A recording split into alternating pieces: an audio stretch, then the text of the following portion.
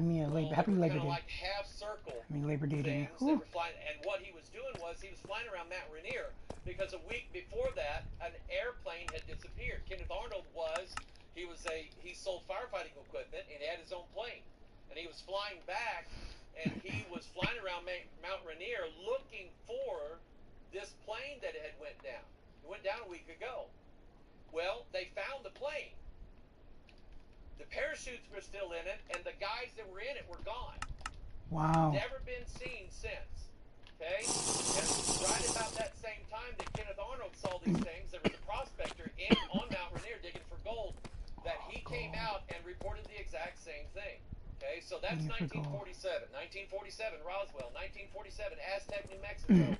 1947, you have reports of, actually, Roswell, New Mexico. The Army Air Base released the day that something crashed at Roswell. The Army released a press report on the local radio, and it went around the world saying the Army has found a crashed flying saucer. That was the official report the first day it happened. The second day is when they came out with a different story. Okay? I'm going to probably go for a walk in a couple hours. I am currently reading a book by a colonel, United States Army, that he is giving his detailed eyewitness account of what he saw from Roswell. Okay? Now, I have read, like I said, I've seen so many things about UFOs the past 2 months. Some of it is nothing but garbage. People make stories up. You ever heard of Project Blue Book? Project Blue Book was, once the Air Force divided off from the Army, the Air Force said, we're going to cover this stuff up. So they hired several people. One was a man by the name of J. Allen Hynek. J. Allen Hynek was a physicist, and he was a huge skeptic. He did not believe in extraterrestrials, craft flying into this world. He did not believe in UFOs at all. So they sent him out to investigate. Out of the thousands and thousands of stories that Project Blue Book investigated, 90% they classified as swamp gas, weather balloons, lights, and sun reflecting off airplanes in the sky, actual airplanes, the planet Venus, or whatever. In other words, 90% of the stories they identified as some regular natural phenomenon. 10% could not be identified. So J. Allen Hynek starts out not believing a word of it. When he's done and he closed Project Blue Book, he said, I believe that extraterrestrials are visiting this planet with their craft. Okay? So, and think about it. Out of all the UFO accounts that come in the last 10 years, how many of them actually have to be true in order for us to be able to have to answer something according to Scripture? Something, just one. Something's going on in this world. Now, we are Bible believers. The Bible is the key to everything. It has all of the mysteries unlocked in this book for us. We have but to search the Scripture.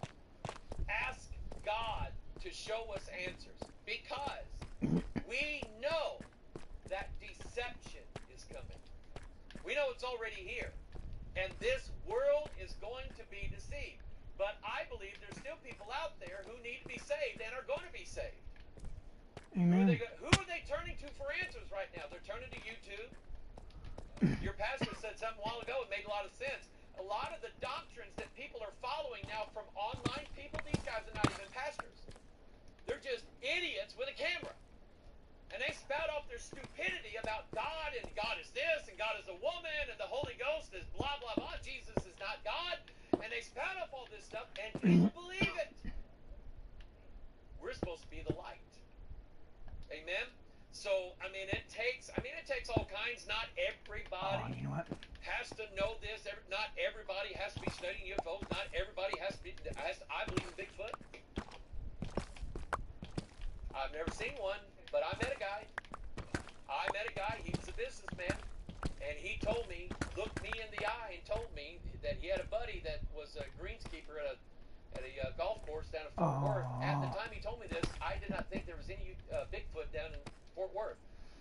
show Finding Bigfoot came out, they went to Fort Worth, Dallas area because there was accounts of Bigfoot sightings down there, and I went. So this guy told me, he said, we would go fishing in those lakes there at this golf course. He said in the middle of the night when nobody was out there golfing. And he said, I was supposed to meet my buddy out there one night. And he said, parked my car and was walking across the greens. And he said, I could see my buddy out there at the pond fishing. And he said, I entered a clearing, and this thing was standing watching my buddy fish. And he said, this thing had his back to me like this. And he said, when he sensed me there, he turned around and went right in my eyes. And he went, the thing walked off. He wouldn't like me. What are these things? People see humanoid, winged creatures everywhere. Are they nuts? Some of them, yes. Are they drunk? Some of them, yes. Look in Ezekiel chapter 1. We believe in angels. Do we believe that angels can at times be seen? Be careful to entertain strangers. Amen? You may be entertaining angels unawares. We have a story that happened at our church one time. A guy came walking up. We're right on the intersection of Highway 55 coming up from Mississippi.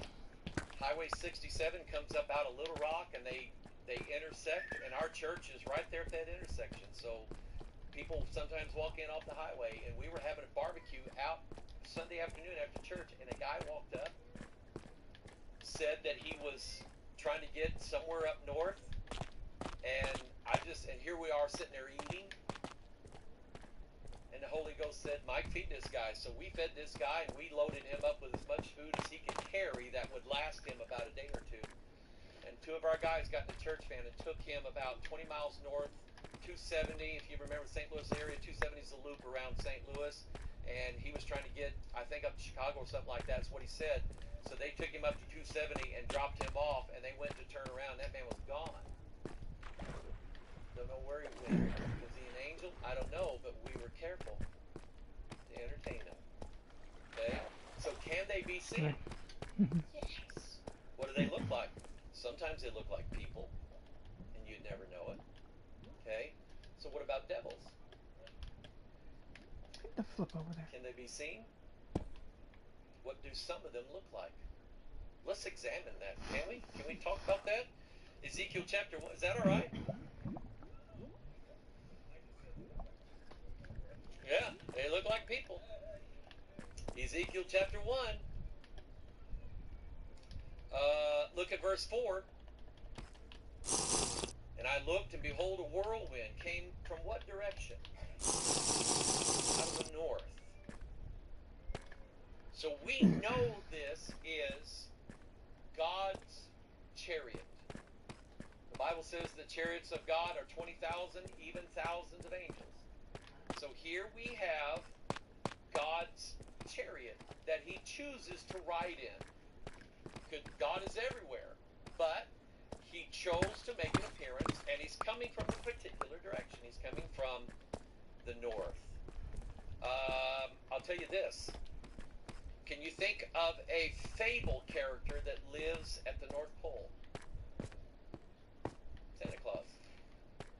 Okay? Yeah.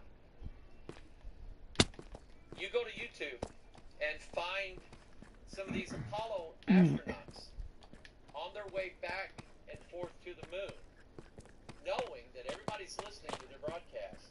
Every now and then they'd report to NASA in Houston. Houston, we see Santa Claus. Houston would respond, we copy. And that's it. That's all they'd say. Okay, what did they see?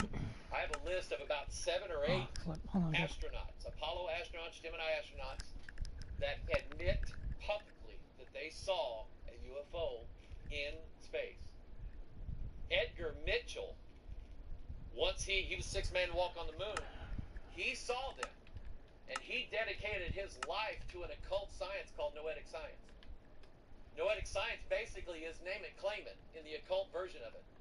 It is the power of positive thinking. It is the power of the collective, that if we all get together and can think of one particular thing, that when we do that, then that thing will take place. Edgar Mitchell he formed a company called the Institute for Noetic Science, and he dedicated his life to studying what I say is satanic power.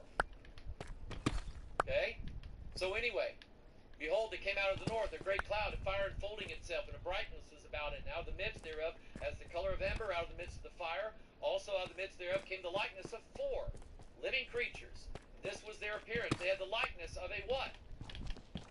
So the common term, the 21st century term for that would be humanoid. Humanoid. They had a humanoid appearance. They had the appearance of a man. So they had, I guess, 2 legs, had the body of a man, all right? And yeah, and so they had 4 faces, verse 6, and everyone had 4 wings. Remember what I said that word, that number 4 was? It always represents the gospel, always represents the spiritual realm. My thing should be here tomorrow, Okay? guys. My latest set. The 4 things that we I'll do wrestle out of focus. against, principalities, powers, rulers of darkness, spiritual wickedness in high places. So that always points to that. Let's see here. What else can we look at? Look at in verse 12, and they went every one straight forward. Whither the Spirit was to go, they went. And they turned not when they went. As for the likeness of living creatures, their appearance was like the burning coals of fire, and like the appearance of lamps. What do people see when they see those strange things up in the air? Lamps and lights and amber color orbs. I could show you picture after picture after picture and video after video of people seeing amber colored orbs up in the sky. And notice here, it says, it went up and down among the living creatures, and the fire was bright, and out of the fire went forth lightning, and the living creatures ran and returned as the appearance of a flash of lightning, meaning that they had the ability to move in such a fast way, but their movement was not like our movement. Our movement is, if we want to go 60 miles an hour, we must accelerate to 60 miles an hour. And if we want to stop, we must decelerate down guys, I'm checking. to Should be here stop. tomorrow. They don't have to do that. Yeah, they break the laws of this 3-dimensional world at will. All right? Verse 15, now as I beheld the living creatures, behold, one wheel upon the earth by the living creatures with his 4 faces.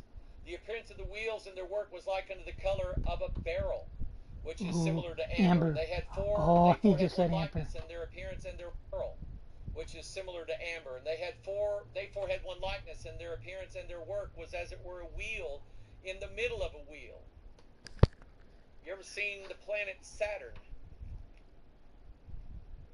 Because look at verse 18. As for their rings, Hold on, guys. just like Saturn. Saturn, I think, is a wheel in a wheel. And think about it. What are these things up in the heavens? Are they just big rocks? I believe the Bible tells us they're angels. Now, I can't explain the physics of it. I can't explain anything beyond that. But remember, the Bible is always our anchor. You take what you can learn from this world, but you must have the Bible as the foundation of what you think about it. Okay? Because I promise you, 1/3 of every star in the creation is coming down to this earth. Okay? God's going to do it. And then notice, whithersoever the Spirit was to go, they went. Thither was their spirit to go. And the wheels were lifted up over against them, for the spirit of the living creature was in the wheels. So, this is what's interesting. In Ezekiel sees this, and he calls the things living creatures. You know what? John saw the same thing in Revelation 4. You know what he called them? Beasts. So take that phrase that I just read. The spirit of the living creature was in the wheels. Spirit of the beast. It's in the wheels. Eric Van Daniken, one of the first books I ever read when I was in school, I read Bigfoot, UFO, Loch Ness Monster books, mysteries. Who's with me? All right.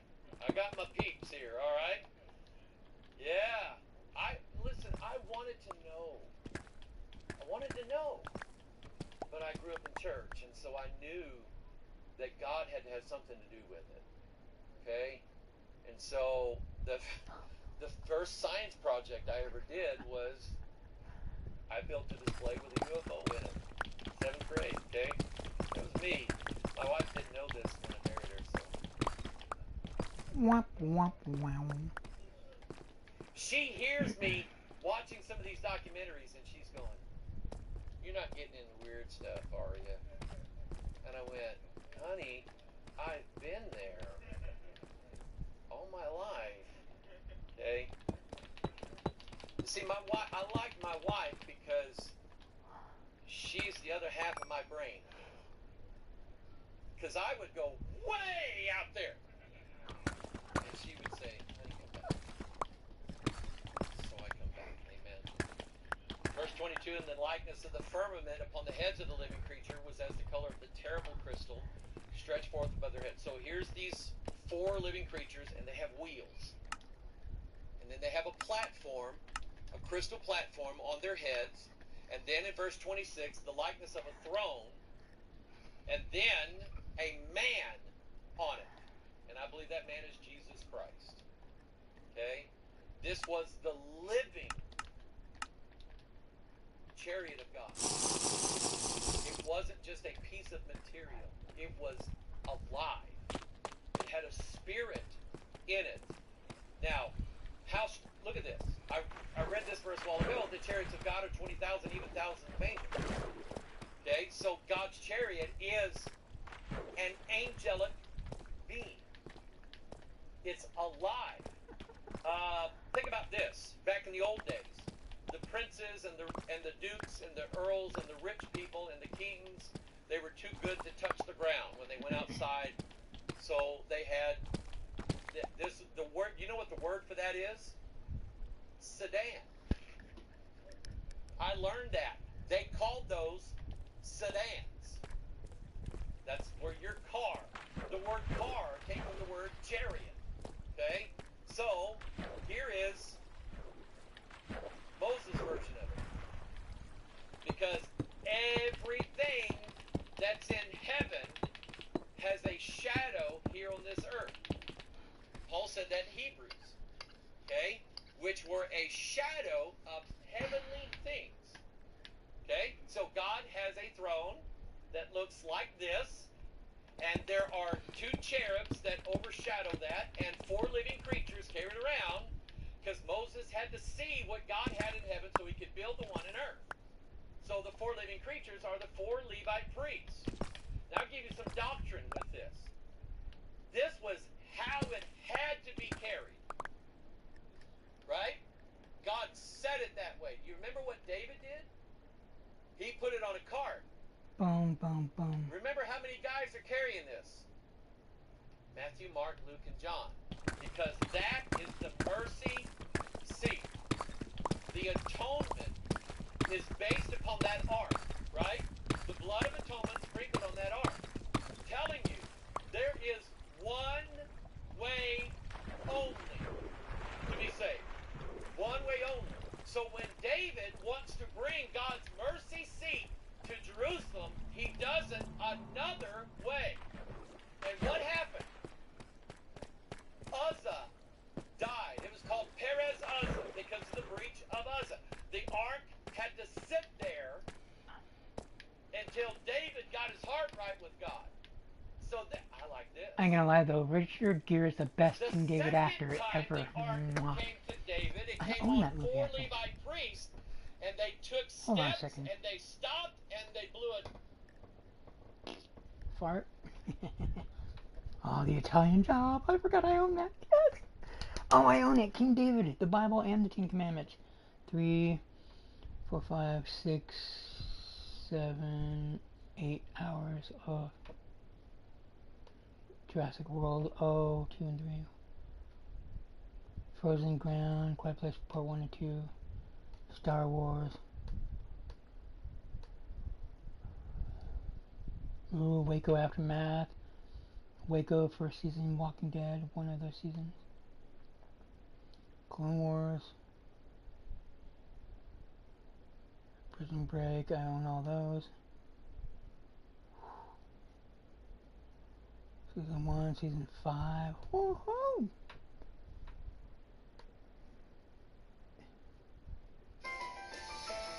Oh, get the hell out of here. We believe in angels. Do we believe that angels can at times be seen? Things.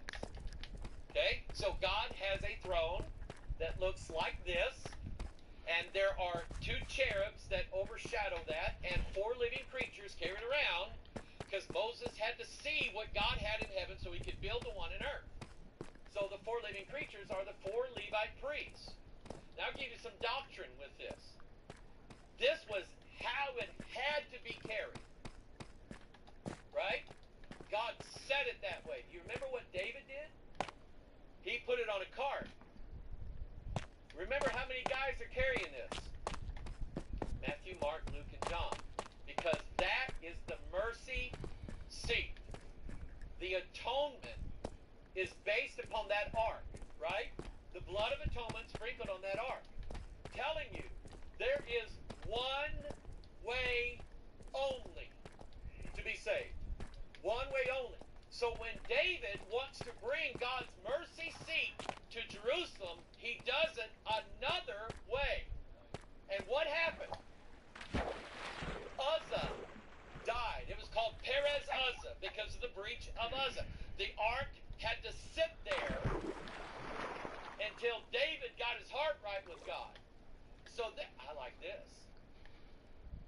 The second time the ark came to David, it came on four Levite priests, and they took steps, and they stopped, and they blew a trumpet, and the people shouted. Think of what's going to happen when the Lord appears in the air. The trump of God was shouting. Isn't that cool? You just saw a picture right there. God's mercy, God's mercy in Israel, amen? They didn't get it the first time. The second time they will. Because Jesus is the repairer of the breach. Look what Solomon built. The platform that he built for the Ark of the Covenant, he called the chariot of the cherubims. Okay? And it had how many wheels? It was four-wheel drive, by the way. So bring on the snow, amen? Four wheels, and the axle trees of the wheels were joined together at the base, and the height of the wheel was a cubit and a half, and the work of the wheels was like the work of a chariot wheel, with their axle trees, their naves, their felloes, and their spokes. How many parts does it have? Why? Because it is a shadow of a heavenly thing. Because that's what that number always, always, always, always, always indicates. It is a shadow of something heavenly. It is of the spiritual realm, and it pertains to the gospel, either the real gospel or a false gospel. Always, always, always, without fail. Now, we are living in a day of living chariots. Living chariots. I'm not kidding you. Jason told you. When I got up last Thursday, our flight to Fargo had already been canceled because of that blizzard. So I told Lisa, I said, let's go to Minneapolis and we'll try to figure out a way to get to Fargo. So we got to Minneapolis and they told me at Delta Desk, they said, there's no flights today, there's no flights tomorrow, we can get you there Sunday. And I'm going, I'm coming back Sunday. I don't want to be there Sunday. So we found one place and they didn't have any car rentals, so I rented it. I found another place at Hertz and they had a car. So they put us in a car, and I had never experienced this before. We got in the car, we was headed up 94 toward Fargo, and all of a sudden I could feel that wheel jerking. And I thought, uh-oh, something right with this thing right in the car. And I noticed the wheel kept jerking on me. And I'm like, what in the world? And I noticed this little icon there on the dash, and it had two lines converging the car in the middle of it. And I tried it out, and I let go of the wheel, and that wheel made sure the car stayed in between those lines on the highway. It was a smart car. It was driver assist. Okay? My insurance agent told me several years ago that he attended a meeting of agents, and they said, we have got to figure out who's responsible for when these smart cars wreck. Because if you're the driver, you're not the driver. The car's the driver. So if the car gets into a wreck, who's paying for it? The driver's not at fault. He wasn't driving. So should the insurance company cover the driver or cover the car? Because the car then, if the car gets in a crash, if it's the car's fault, what part of the car was it? Was it the mechanical part of the car or the software part of the car? If the software failed, then it's the software company that owes the money. If it's, I mean, this is stuff we've never had to deal with in society. Now we have to deal with it because we are going to, in the future, get into a vehicle and not even say where we're going. Have you not gotten a notification from your phone when you got in your car after work where your phone told you it was 18 minutes to your house? Because there's a database of you and every habit you have. And AI is learning you to be your servant for now. Good luck. But it will be your God. Oh, this is like perfect. You believe me? That's where we are. We are all, see, the technology from the heavens is showing up here on the earth. I'm telling you it is. Okay? I got proof of it. I'll get to it here in a little bit. Let me tell you this story. This is real stuff. This is not drunk people in a trailer park. We saw a hazy light. Okay?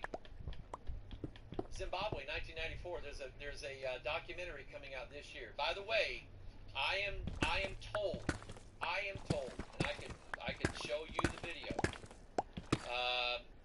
The Pentagon ran a program called ATIP. Okay, Advanced Aerial Threat Identification Program.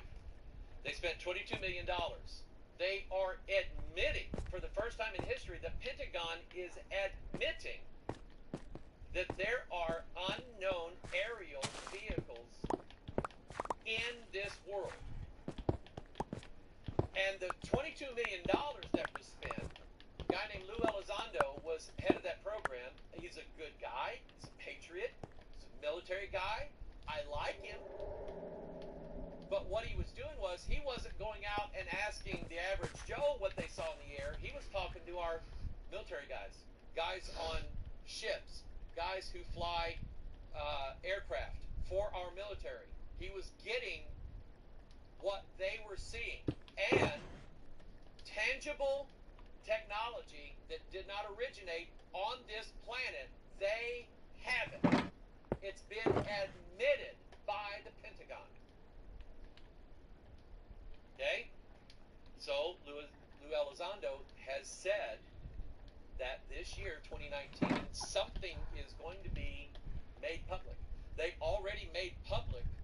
They sent to the New York Times. New York Times is not known for their UFO stories. That's the National Enquirer. New York Times ran a story a couple years ago from information released by the Pentagon of 3 videos of the USS Nimitz, which is an aircraft carrier, and they followed and captured on their video cameras, their forward-looking infrared radar, what they called, one of them was the gimbal, the other one they called the tic-tac, because that's what it looked like. This thing did maneuvers that are not possible. It ran and returned. That's what it did. Okay? So the Pentagon is admitting that this is real. This story here, 1994, there's going to be a documentary come out. It was the aerial primary school in Zimbabwe. Zimbabwe is, I guess it's a nation similar to South Africa. They have white, they have black, they have mixed race, and they speak very good English. And at this primary school, a UFO, that UFO, here's another picture of it, landed in the schoolyard. 62 students saw it. They saw the aliens coming out of it. They floated. They never touched the ground. Big black eyes. The students said that when they made eye contact with the alien, thoughts were coming into their head. Is that possible? You bet it. It's biblically possible.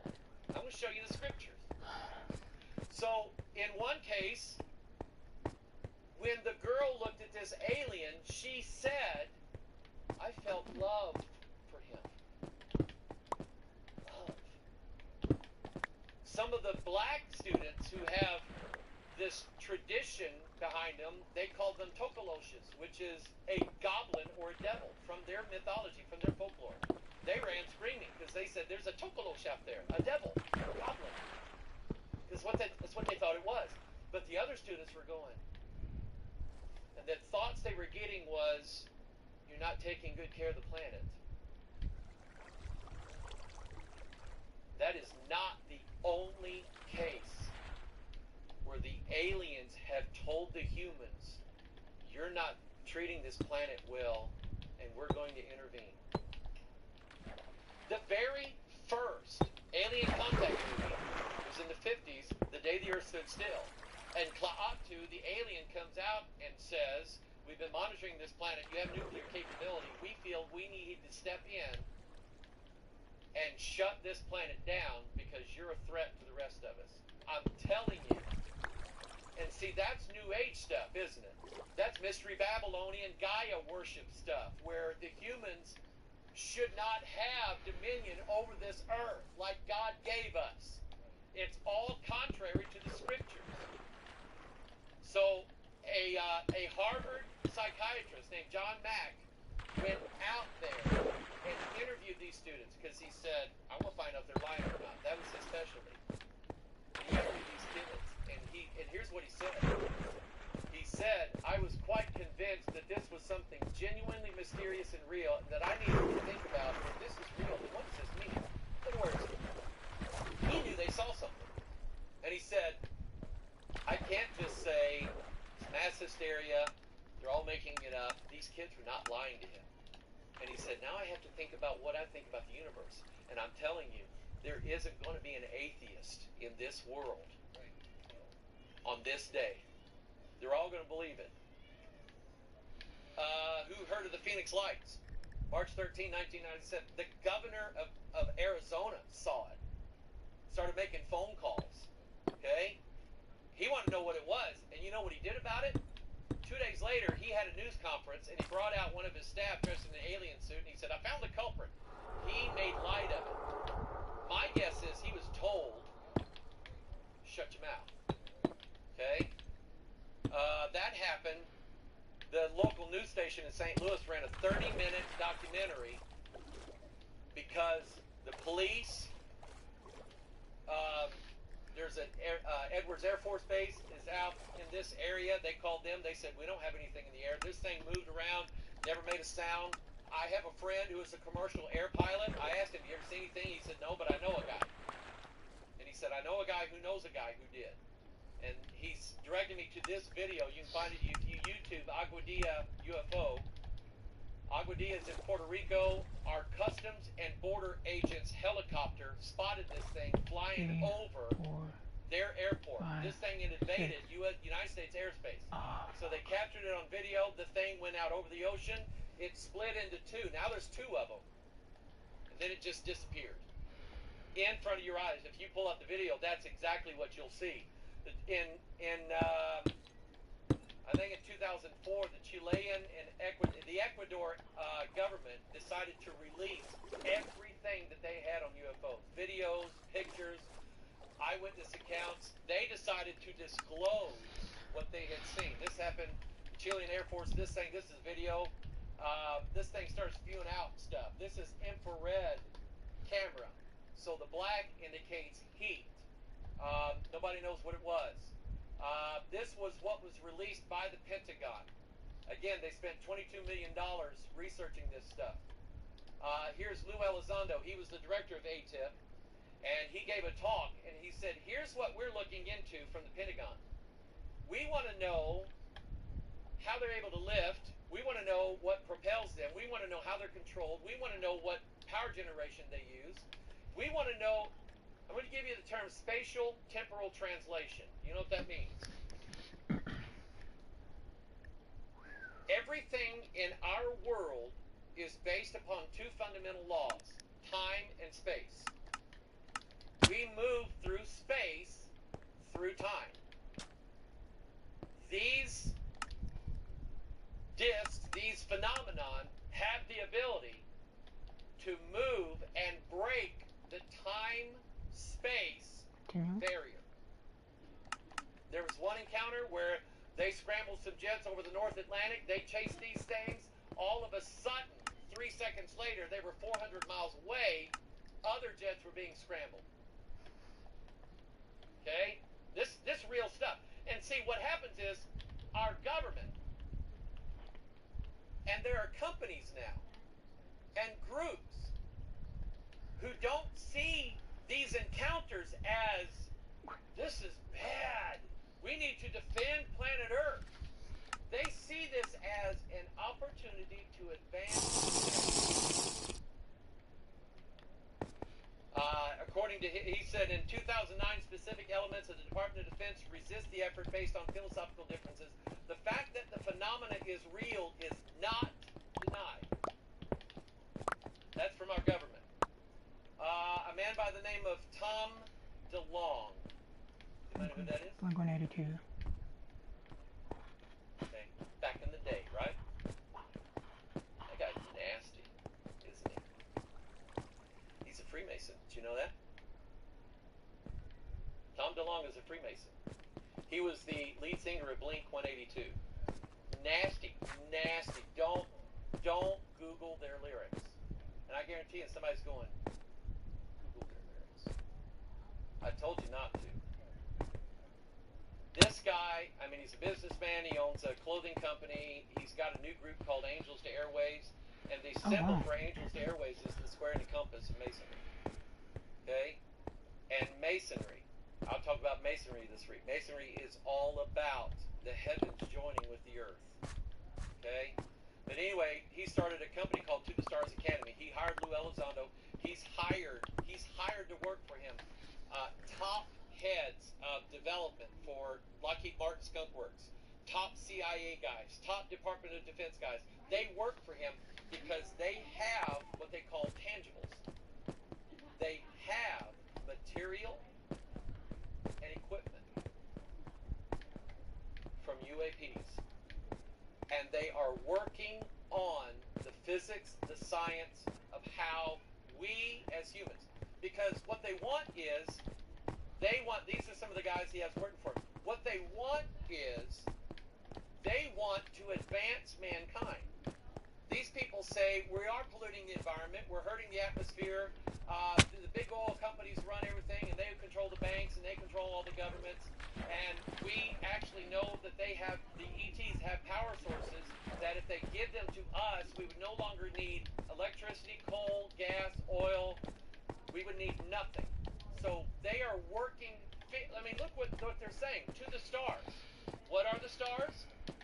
Angels. Represented by... All of these groups. See, that used to be Shirley MacLaine stuff. That used to be Woodstock stuff. But now, the top people in science, government, economics, everything are working toward and advancing the date. They are saying to E.T., come down and save our planet. Real stuff. Is that even biblical? Obadiah chapter 1, though thou exalt thyself as what? The eagle. Think about what the cherub looked like in Ezekiel 1. What did it look like? The eagle is a spirit. Though thou exalt thyself as the eagle, though thou set thy nest among the stars, thence will I bring thee down, saith the Lord. What was the Apollo 11 patch? An eagle with a branch putting it on the moon. What do eagles do with branches in there? They build nests. The eagle has landed. That's the first thing he said. Okay? And Neil Armstrong. See, these guys were my heroes. I loved the astronauts when I was growing up. I wanted to go to the moon. One of these days, I'll own the moon. Amen? It'll be ours. Amen? We're going to judge angels. So, Armstrong and Aldrin, after they landed,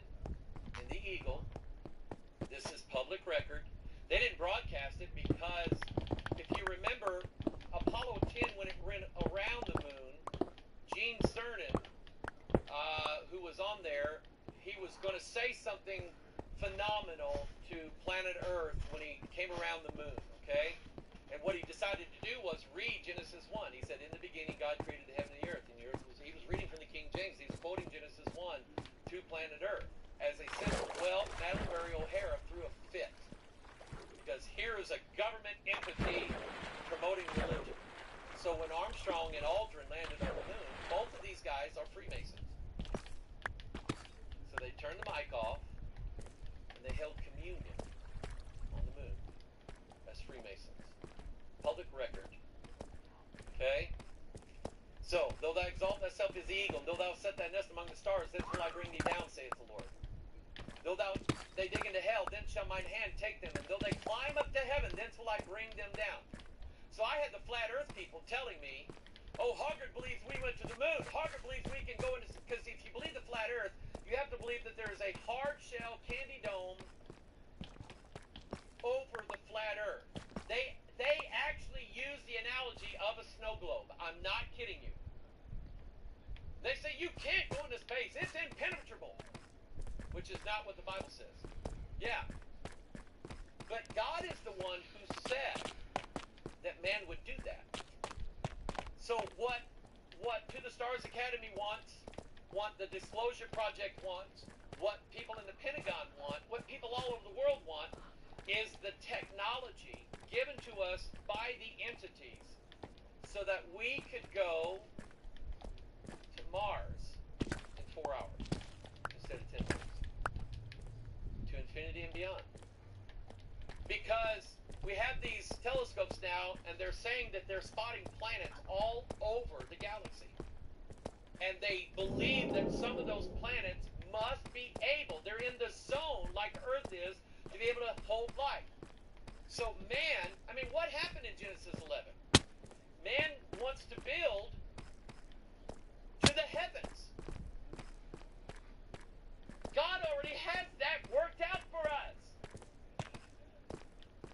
But they don't want to do it God's way. They don't want to do it by the cross. They don't want to recognize that Jesus. And it's like this. They're reaching to the stars and they're reaching short. They could reach to the Creator. But man doesn't want to do that. So all of this is about, see, they have materials obtained through reports of advanced aerospace vehicles. They're telling you they have the materials in their hands. Where did they get it from? Here's what these groups are working on. Warp drive metrics. That's Star Trek stuff. But they're saying that ET can do that, and ET is going to give us that technology. Beamed energy propulsion.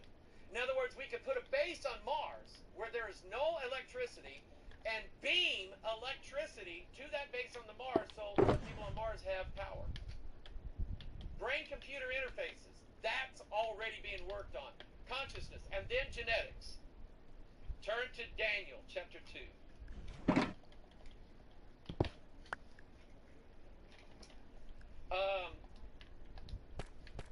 I know it's a silly question. Do you have an NIV here anywhere?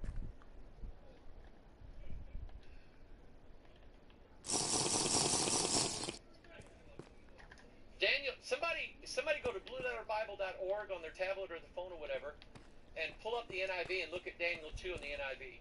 I'm going to show you something. Satan's covering up. He's covering up. He's covering up the plans. So churches don't believe in it. They're not looking for it. They're not going to see it. God's people are going to see it. Yeah.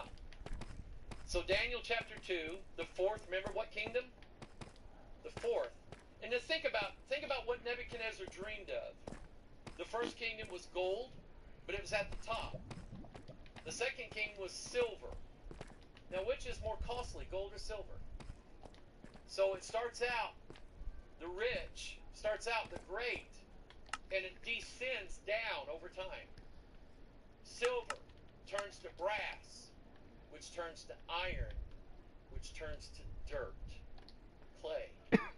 See how it descends down? The first kingdom is up on top, the second kingdom in the middle, the third, the fourth kingdom's all the way down on the bottom. The fourth kingdom is a kingdom of opposites. You remember they had the face of the man, the hair of the woman?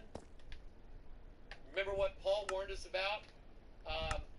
What light with darkness. The floor of the Masonic Lodge is black and white. Light and darkness together. The yin and the yang is light and darkness together. Okay? So it's opposites. In Daniel 2, the fourth kingdom, which is the fourth beast also. The fourth kingdom, verse 40, shall be strong as iron.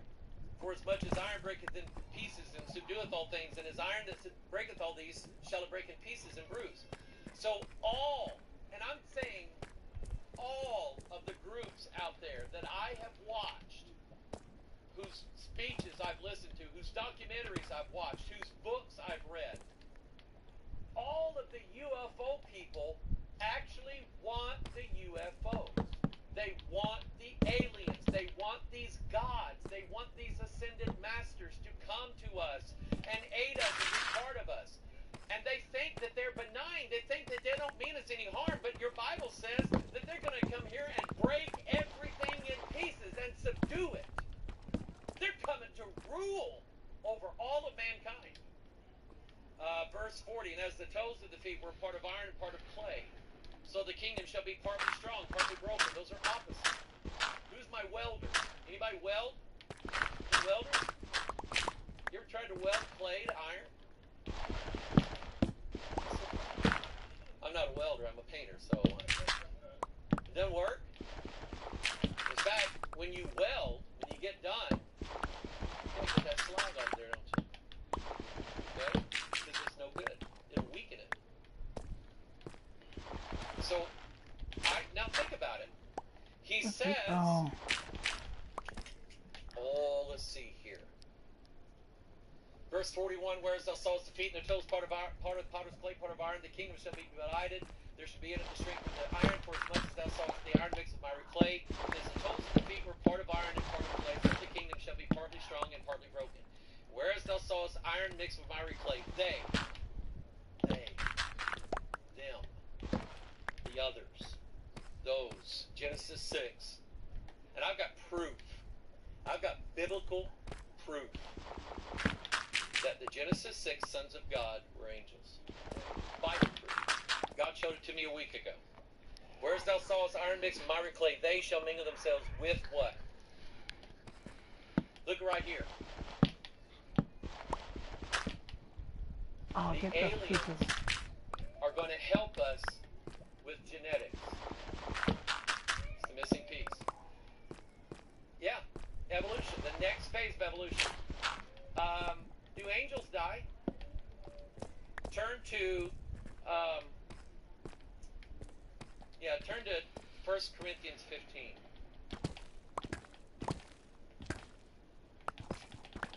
The word I was looking for in Daniel 2 was cleave. They should not cleave one to another. What was said about Adam and Eve? Flip on. They'll cleave. And that was Christ and the church. So think of the opposites. Everything that think of Christ, everything that Christ is, that Antichrist is not. So with Christ, he and his bride cleave together. But with the gods, they and their bride do not cleave together. Man wants to be immortal, but he wants it in a mortal body. The opposite of us is we are going to gain immortality, but not with a mortal body. Mortality cannot bring immortality. So 1 Corinthians 15 is one of the keys here. Verse 37. That which thou sowest not that body that shall be, but bear grain. It may chance of wheat or some other grain. And what we know now in the 20th and 21st century is that a seed is a bundle of DNA. It's a bundle of DNA. It's a book that God wrote. Amen? God wrote a book for every living creature. Did you hear what I said? God wrote a book for every living creature. Angels. Ezekiel said they were living creatures. Amen? Verse 38, but God giveth it a body as it hath pleased him. And so here's the criticism that your pastor and I have run into from good men. but they criticize us fiercely in some cases. A man that runs a very large tract ministry that I highly recommend, who believes only the King James Bible, has come out very angrily against those who say the sons of God were angels. I was going to try to get him to do our Bible conference in May, and I said I wouldn't do that. I don't want that. I love the man. I pray for him. I don't know him, but we're angels. Big act ministry that I highly recommend, who believes only the King James Bible, has come out very angrily against those who say the sons of God were angels. I was going to try to get him to do our Bible conference in May, and I said I wouldn't do that. I don't want that. I love the man. I pray for him. I don't know him, but I know a guy who does, and he says he's a good guy. He loves the Lord. Yeah. Okay, but he doesn't get it. Yeah, he does. He thinks we're all reading the book of Enoch. No. No. Because they say angels don't have bodies. Genesis 18. The two angels ate cornbread beef and butter. Southern comfort food. Amen? And a calf. And they had their feet washed. They were tangible. They grabbed Lot and his wife and his two daughters by the hand and led them forth. And the men of Sodom wanted to know them. So your Bible says, verse 38, but God giveth it a body as it pleased him, and to every seed his own body. So if it has a body, it has seed, it has DNA. All flesh is not the same flesh, but there's one kind of flesh of men, another flesh of beasts, another of fishes, and another of birds. Count how many times he said that. 4. Are there spiritual angel men? Are there angel beasts? Are there angel fishes? Are there angelic birds? Yeah. And then look at verse 40. There are also celestial what? So God said they had bodies. God said they had bodies. And bodies terrestrial. But the glory of the celestial is one, the glory of the terrestrial is another. So there's one glory of the sun, another glory of the moon, another glory of the stars. For one star different from another star in glory, so also is the resurrection of the dead. It is sown in corruption, it is raised in incorruption. It is sown in dishonor, it is raised in glory. It is sown in weakness, it is raised in power. This is you, by the way. Sown in corruption, raised in incorruption. Sown in dishonor, raised in glory. Sown in weakness, raised in power. Sown a natural body and raised a spiritual body. 4 things he says here. The patterns keep repeating. When you look for them, you just see them everywhere. It is sown a natural body, it's raised a spiritual body. There's a natural body, and there is a spiritual body. Look at there. Look at your Bible. So it is written, the first man, Adam, was man. So then he says in verse 50, now this I say, brethren, that flesh and blood cannot inherit the kingdom of God, neither doth corruption inherit incorruption. So behold, I showed you a mystery. We shall not all sleep, but we shall all be changed in a moment, in the twinkling of an eye. At what trump? The Donald. No, just kidding. For the trumpet shall sound, the dead shall be raised incorruptible, and we shall be changed. For this corruptible must put on incorruption, and this mortal must put on immortality. So this body is not, we cannot take this body to heaven. I don't want it. It's giving me nothing but trouble. Okay? So I don't want it. So, but what man has planned is to become a god, but against God. There's Tom DeLonge. There's this Freemason stuff. Now, he has as his motto, ex ducit mundus per lus, which means to lead the world to the dawn. But you see Latin words there. Lus. Lucifer. The dawn is morning. Lucifer, son of the morning. To lead the world to who? Dun, dun, dun. Here's what Albert Pike said about the square. The square, therefore, is a natural and appropriate symbol of this earth, and the things that belong to it and are of it or concern it. The compass is an equally natural and appropriate symbol of the heavens and of all celestial things and celestial natures. So he's saying the square and the compass. It may be said that that in man, the divine is united to the human. There it is right there. That's your fourth kingdom. They are going to mingle themselves with the seed of men. Masonry is all about it.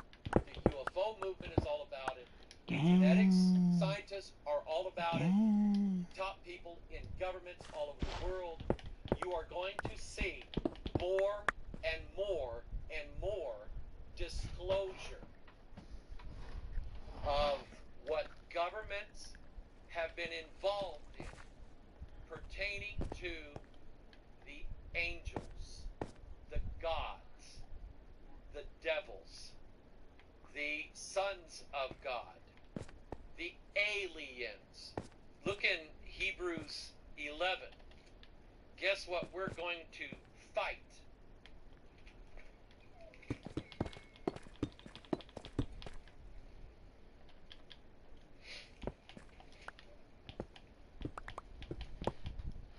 In Hebrews 11, that's our Faith Hall of Fame, right? You have people of faith. Hall of Faith. They didn't die. They didn't go to heaven by a different gospel. They believed. Abel believed. Enoch believed. He had faith. Noah believed. Abraham believed God. They all believed. So now look in verse, let's see here, verse 32. What shall I more say? For the time would fail me to tell of Gideon, and Barak, and of Samson, and of Jephthah, David also, and Samuel, and of the prophets, who through faith subdued kingdoms, wrought righteousness, attained promises, stopped the mouths of lions, quenched the violence of fire, escaped the edge of the sword, out of weakness were made strong, waxed valiant in fight, turned to flight the armies of the who? And the literal interpretation of the word angel is they were not born here. I'm not a native of Minnesota. I'm actually not a native of Missouri. I was born in Arkansas. Okay? These Somalians you see running around, they are alien to us in every way. Their language, their dress, their religion, their culture, their character, everything is alien to. How do they think we're going to integrate and get along? It doesn't work out very well. And I don't have anything against them, but they are a different type of people. Okay? It would be like fusing opposites. It would be like trying to weld iron to clay. Okay? And so think about it. That kingdom, that fourth kingdom, is automatically divided against itself. So what's going to happen to it? Every kingdom divided against itself will fall. Falls. And what happened to that kingdom? What happened to all those kingdoms? They all fell. Let's see here. Where was we? Genesis 6, the sons of God, the daughters of men. I have biblical proof that they were 2, 3, gods, 4, angels. 5, Go to Job. 6, 7, 8. I'll give you two 9. things. In the Old Testament, the phrase sons of God is always about angels. In the New Testament, however, the phrase sons of God is always us. But, see, we've been given the title sons of God. We haven't been given the body, the sons of God. We don't know what it's going to appear like, do we? Okay? But when we shall see him, we shall be like him, who is the Son of God. And we will shine as lights amidst a dark world. Amen? And there's some angels in heaven that are living in our house. Amen? God's going to kick them out. We're going to go take their place. When the Israelites went into Canaan land, when Joshua led them in there, did they have to build houses? cities? No, they were already there. God kicked out the former inhabitants and let his people move in their place. That's a picture of what I believe is going to happen. Okay? Where did I say to go? Job. Maybe I ought to go there. So in Job 1, what time is it? 11 o'clock? 12 o'clock? Something like that? I heard that. Amen. 6:30. Job chapter 1. Now there was a day, verse 6, when the sons of God came to present themselves before the Lord, and Satan came also among them. So it looks like angels. Job chapter 2, there was a day when the sons of God came to present themselves before the Lord, and Satan came also among them to present himself before the Lord. Looks like angels. Turn to Job 38. And then I'm going to hit you with it. I'm going to give you disclosure. Job 38. What? Hold on a second. Let's see here. Where is it? He said, where were thou? Where were you, Job? When I laid, verse 4, when I laid the foundations of the No, earth. we are not doing that. Where were you, Job? Verse 7. When the morning stars sang together and all the sons of God shouted for joy. They were stars. Okay? Yeah. Alright, so now we're going to get weird. And somebody's going, you've been there.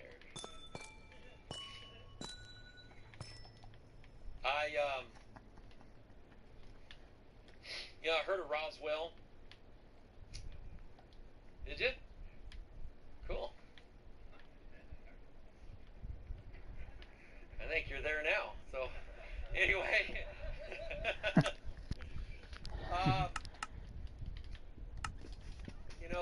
The story was a ship crashed, and then the story was it was a weather balloon. Okay? Colonel Corso was a man who was assigned a post. The story was that they collected up an intact saucer-shaped craft, put it on the back of a truck, and they retrieved alien bodies.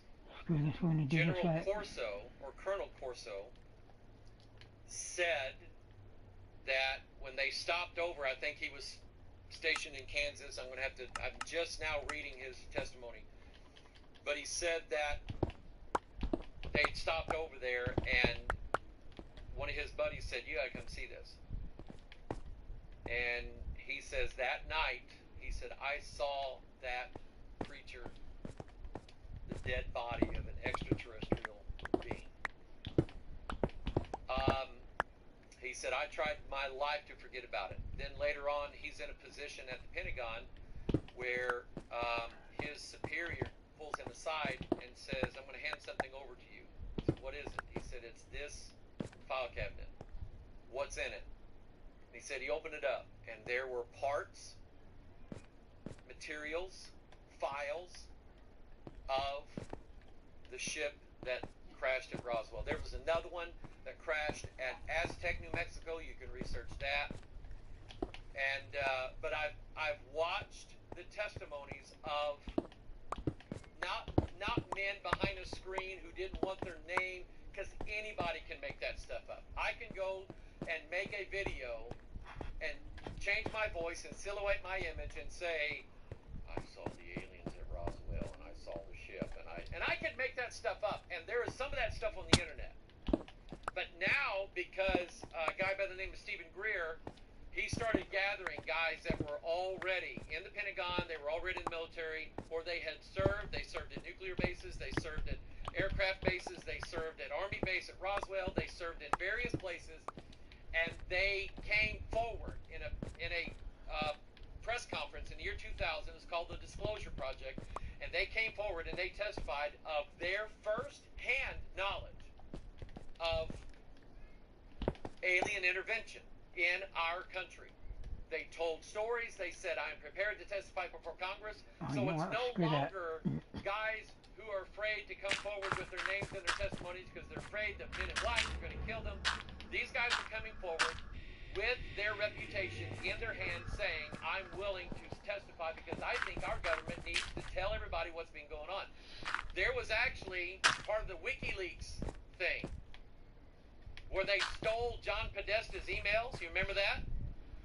Tom DeLonge was in contact with John Podesta. I have the emails where he is telling Podesta, let's do this thing. Let's get, when Hillary gets in office, is she going to disclose the government's files on ET? And Podesta said, when she gets in office, we're going to do everything we can to make sure.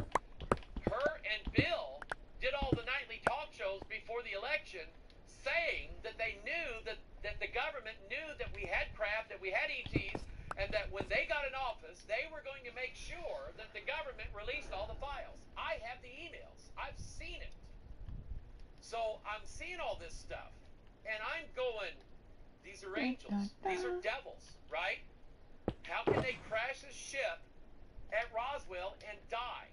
And so for years, I never said a word because I've tried over the years to build a reputation of myself that if I say it, I'm going to show you the witness and the testimony of the Word of God. This is what God said. So you can believe it or not, but this is what God said. So I would never talk about it. And so last Thursday, I mean, all you got to do is ask God. Ask God for answers. It may take a week. It may take a month. It may take a year or 10 years. But is it not worth it to hear from God? Amen? Amen. So, God, the Holy Ghost, always likes to quote Scripture. That's how you know it's God. Turn to Psalm 82.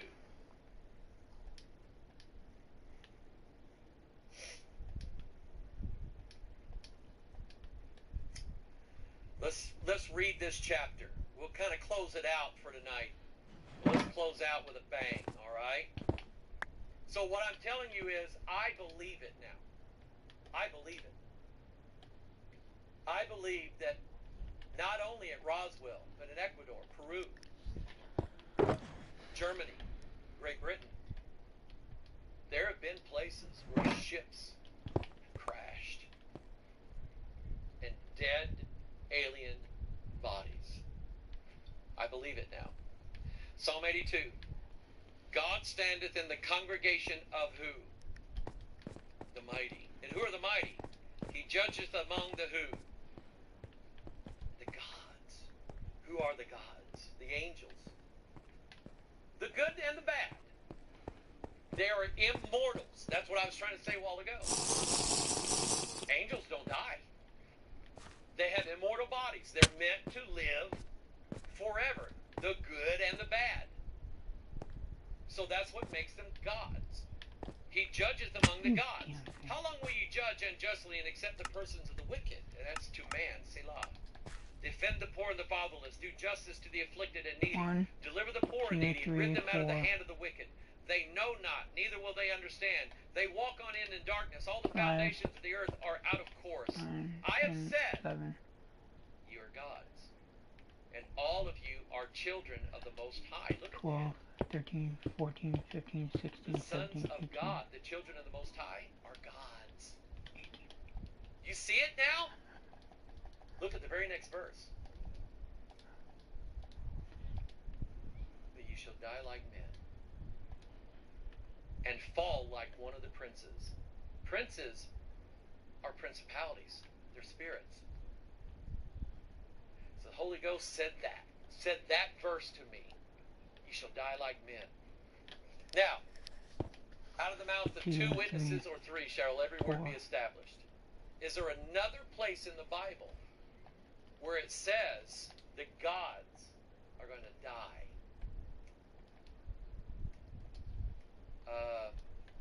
It does, but I don't have it up on the screen. Turn to Isaiah 14. Charge. Isaiah 14, charge. I've read Isaiah 14, 12, 13, and 14 until I was blue in the face. I quote it from memory. I never read verse 11. Verse 12 is, how art thou fallen from heaven, O Lucifer? Who's Lucifer? He's the devil. Look at verse 11. Thy pomp is brought down to the grave. Where's Lucifer headed to? 2, The 3, grave. Look at verse 4, 5. 15. After he says, I will be like the Most High, yet thou shalt be brought down to hell to the sides of the pit. Look at verse 16. They that see thee shall narrowly look upon thee and consider thee, saying, is this the what? 1, The 2, man. 3, Now 4, turn to 5. Ezekiel 38. Charge.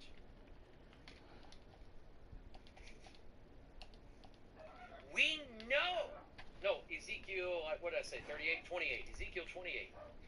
We know that Ezekiel 28, the prince of Tyrus, is the anointed cherub that covereth. We know that. So look at Ezekiel 28. Look at verse 1 or verse 2. Son of man, say unto the prince of Tyrus, a principality. Thus saith the Lord God, because thine heart is lifted up, and thou hast said, I am a God, I sit in the seat of God in the midst of the seas. Yet thou art a what? A man and not God, though thou set thy heart is the heart of God. 3 testimonies now in your Bible that said these gods, these spirits, these angels, Lucifer himself, these gods are gods, they're princes, but God is going to allow them to die like men. They're fallen like princes, he said. So here's what I think happened. Their first estate is in heaven. That's what Jude said. But they left their first estate. They come down here, mingled among men. God let them fall and die like men. That's what I believe. So, I mean, here's why I'm saying this. I believe there's going to come a time when, at some point,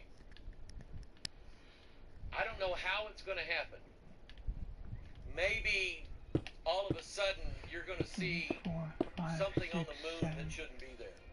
Wow. Or maybe UFOs are going to start popping up 1, and 2, hanging 3, 4, around 5, over 6, cities 7. and countries all over the world. And people's going to go outside and go, I'm seeing a UFO.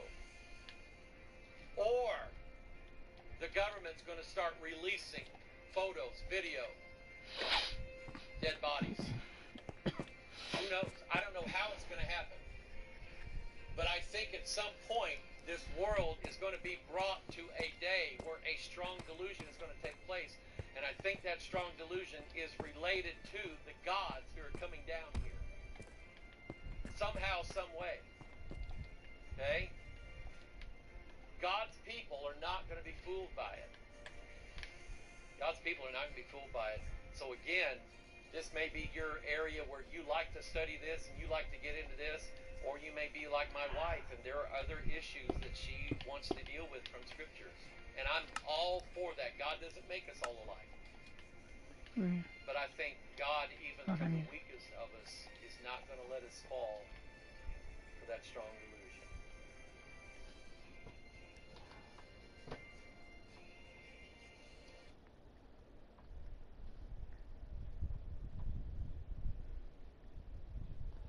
Ooh. Oh, you know what? No. I gotta do,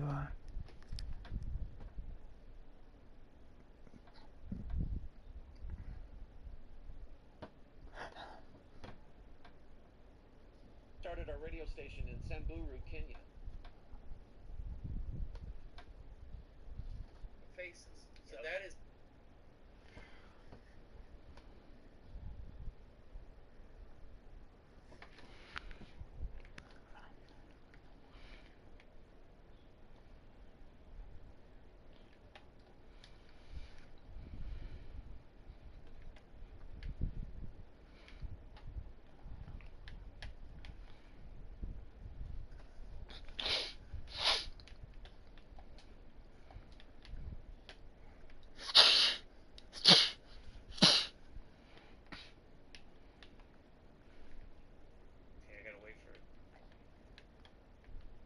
Everyone hear me now? I don't see anything yet because this is on a delay, right? 12-second delay.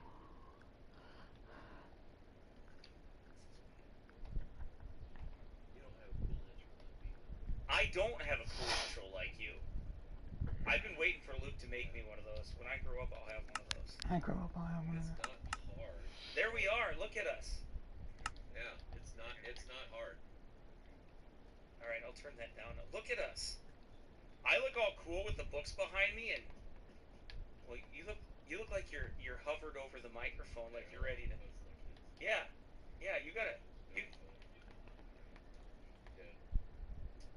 Hello, everybody. I'm Larry King. I've smoked way too many cigarettes in my life. I'm the Marlboro Man.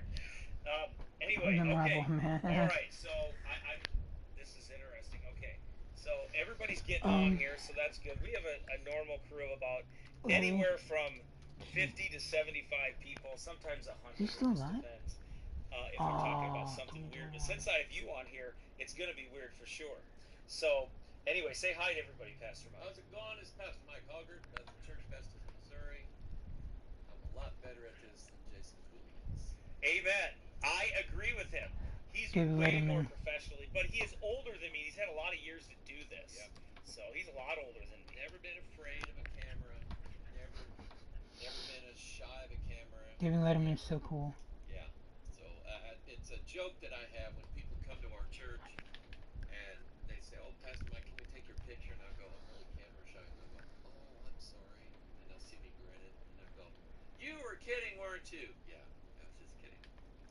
Yeah, he's not shy. We know that for sure. This just in, the Tokyo Olympics postponed. Well, that's too bad for them. I don't know what that is. That might be a little light, or maybe it's for ozone for you to breathe in. Yeah, that's corona. It's coronavirus making them pause the Olympics. Yep, that's what it is. And my wife sent me a text, said the Surgeon General is coming out today saying that this week is going to be far worse because nobody's taking this seriously. And I believe that. Everybody thinks 1, 2, I'm not going to get it. I'm not or, 3, I'm not 4. touching anybody. And from what I hear, it spreads by the virus can stay alive on a surface like 3 or 4 hours. So if somebody touches something, like you go to the gas station, somebody's got the virus on their hand. 1, They pick up the gas 2. pump. You come by 2 hours later, pick up the gas pump. You are now. I mean, it's almost impossible. Yeah. Like, what are you gonna do? It's a virus. That's what viruses do. They're designed. It's a capsule of DNA or RNA, and that capsule is just like what's in leaven. Leaven or yeast is a little capsule that has this little bacteria in it, and it's the same way with the virus. It's a little capsule. It has a little packet of DNA or an RNA, which is single strand. And once that 2, 3, gets, 4. and it stays in the air, I think an hour. So people going through Walmart, coughing, gagging. 1, 2, We 3, went 4, to, 5, 6, 7. Me and my son Caleb went to KFC before we came here, and we had to walk up to the drive-thru because our van was too 2, 3. small for it. We had one of those Ford Transits. 1, 2, 3. And we're in there looking in the window. One of the workers packing the food in the boxes going like that. And I'm just going, Oh no! 3, 4, 5. It's over. yeah. So people 6, 7. don't. If I'll just the say 8. health officials tell you take it seriously, then trust that. What is it going to hurt? Right. What is it going to hurt to not go to the mall? Of course, the malls are closed. If you absolutely need something, go get it. Go back home. They're telling everybody to stay indoors. So my wife is at home. My daughters that work for me, I told them do what you can on a computer at home. And our office, I think my secretary was 10. there for a little while today because it's the day after Sunday. So Right, she's minimal. She's making the deposits, doing a minimal thing. Nobody else is there. She's going to do her job. She's probably back home by now. And, 3, what 4, has to be 5. done, do it, but keep it down to a minimum. And I like what, I can't remember what official or somebody on the news said, you know, if you're young and healthy, these people get the virus and they get sick, you know, whatever, and then after that they're fine. But you got to think of grandma, you got to think of grandpa, you got to think of little kids who might have asthma or something like that. So to keep grandma's going to stay home, but you're going to go check on grandma. But you've been out touching everybody's everything. So, you know, if you can stay home, I recommend staying home. Yep. It's not, we're Americans, we're not used to that, but we don't like people telling us what to do. No, we're we very don't. good at it. We don't. We're not Europeans. Yeah. Okay. This is how we are. But it's time to start thinking a little bit differently. And of course everybody's afraid. This is the apocalypse. This is it. This is going to start the new world order, and you know, tanks in the streets and bodies laying everywhere. And I don't think that that's it. But I just think it makes sense to sort of pay attention to what's going on. Well, here's my take on it. I think that what he said, what the Surgeon General said is right. You're going to see an uptick in numbers. But I think it has more to do with the fact that they weren't reporting everything or testing people, and now the testing is finally coming out, and you're going to see, but you are going to see an uptick in numbers, just like you do when these things happen. I'm not saying I think this is more severe of a virus than others. I think that's probably true, and for some people it's going to be very severe. You know, it's going to be very severe. So I get the you know, the urgency to talk about it, to deal with it, to make people think, and if anything, being more cleanly and making sure you wash your hands. I put on. My wife sent me with a box of gloves. Yep. Rubber medical gloves. I put them on when I filled the tank up on the van. I put them on when I went in Walmart. You know, I have a mask to wear, but I put the gloves on so that everything I touched, you know, I'm clean. So I go back out to the van, pull the gloves off, throw them away. That way I don't have to. I minimized it. Did I touch something? Possibly. But I minimized the danger. I minimized it, and I think that's probably the smart thing to do. Yeah, and I think your groups that are very apt to get this, if you're walking around unhealthy, you know, not by your own accord. We've got so much you're just sick, you know, you've got infirmities and things. Then I think that you should really be the ones to take extreme precautions about limiting your space with others and all that kind of stuff. But also those that are older, I think they should, in any type of season like this, especially when it gets bad, should be careful. You should just be careful. You know, I'll tell you what though, I know some old folks that, man, my dad's ornery. I mean, he just is. Come on, give it to me. He's just bring it on. He's just like, this is the 80-year-old man was. This 80-year-old man was in the store the other day, and he's just like, I'm supposed to be 6 feet away from you, and he's just laughing his head off. You know. How old is your dad? My dad, he's 70. He's 76. He ought to run for president. He's 4 years younger than Joe Biden. He's 4 years younger than Bernie Sanders. Bernie! And Joe Biden can't think a 2, straight 3, sentence. 4, 5. There's no way that guy's getting elected. There's no way he's getting elected, but he can't. I mean, they have him reading all his speeches. Did you see Biden when he was doing his live podcast, his live stream? They had him in front of a background. He's got an iPhone up to his mouth like this. He's talking in it, and he's talking out of the side of his head, and then he wanders off camera. He's like half on camera, half off camera, and finally, whoever's running the cameras just took him off camera and put a graphic up, you know, Joe Biden for president, whatever, because he doesn't think. We need somebody who thinks for a living. Yes. Instead of somebody that 3, 4, 5. And someone that doesn't like economy. And somebody that doesn't like hugging and touching girls all the time. Little girls. All the time. Look up Joe Biden touching little girls. It's weird, The man. guy is nasty, dirty, old man. I've watched him in videos, not just pictures, videos, where families will want to take a picture with him. He will reach over and grab the girl Little girls, yeah. and drag them over right in front of him. And he's got like one girl in front of him, and he's just like massaging her head. And I'm going, you pervert. It's weird. You Who are. does 2, that? 3, 4, He's gotta 5, be, 6, there's gotta 7, be flight logs to him 8, in Epstein Island. 7. Gotta be. Could be. Anyway, 1, Could 2, be. 3, 4, Anyway, 5, 6, that's 7. look. There's going to be a lot of rabbit trails today. I'm sure of that one. Creepy Uncle Joe. Yeah, that's right. He's creepy. Anyway, dude's a weirdo. But anyway, I did say. I'll say this before we get started on our topic here. That Trump did say today, which I thought was interesting. He said today. He said, he said we got to make sure that the cure for this is not worse than the actual disease. And what he meant by that was he said, I don't know how long we're going to be able to keep the economy off the books, like this. yeah. That we got to get healthy people are going to have to sooner or later get back to work and start moving. So I don't think this is something that he likes in that sense. Like he wants to keep doing this.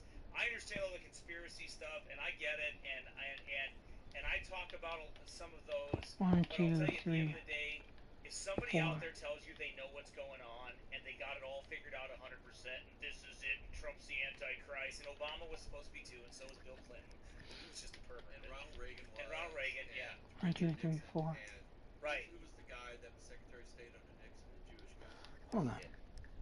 That's before my time. Yeah, but he's still around. He's the guy that came out in 2008, New York Stock Exchange.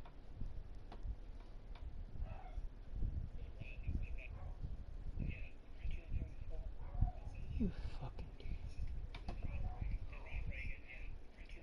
Gravel.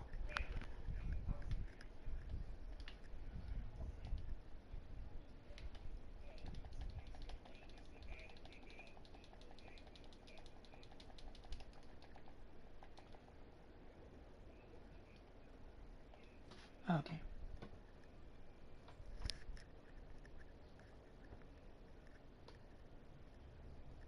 There's some other sources that Clinton gets out of his limo, walks on that plane. Thing to do.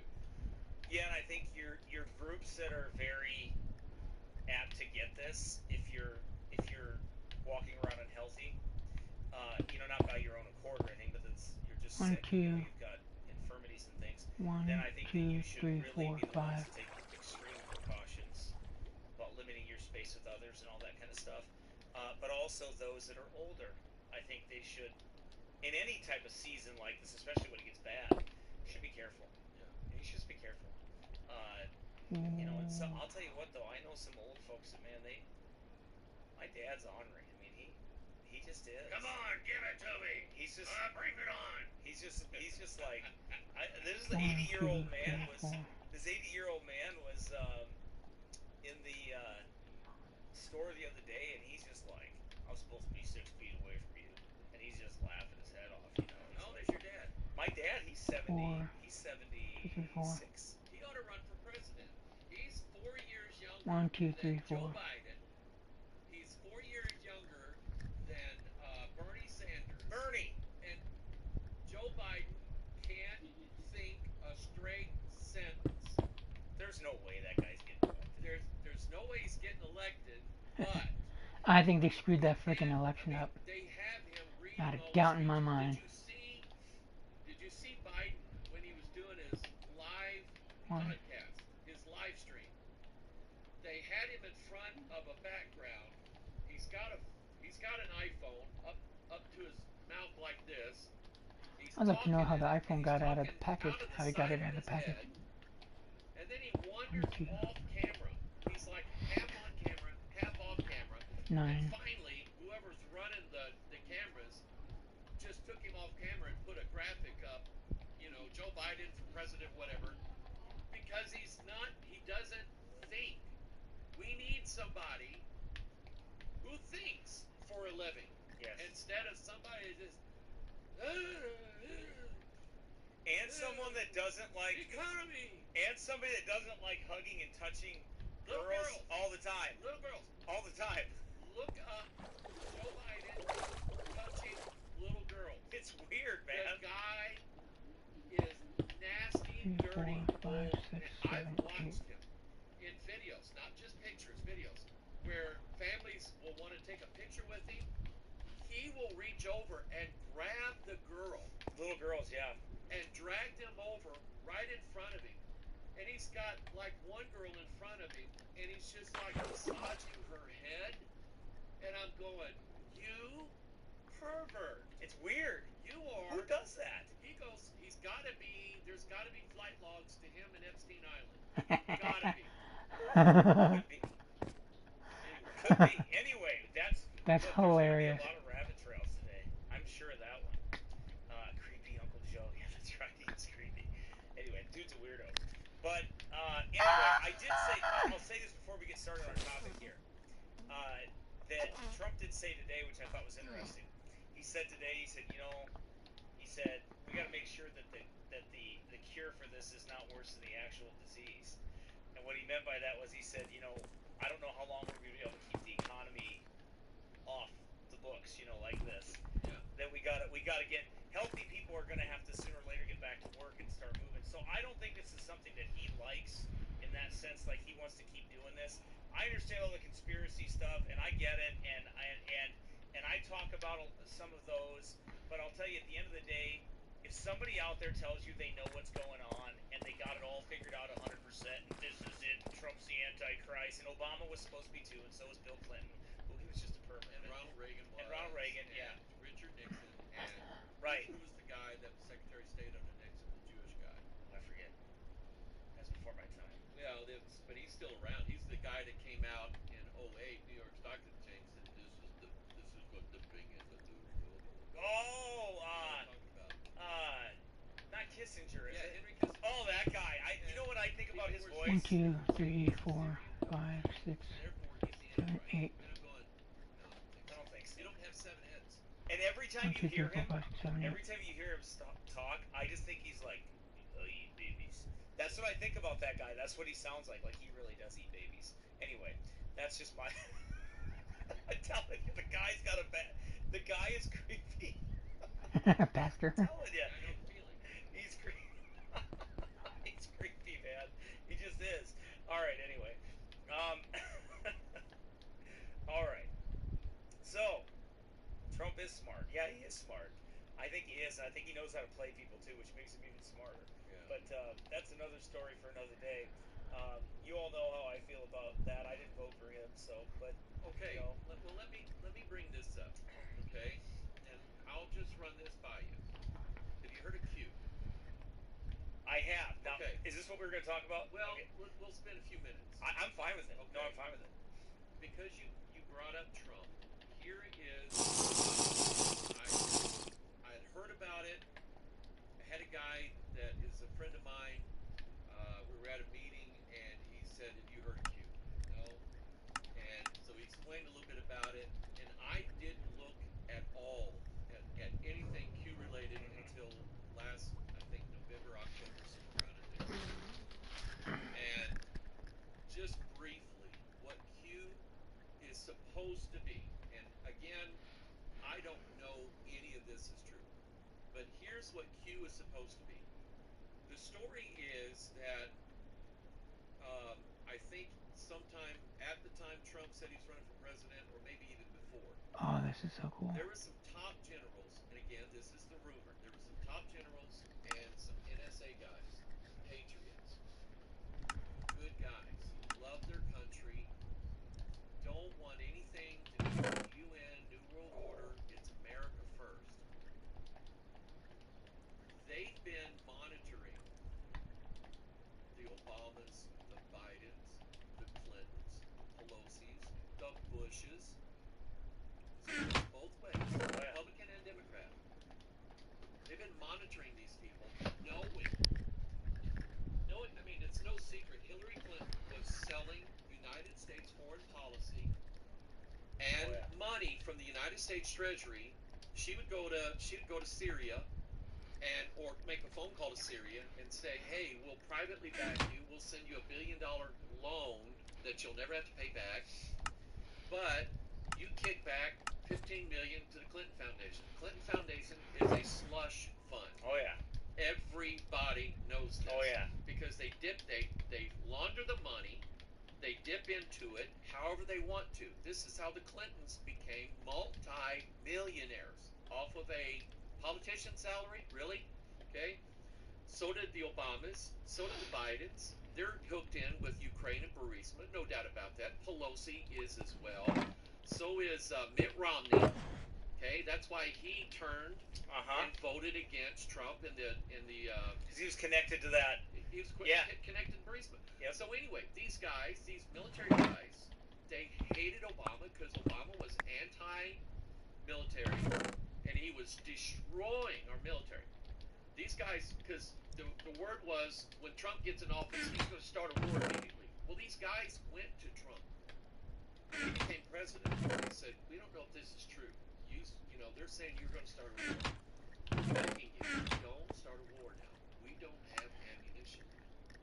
We don't have what it takes to win a war right now because the last guy depleted everything. Depleted our military. So supposedly Q is a guy there is a Q clearance in the government. It's a top secret security clearance called a Q clearance.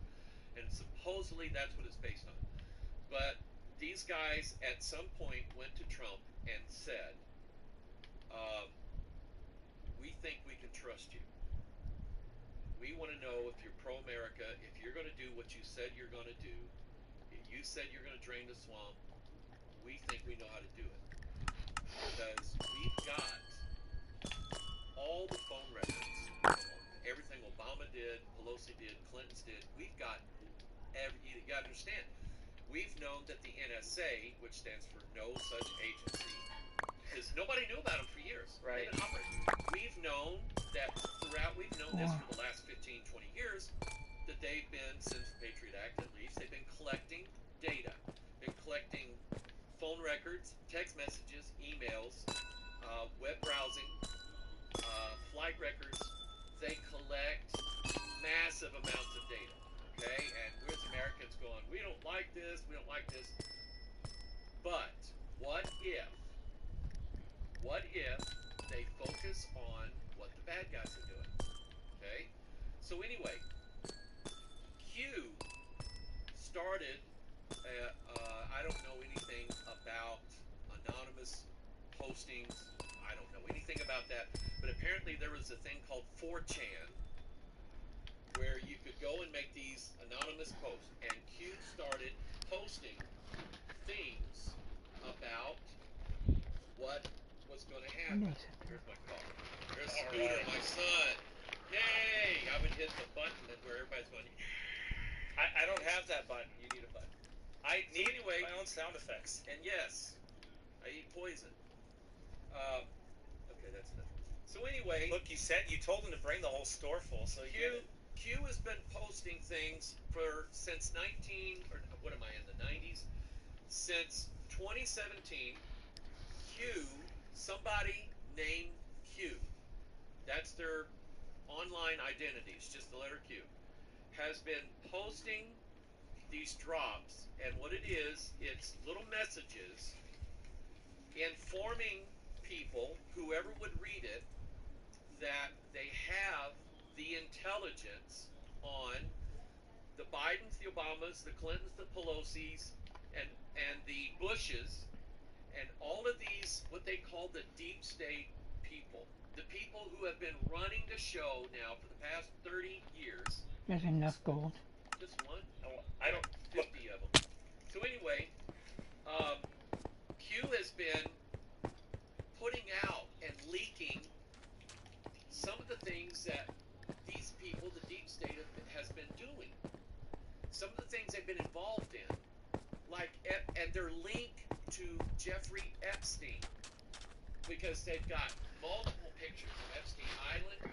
They've got, and they said, here's one of the things Q said in their drops: these people are stupid. they took their phones with them to Epstein Island. So here's this. We've known now that the NSA has the ability to tap into anybody's cell phone, turn the camera and microphone on, right? Okay, so you're a creepy deep state pervert hooked in with Jeffrey Epstein. You go to Epstein Island. You took your phone with you. You go into one of these rooms with this 16-year-old girl, Right. and you lay your phone down next to the bed. Mm-hmm. Q knows what you did, Right. and everything you said there. Okay? Now, here's this I believe, because the reporter, I watched a podcast with the reporter that broke this story. Wow. There's a reporter in Phoenix, Arizona, that got a tip from an inside the government source. He said, I trust this source, that told him that a secret meeting took place between Bill Clinton and Loretta Lynch on the tarmac. I remember that. Remember that? I remember that meeting. Okay. That caused a lot of controversy. Where did this reporter get his information from? He got it from somebody inside who knew what happened on that plane. Because, here's the story. Because Bill Clinton is waiting in a limo. Loretta Lynch had just landed in Phoenix with her staff and her husband. The staff gets off the plane. She stands up, she's got her purse in her hand, her husband's standing next to her. They get up from their seats. All of a sudden, Bill Clinton gets out of his limo, walks on that plane, and sits down in a seat. While his wife is under investigation. Bingo. The wife that just came out, 33,000 emails are missing, right? So, 33,000. 33,000 Well, I'm good. emails, right? I'll be right back. That's a number.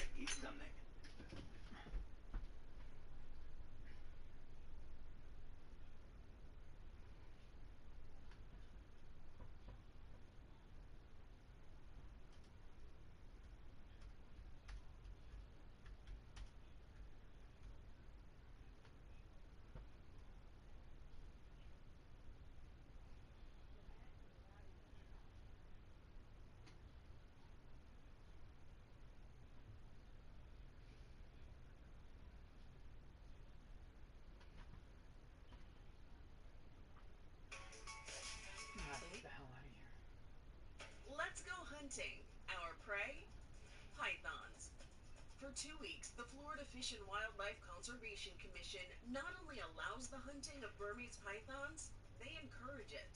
The person who removes the most pythons wins. It's $30,000 in prizes. That prize money has about 1,000 hunters stalking their slithery prey through the Everglades.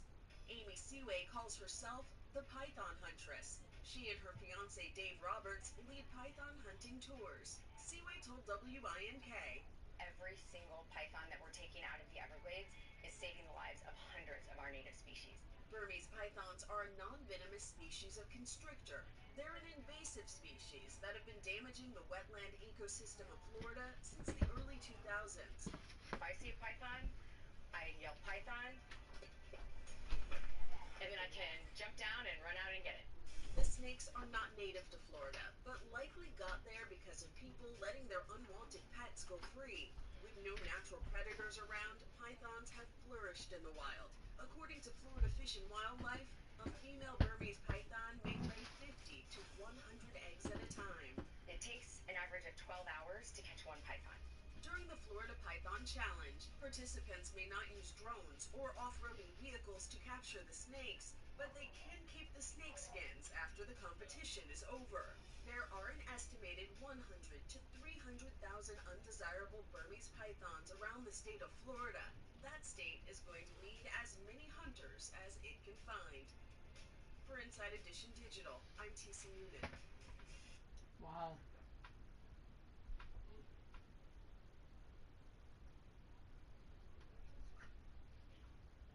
One. So it goes both ways, Oh, yeah. Republican and Democrat. They've been monitoring these people, knowing. I mean, it's no secret. Hillary Clinton was selling United States foreign policy and money from the United States Treasury. She would go to Syria or make a phone call to Syria and say, "Hey, we'll privately back you. We'll send you $1 billion loan that you'll never have to pay back, but you kick back 15 million to the Clinton Foundation." The Clinton Foundation is a slush fund. Oh yeah. Everybody knows this. Oh yeah. Because they launder the money, they dip into it however they want to. This is how the Clintons became multi-millionaires off of a politician's salary, really? Okay? So did the Obamas, so did the Bidens. They're hooked in with Ukraine and Burisma, no doubt about that. Pelosi is as well. So is Mitt Romney. Okay, that's why he turned and voted against Trump in the He's connected to that. he was connected to Burisma. Yep. So anyway, these guys, these military guys, they hated Obama because Obama was anti-military and he was destroying our military. These guys, because the word was when Trump gets in office, he's going to start a war immediately. Well, these guys went to Trump when he became president, and they said, "We don't know if this." You know what, guys? Hold on. You know, start a war. I can fix it right quick. Gotta step outside.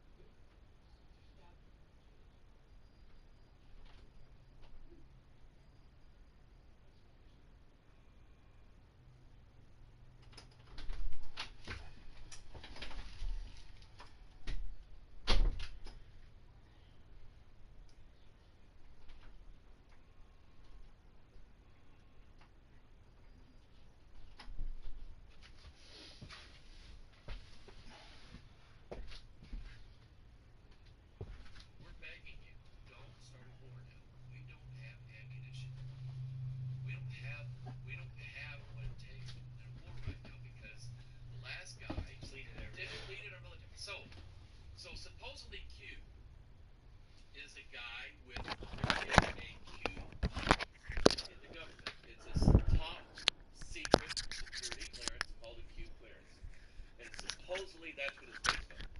But these guys at some point went to Trump and said, "We think we can trust you. We want to know if you're pro-America, if you're going to do what you said you're going to do. You said you're going to drain the swamp. We think we know how to do it. Because we've got all the phone records from everything Obama did, Pelosi did, Clinton did. We've got you got to understand, we've known that the NSA, which stands for No Such Agency, because nobody knew about them for years. Right. They didn't operate.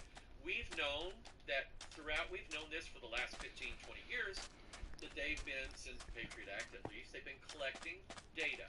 Been collecting phone records, text messages, emails, web browsing, flight records.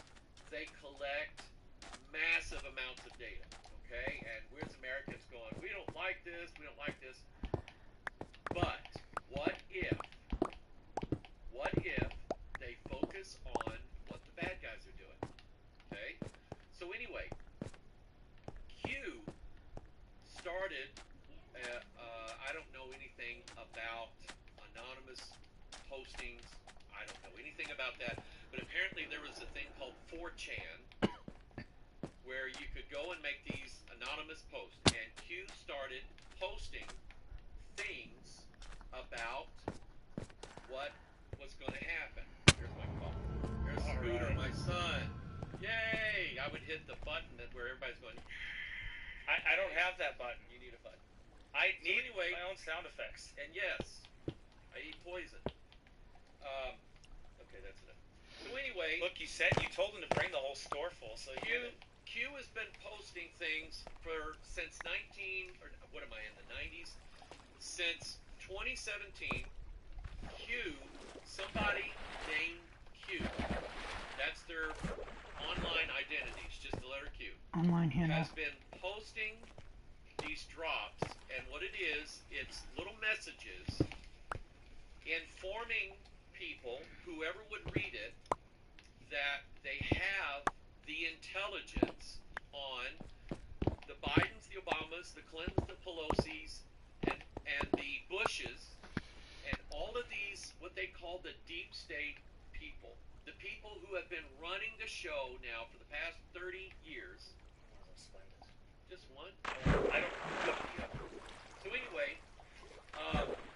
Q has been putting out and leaking some of the things that these people, the deep state, has been doing. Some of the things they've been involved in. Like, and their link to Jeffrey Epstein. Because they've got multiple pictures of Epstein Island. They've got, and they said, here's one of the things Q said in their drops. These people are stupid. They took their phones with them to Epstein Island. So here's this. We've known now that the NSA has the ability to tap into anybody's cell phone, turn a camera and microphone on, right? Yeah. Okay, Forever. so you're a creepy deep state pervert hooked in with Jeffrey Epstein. You go to Epstein Island. You took your phone with you. You go into one of these rooms with this 16-year-old girl, right? And you lay your phone down next to the bed. Mm-hmm. Q knows what you did, right? And everything you said there. Okay. Now, here's this. I believe because the reporter. I watched a podcast with the reporter that broke this story. Wow. There's a reporter in Phoenix, Arizona, that got a tip from an inside the government source. He said, I trust this source, that told him that a secret meeting took place between Bill Clinton and Loretta Lynch on the tarmac. I remember that. Remember that? I remember that meeting. Okay. That caused a lot of controversy. Where did this reporter get his information from? He got it from somebody inside who knew what happened on that plane. Because, here's the story. Because Bill Clinton is waiting in a limo. Loretta Lynch had just landed in Phoenix with her staff and her husband. The staff gets off the plane. She stands up, she's got her purse in her hand, her husband's standing next to her. They get up from their seats. All of a sudden, Bill Clinton gets out of his limo, walks on that plane, and sits down in a seat. While his wife is under investigation. Bingo. The wife that just came out, 33,000 emails are missing, right? So, 33,000. 33,000 emails, right? That's a number. So anyway, Clinton just sits there. Loretta Lynch, you want them to see how much Splenda I'm putting? That's none of your business. Anyway, I like it sweet, but I can't handle the sugar. So anyway, Clinton sits down, does a teleconference, a video conference with his phone with Hillary on the other end of it. The NSA recorded every second of that meeting. Wow. Now, here's what was said, because Q released this in a sort of a so-and-so way. In other words, didn't come right out and say it, but this is what he was getting at. That Loretta Lynch was the one human being on the planet that would have investigated Hillary Clinton's use of a private email server, which is against the law, and what was in those 33,000 missing emails. What was in those emails was every dirty deal that Hillary Clinton made with enemies of the United States of America, exchanging American cash, like the pallets of money that went to Iran. Yeah. American cash with a kickback to the Clinton Foundation. So they're now filthy rich. They got millions of dollars in this foundation. Hundreds of millions. Hundreds. So anyway, Clinton says, you know, what if a certain seat on the Supreme Court ended up just becoming vacant here before too long? 6, Wow. 7, That 8, was 9. before Scalia died. Yeah, perfectly in his sleep at his in ranch. one of the few places in the country where they don't automatically do an autopsy on somebody who dies of natural causes. If he'd have died in D.C., what would they have done? Oh, an autopsy right away. He's in one of the few places in America where they don't automatically do an autopsy on a dead body. Okay? So they say to Lynch, we're offering you a Supreme Court seat. Hillary's gonna win the election.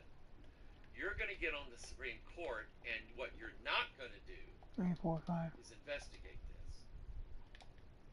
Okay? Wow. Then they get off the plane. Then 1. an anonymous tip comes in. Well, it's not anonymous to us. The reporter knows, but he's not going to name it. The reporter knows who it was. It's a trusted source inside the government, he said.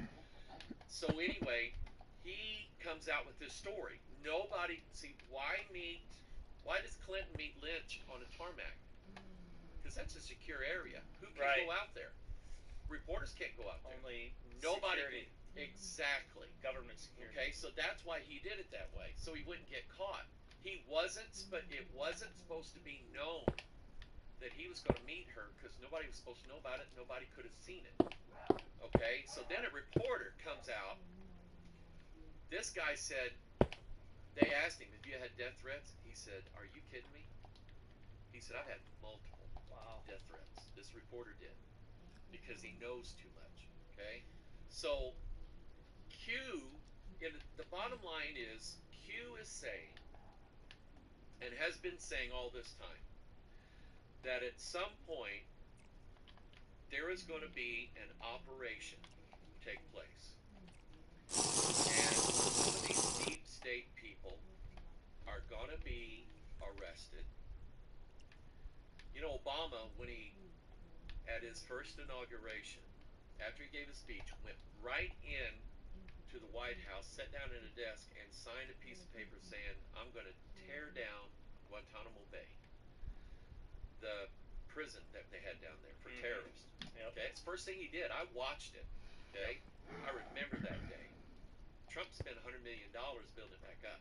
If you look at it before and after picture, you can clearly see the difference. Sure. Okay? Now, I don't know, again, I don't know how true any of that is, but it makes a very compelling story, because let's say that, and there's a lot of pictures that Q has released where he has been within the direct vicinity of President of the United States. Took a picture. There's a picture that Q released of the back of President Trump as he's getting off Marine One, and the picture was taken from inside Marine One. So he's somebody that's close to the Somebody. That's the working. That's what. That's called a Q-proof. Look up Q-proof, and you'll see things like that. Now, that makes, if all of this is true, you would think that the deep state then would try to get rid of the President of the United States. Mm-hmm. What's been happening since Donald Trump, before Donald Trump took office? Well, they called for his impeachment before he even was inaugurated. They did worse than that. They bugged Trump Towers. Yeah, he said Obama. Oh, he said I remember watching that. He goes, Obama tapped my wires. That's what he said. You know who told him that? Yeah. Q. Oh, is that who told him? I didn't know that. I mean, he said, and one of the things that Q said was, look at the dates. Trump finds out his office is tapped. He moves out the next day. He said, look at the dates. He moved out the next day. He moved out the next I'd stay in my thing and deal with him. Here's what happened. According to Q, and according to, there's some other sources that can back this up. You can look this up. Obama used James Comey, director of the FBI, and a couple other guys that have been named in this, to go to the FISA court. FISA court is a secret court to subpoena phone records or wiretaps on an elected official. Fucking, you're so secret because if they find out about it, that blows the cover. Facts. So what they did was, beat the shit out of they're you. being caught in this. Get out of here. This is a known thing. That we know that they lied to the FISA court. Oh yeah, because they were saying that Trump was being. And the head of the CIA did. It was Comey and the head of the CIA that lied about that. Okay, so what's Trump done since he's gotten to be president? He has replaced top people at the FBI. In some cases, he had to let them show themselves whose side they were on. It was like a. See, I always thought that there was something, because, you know, I'm skeptical of all politicians anyway. Yeah, but I did think, should be. But when I looked at it, I said, you know, there's something up with this, though. There has to be, because there's no way in the world, like this president, I've never seen one under siege so much in my life. Exactly. Where, like, he's not even allowed to be the man. Like, I mean, he does because he runs his mouth anyway.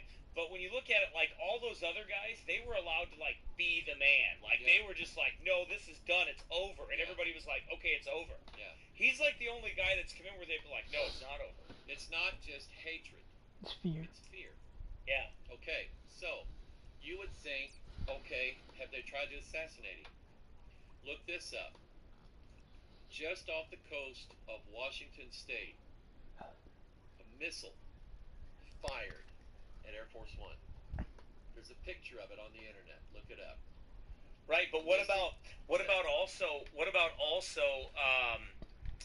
all these weird Chinese nationals that sneak into Mar-a-Lago or whatever it's called, and they're over there, and then all of a sudden they find out they're like spies. Yeah. Then you have these Chinese people that are coming onto these bases, Yeah. and they're like walking on the base like, oh, I didn't know what I was doing. I was lost. Oh, on top of that, and this I know for a fact.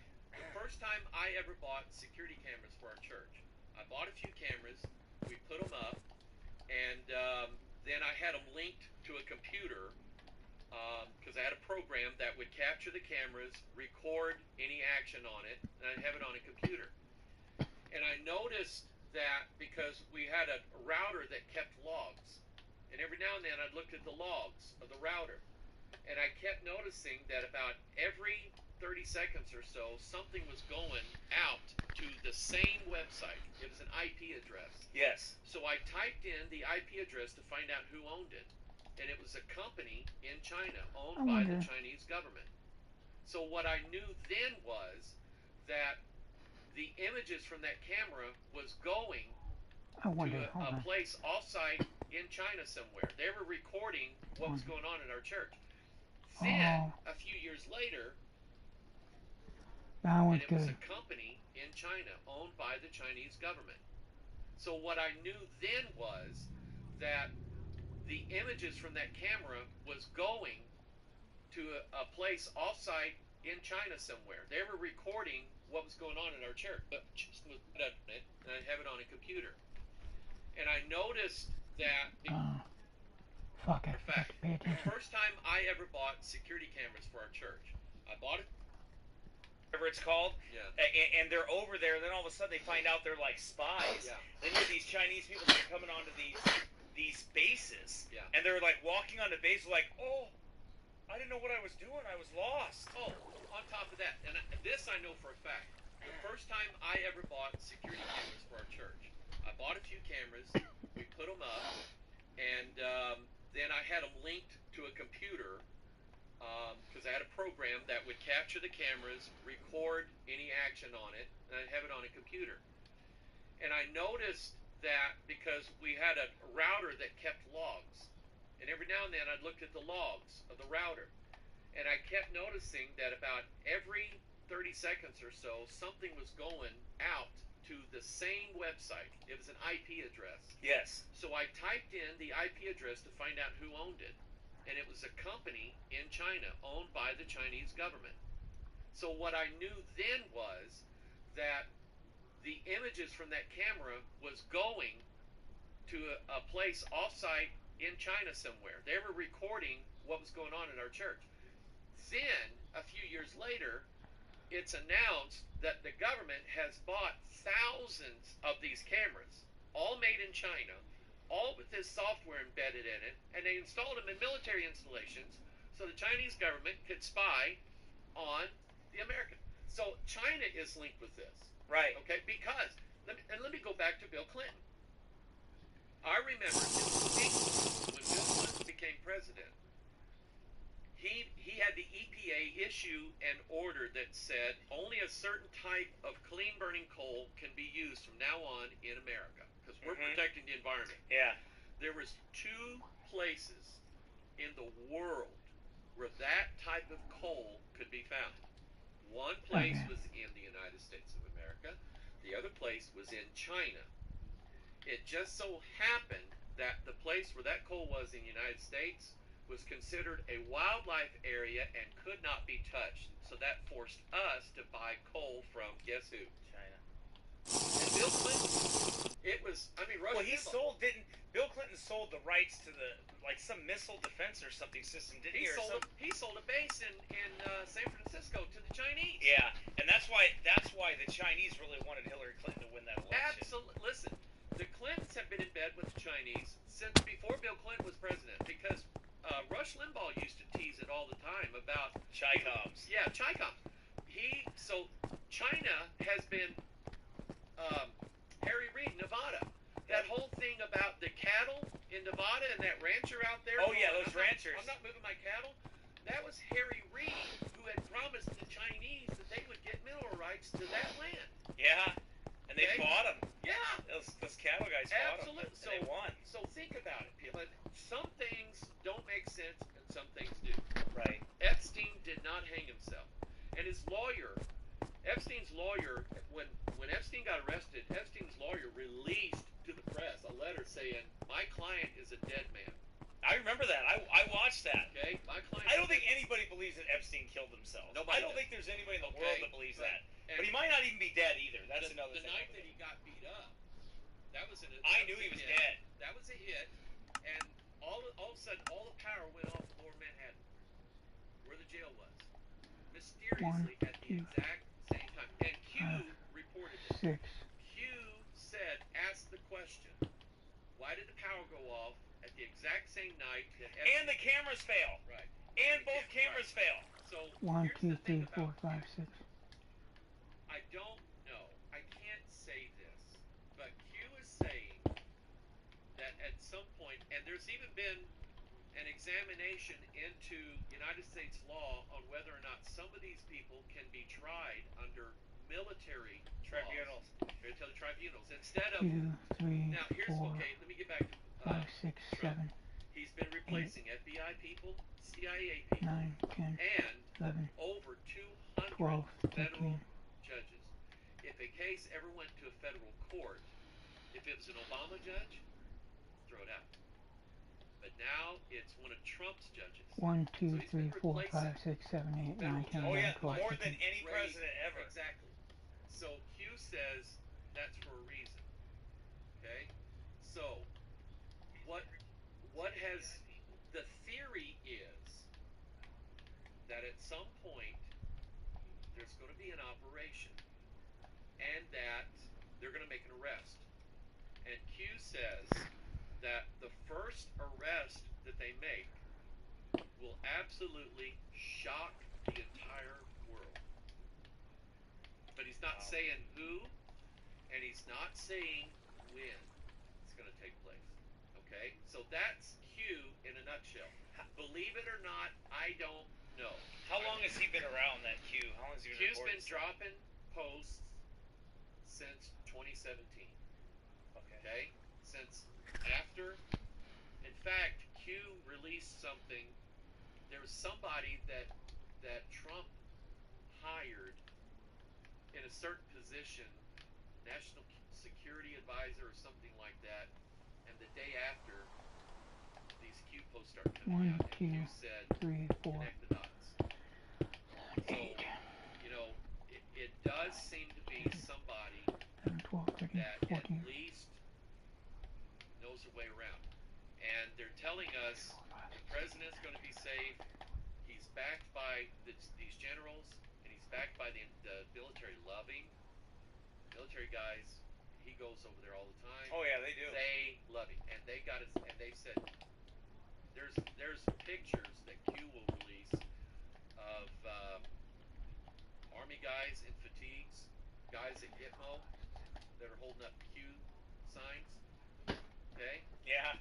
Okay. Yeah. They're holding up Q signs, and they are standing at the entrance to Guantanamo Bay, Cuba. Okay? Wow. So there's Q guys down there. And he sends out pictures of Q people around the world. South Korea, India. There was a guy holding up a sign saying, you know, I'm with Q or whatever. And so it's a lot of people. We're talking millions of people in America and around the world who have been watching the Q drops, the Q posts to see what's going on. And they're the ones telling people, look, this virus going on. What if this is the basis for what Trump's going to do? You know, what if getting everybody to stay home and having National Guard out on the streets? Don't be alarmed at that, is what Q was saying. Don't be alarmed at that, because we need this in place so we can do X needs to be in place so we can do Y and Z. In other words, so that's all I know about Q. That's interesting. Again, I can't tell you that that's true. I can't tell you it's not true. I don't know, but I've been reading it. Well, it's interesting, that's for sure. It's going to make a good movie one of these days. Well, I've never heard of it before. I mean, I've heard about Q, but I've never really explored it. I never looked into it because I was like, yeah, okay, well, whatever. Look up pictures. Go to Google, type in missile fired Air Force One, Washington State. Wow. And because something happened, and a bunch of people, it came out in the newspapers. You know what happened? You know, off the coast of so and so, and there's a close-up of it. It's a missile. It's a missile. Wow. Okay, allegedly fired at Air Force. And you definitely have China that's really ticked too, because they've lost a lot of money. Should have. You know, because they were manipulating our currency for such a long 4, time 5, 6, and doing all the stuff they were 7, doing. So that's 8, kind of 9, interesting. 10, 11, We'll switch 12, gears here. All right. 13, 14, 15, let's see here. 16. Woo! Picture. All right. 16. All right. 1, 2, 3, 4, 5, If you 6, email 7, it to 8, him, 9, 10, he 11, 12, can put 13, it on 14, too. 15, You 16. can Google it. Okay. This was 1971. One of our subs surfaced. I'll be right back. You keep going. Okay, one of our subs surfaced because it had an air contact, and they caught Thank you. on camera this UFO coming up out of the water, and they took snapshots of it. Okay, you can Google that. What I did was Googled, what did I Google? U.S. submarine photo UFO, and it's on a bunch of places. There's an article, express.co.uk, where, let's see here, let me go to 2, that 3, 4, website. 5, 6, 7, 8. Could leaked UFO photos taken from U.S. submarine in 1, 2, 71 3, prove 4, 5, existence 6, of 7, aliens. 8. Photographs revealing bizarre UFOs claimed to have been taken by U.S. Navy submarine crew have been hailed as the best 1, ever evidence 2, of extraterrestrial visits 3, to the Earth. 4. Because, people are, a lot of people are saying that they didn't see the UFO come down from the sky. They saw it come up 2, like out of a mountain, 3, 4. or out of 1, a lake, or 2, out of the ocean. 3, 4, 5. So the article says specialist researchers of UFOs believe the black and white images supposedly taken from the USS Trepang, Trepang, SSN 674 is the sub number, Ooh. in March 1971 are evidence of 5 secret more days, U.S. guys. aircraft tests or alien life forms looking to carry out an early form of fracking. I don't know if I believe that, but Alex Mastretta, paranormal investigator and author, investigated the images after they first appeared in French paranormal magazine Top Secret following an alleged leak. He claimed insiders told him the pictures were taken from the U.S. submarine on its journey between Iceland and Norway's Jan Mayen Island in the Atlantic Ocean, with the admiral on board at the time said to be Dean Reynolds, Admiral Dean Reynolds. Then it shows some of the pictures. So, 1, 2, 3, 4, 5, 6. I went to a church, good people, love the Lord, love the Bible, and I understand that.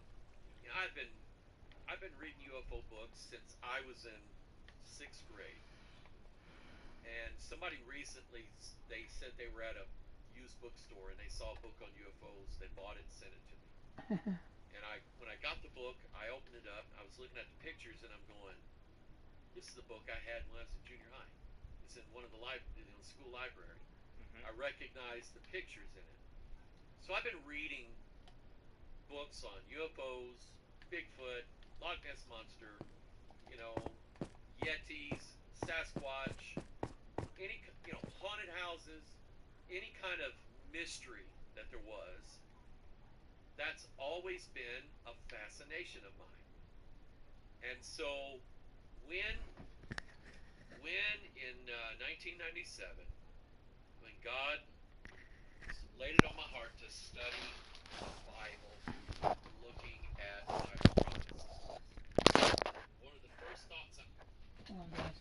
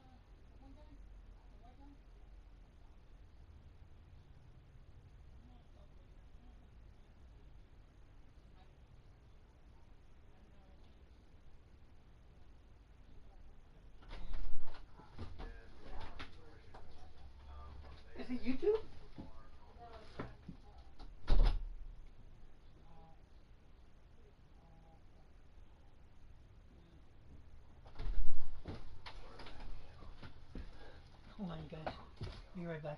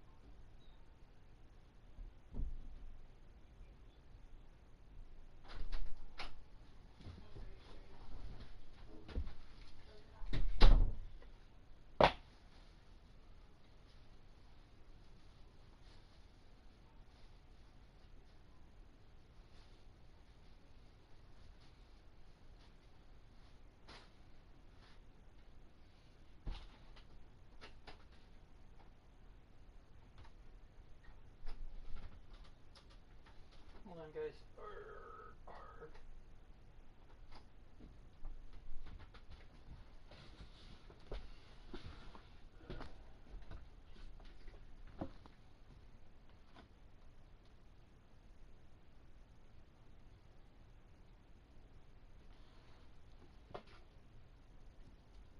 I had in my mind was, hey, something on UFOs.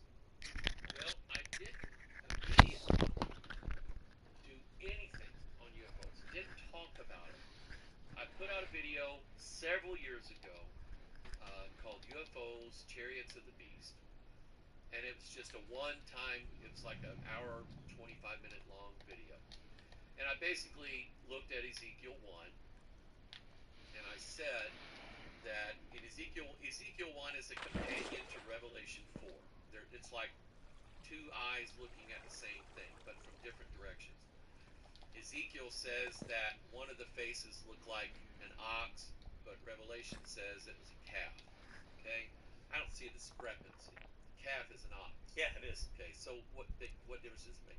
But anyway, it's two ways. It's the Old and New Testament looking at the same. One's younger, one's older. And I noted that Ezekiel called them living creatures. Revelation 4 called them beasts.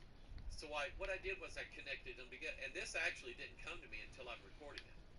It's one of those things that God said, Mike, connect the dots. Mm-hmm. So as I was talking, I actually had to stop and I edited it out because I'm going, wow. And then I started talking again and I said, did you catch that? Where it says the spirit of the living creature was in the wheels. See, these wheels are round like saucers, like discs. And then I said, Revelation 4 doesn't call them living creatures, it calls them beasts. So I said, let's put those two together. The spirit of the beast is in the wheels. Dun dun dun. Yeah. And that's the connection. So that's why I titled it Chariots of the Beast. And I talked about Von Daniken's book, Chariot of the Gods. He was partially right. Because what Von Daniken did was he's the whole guy who started the whole ancient aliens thing. Because he writes. He's the astronaut theory, or is that different? It's the ancient astronaut theory. Yeah. Yeah, that was Von Daniken. Von Daniken wrote his book back in the late 60s, and it took him years to find somebody to publish it. Nobody would touch it. Nobody would touch it because they thought he was nuts. But what he did was he looked at all these old paintings, all these old carvings, all these old statues, and he said, looks like they're in a spacesuit, or it looks like they're in a spaceship. And I remember reading Chariot of the Gods when I was in high school, reading all these UFO books. Von Daniken is looking at Ezekiel 1 and saying it's not God, even though you believe in God, it's not God, it's these extraterrestrials. Oh, look at this. I can't wait to play this game. Started our radio station. Hey everyone, Ryan here, and welcome to my review of the LEGO 10320 El Dorado Fortress. This is a faithful and fun recreation of the 1989 El Dorado Fortress. It costs $215. It has 2,509 pieces. According to the box, the model doesn't float, but I'll be the judge of that during this review. It looks like we're getting 8 total minifigures and a cute Lego monkey, and the theming on the back of the packaging is very fun, showing off what looks like an old-timey pirate map in the background. Now inside of the box we get what I'm going to call a lot of numbered bags, plus a sleeve with your instruction manuals. One of the instruction manuals has some nice introductory information about the old El Dorado Fortress that you can pause and read if you would like. And then we have this small paper envelope, which reminds me of the envelopes that give me my money in at the bank, but there's no treasure to be found here, it's just your cloth sails. The first two minifigs we have are the two pirates. We have both a male and female pirate. I think I like the more gritty look of the male pirate more, but overall having two pirates to place in your little rowboat is fun and something to provide conflict within the set between the soldiers that we also see in the set. There are 6 of them. 3 of them have tall hats, 2 of them have kind of triangular hats, and one of them has a hat that reminds me of a skunk. These seem to be historically accurate, but I'm no history expert. I quite like their outfits though, and they're just very vibrant characters. A few of them even have backpacks, which is cool. And then finally you have the little monkey included. There's 2 boats included in this set. One of them is a dinky little rowboat for your pirates, which you can actually have one of the pirates hold the oars, which I think is cool. The other boat is a a much larger ship, and it looks really cool. It has some awesome building techniques that create some awesome angles on this thing, especially at the rear of the boat. I really Tomorrow, like that. bitches. Underneath, you'll see the rudder. You have a couple of cannons that aren't actually functional I in gotta any way. play Then you have the freaking steering Black wheel, but Flag. it's not one of the good pirate steering wheels that I feel like we've seen in the past. It's just a smaller piece for this smaller ship. The mast of the ship is rather large, rather tall, has flags at the top, and has a couple Lego strings that connect onto it to help hold up the cloth pieces that create the sails. They look amazing on this set. Obviously, one of them is printed with a couple of anchors, a barrel, and a crown. Very, very cool cloth pieces, and they definitely help make this thing look amazing. So the box shows that there's a couple different ways you can display the fortress and pull it apart and do different things with it, but the way I have it now is the elongated version, and it makes it a pretty imposing fortress. Now, starting on the left, we have a big black pier, and on top there's a table with a few seats where the pirates or soldiers can sit around and drink rum and eat food. Not that there would probably be very good food at the fortress, but they can do so if they choose to do so. Underneath, you'll actually see a little bit of sea life with a large blue plate to represent water. I'm not entirely sure why. I don't see it as like a huge function here, but they do include an escape hatch that you can open to either jump down into the water underneath, or pirates can sneak up to the soldiers just sitting around at the table. The next section has some beautiful sandy beaches, and I really like the decision to make it as non-studded as possible to make it look like the water actually made it smooth, like a real beach. There's also a couple of very nice palm trees on this section that have some very large leaves on them, and then we have some nice rock work around that, kind of like we saw underneath the pier on the last section. And then finally, we start to get into the actual build for the fortress with a large brick white wall. On top, you'll find one of the great Lego cannons, which is actually functional, and so you can load it up and fire off the cannonball. There's also a very cute multicolored parrot perched up there, and then there's some very cool details on the inside, including a frog. The next section is the largest in the set and has an L-shaped design. It reuses the beach design. It also has a very nice rock walkway that leads up to the main love that base rock of walkway. the fortress. This is something that was created with a large molded base plate in the original set, but seeing it brick built here just looks super cool and extra detailed with all the rock work that they did around it. Large gates can be simply opened and closed, and inside you'll find a weapons rack. You also have a map on the desk on the next floor, and I really like the door because it has a really cool texture to it with these studs facing out. Usually they would just throw one of the normal Lego doors on there, I guess, but this just feels extra Lego-y to me.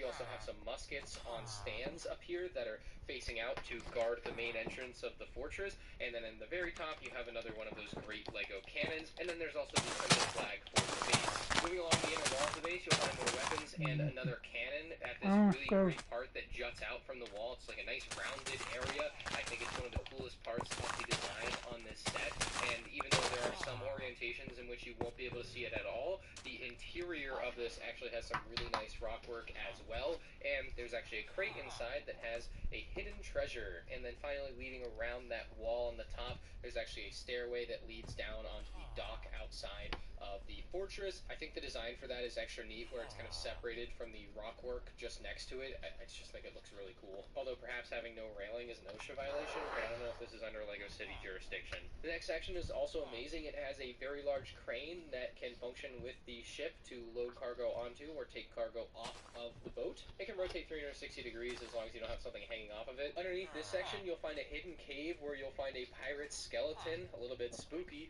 but he was so close to getting to the treasure. If he had just kept digging, kind of like that meme online, he would have found the gold bars and treasure chest not too many bricks away from him. On this final corner of the build, you have some really nice shingle work with the dark red and regular red worked into it. It definitely gives off that, I think, Spanish vibe. You can actually pull the roof off on this corner, and you'll see some wooden planks that you can fit your finger underneath the front of the build to lift up, and then when you pull them up, you can actually drop a minifigure inside, and they will fall right through what looks kind of like a waterfall and out next to the crab in the water. Now, I showed you at the beginning there was the big elongated version of this, but you can also have a more compact version of it if you don't want to display it that way, and that's what I was talking about when I said some of the rock work isn't always visible, because when you have it all compact, some of that just gets kind of hidden away. I love the versatility that this set offers in that way. That's something you don't always get with Lego sets, and it just allows for a better play experience. Even though this is an 18+ set, this is still a great set for kids, but it's also a great set for nostalgia for adults that might have had the original way back when.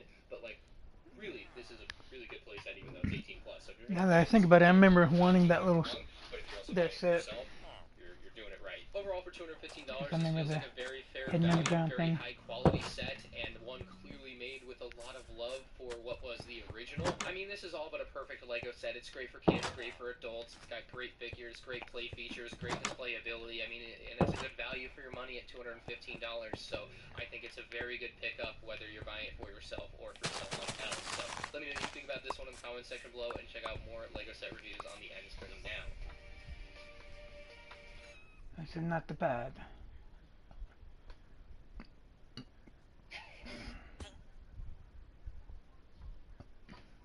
Because of this modularity, some of these accesses that didn't really make sense before Didn't really finally make kinda sense. do.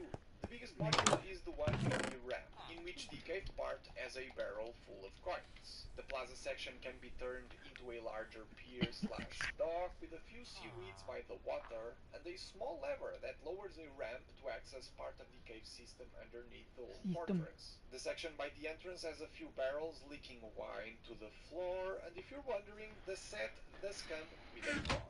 The crane module just has a tight passageway, and the second biggest module has a treasure underneath, access to this trapdoor. Here lies the hidden 9th minifigure, a pirate that got stuck for some reason. Now, the way this matches the passageway under the crane leads me to believe that that pirate was trying to get to this very well disguised crate that has a letter inside. Opting to go for a wider display rather than condensing the old model makes you lose the sense of enclosed fortress, but on the other hand makes it significantly easier to play and access all of the rooms and hidden features of the set. It also makes me kinda curious to see how would it look like if you were to combine 2 or even 3 Eldorado fortresses together. The Lionites Castle is considered by many the best Lego set of last year, and due to its popularity, probably the reason we got the Eldorado Fortress this year. And as someone who never had castle or pirate sets in my childhood, these sets give me no nostalgia whatsoever, and yet I was completely blown away by the castle's building techniques, hidden secrets, and all of the play features. Without having any expectations whatsoever, I absolutely loved it. Because of it, I had high expectations for the Eldorado Fortress, thinking I would be having a similar experience as the castle, but I didn't. This set does not have the raised baseplate element the old one had, and so we actually have to build up the terrain to have the fortress sitting on top. Looking at the box images, I wouldn't have imagined it, but more than half the time spent building the set was used to build very similar rock structures on the 5 different modules of this set, over and over again. The entrance ramp sitting at an angle was a clever building technique, but besides that, everything gray on this set, modules of this set, over and over again. The entrance ramp sitting at an angle was a clever building technique, but besides that, everything gray on this set looked the same, was built the same way, and that, on a personal level, wasn't enjoyable at all. With that out of the way, I can only offer praise to this set. The modules are split into different instruction booklets, so this is the perfect Lego product to build with someone else. The price of $115 for a Lego set with 2,500 pieces is great value by today's Lego standards, while also having 8 minifigures, 0 stickers, cloth sales, and a great looking display model with a lot of options to offer. I don't love the Lego Eldorado Fortress, but I'm happy for those of you who go absolutely crazy over this. And given the success of the remakes and throwback sets done recently, this will definitely not be the end of it. Subscribe for more Lego set reviews, and I'll see you all in the next one. Very spooky from the looks of it. Oh, fuck yeah. Remember this old Lego set? 34 years later, Lego remade it into an adult product while also keeping What's cool is box the design, original of that castle had a hidden storage storage place underneath it, and then this one has a dock that's inside, but it has a trapdoor which you can store stuff inside of it, or it could be a dock with a secret trapdoor. It's badass. Borders and the angled stripe for the set's name, a style that's proven to be successful given how Lego has done it a couple times already for similar remakes. This nostalgia-fueled product will bring tears to classic pirate fans, but be warned, there's something I really dislike about it. Before that, the set has 8 minifigures, well 9 if we count the dead one hidden somewhere, with 2 two pirates, both wearing grey torsos for the theme, and the guy here with a brilliant face print. The Imperial Guard has an army of 6, with the governor having a different torso from the rest, golden shoulder piece and a printed hat.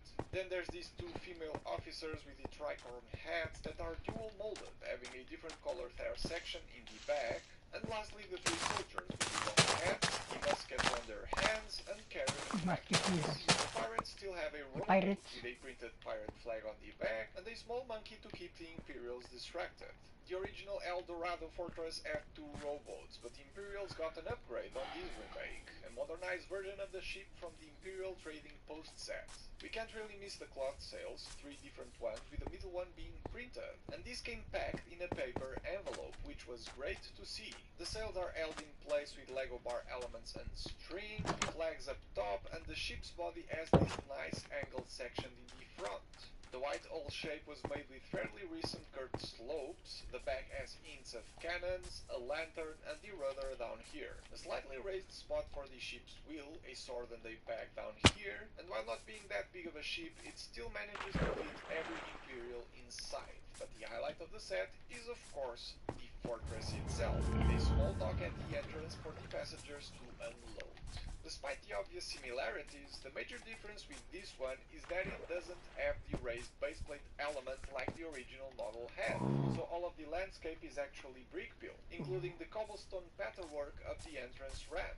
So talking color, there's lots of grey for the stonework, medium azure for the water, and tan for small hints of sand in some places at the base of the build. The black dock leads into a pier that wraps around the front of the build, and the fortress itself is mostly white, with hints of dark red that replace the original model brick prints, and the classic Lego yellow for the base of the actual building. There's also a few palm trees front and back, green leaves for what I like to think are seaweeds stuck in the rocks, out of which one was actually missing from my box and got replaced by an ingot element in the pearl dark silver color. A mistake from the factory, as the element doesn't show up in the parts list.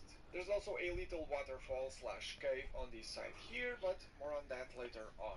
The structure of the build remains unchanged. There's these gates that lead to a small entrance where a few weapons and random items can be found, right next to the main plaza of the fort, so to speak.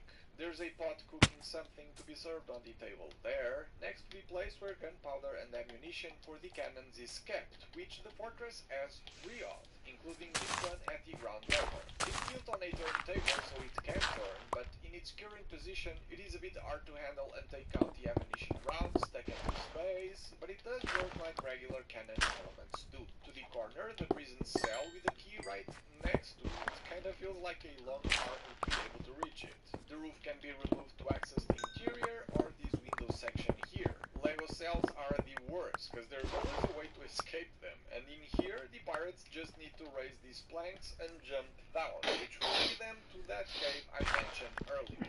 Neat hidden secret here. Right next to it there's a cargo crane, a surprisingly clever build in my eyes, complete with a winch and string long enough for us to load and unload cargo from the fortress's interior all the way outside to the Imperial ship with no issues. What the fuck, These places people? are accessed through ladders, and God, the third come one leads on. to the governor's office area. A small space with cool building techniques, such as the one for the window here or the brick-built door. There's 2 muskets fixed in position to defend the entrance ramp, peeking through holes in the wall, similar style that can be seen pretty much everywhere in the fortress. This gap in the wall though doesn't make much sense, for now. There's a similar one in the back, and the place is rather cramped, with a cannon right by the governor's office desk, seen on the open back build. At the top, the last cannon and the printed Imperial flag. There's a lot more to this set though, a full cave system that's not even shown in the box very clearly, and this whole thing is actually modular, making it possible to combine the model in different ways, like this one that's longer and less condensed. The connection points are made Mix with up the clips block, and Kevin. Oh God. bars, which is great over using a system with Technic pins, for instance, and because of this modularity, some of these accesses that didn't really make sense before finally kinda do. The biggest module is the one with the ramp, in which the cave part has a barrel full of coins. The plaza section can be turned into a larger pier / dock with a few seaweeds by the water, and a small lever that lowers a ramp to access part of the cave system underneath the whole fortress. The section by the entrance has a few barrels leaking wine to the floor, and if you're wondering, the set does come with a frog. The crane module just has a and if you're wondering, the set does come with a frog. The crane module just has a tight passageway. The set does come with a frog. The crane module just has a tight passageway, and the second biggest module has a treasure underneath, accessed through this trapdoor. Here lies the hidden 9th minifigure, a pirate that got stuck for some reason. Now, the way this matches the passageway under the crane leads me to believe the dead pirate was trying to get to this very well-disguised crate that has a letter inside. Opting to go for a wider display rather than condensing the old model makes you lose the sense of enclosed fortress, but on the other hand makes it significantly easier to play and access all of the rules and hidden features of the set. It also makes me kinda curious to see how would it look like if you were to combine 2 or even 3 Eldorado fortresses together. The Lionites Castle is considered by many the best LEGO set of last year, and due to its popularity, probably the reason we got the Eldorado Fortress this year. And as someone who never had castle or pirate sets in my childhood, these sets give me no nostalgia whatsoever, and yet I was completely blown away by the castle's building techniques, hidden secrets, and all of the play features. Without having any expectations whatsoever, I absolutely loved it. Because of it, I had high expectations for the Eldorado Fortress, thinking I would be having a similar experience as the castle, but I didn't.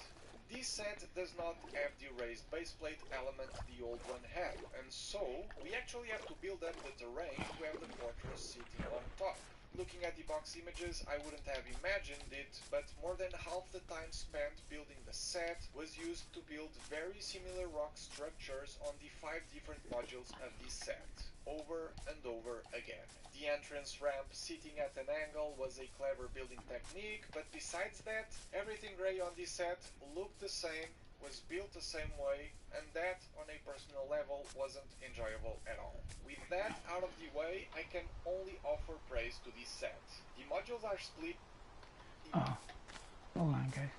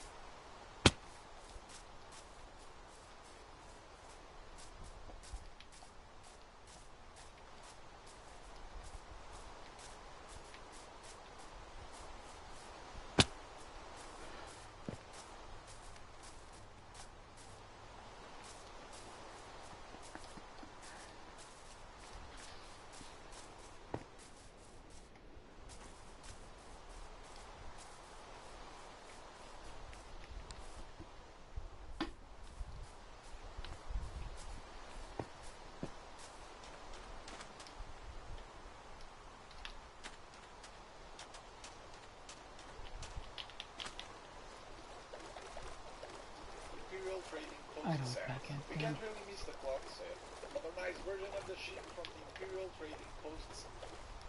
Had a little bit of a dock on the old school one.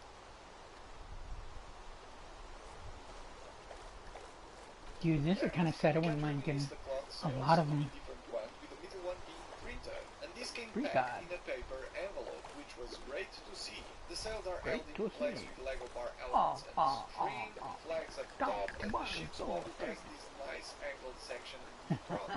The white hull shape was made with fairly recent curved slopes. The back has hints of cannons, a lantern, and the rudder down here. A slightly raised spot for the ship's wheel, a sword and a bag down here, and while not being that big of a ship, it still manages to fit every Imperial inside. But the highlight of the set is, of course, the fortress itself, with a small dock at the entrance for the passengers to unload. Despite the obvious similarities, the major difference with this one is that it doesn't have the raised baseplate element like the original model had. So all of the landscape is actually brick built, including the cobblestone pattern of the entrance ramp. So in color there's lots of grey for the stonework, medium azure color for the water, and tan for small hints of sand in some places at the base of the build. The black dock leads into a pier that wraps around the front of the build, and the fortress itself is mostly white, with hints of dark red that replace the original model brick prints, and the classic Lego yellow for the base of the actual building. There's also a few palm trees front and back, green leaves for what I like to think are seaweeds stuck in the rocks, out of which one was actually missing from my box and got replaced by an ingot element in the pearl dark silver color, a mistake from the factory as the element doesn't show up in the parts list. There's also a little waterfall / cave on this side here, but more on that later on. The structure of the build remains unchanged. There's these gates that lead to a small entrance where a few weapons and random items can be found, right next to the main plaza of the fort, so to speak. There's a pot cooking something to be served on the table there, cool. next to the place where gunpowder and ammunition for the cannons is kept, You getting which the chicken? fortress has 3 of, including this one at the ground level. It's built on a turntable so it can turn, but in its current position it is a bit hard to handle and take out the ammunition rounds stuck at its base, but it does work like regular cannon elements do. Oh, you can shoot the cannons. Cell with a key right next to it kind of feels like a long arm would be able to reach it.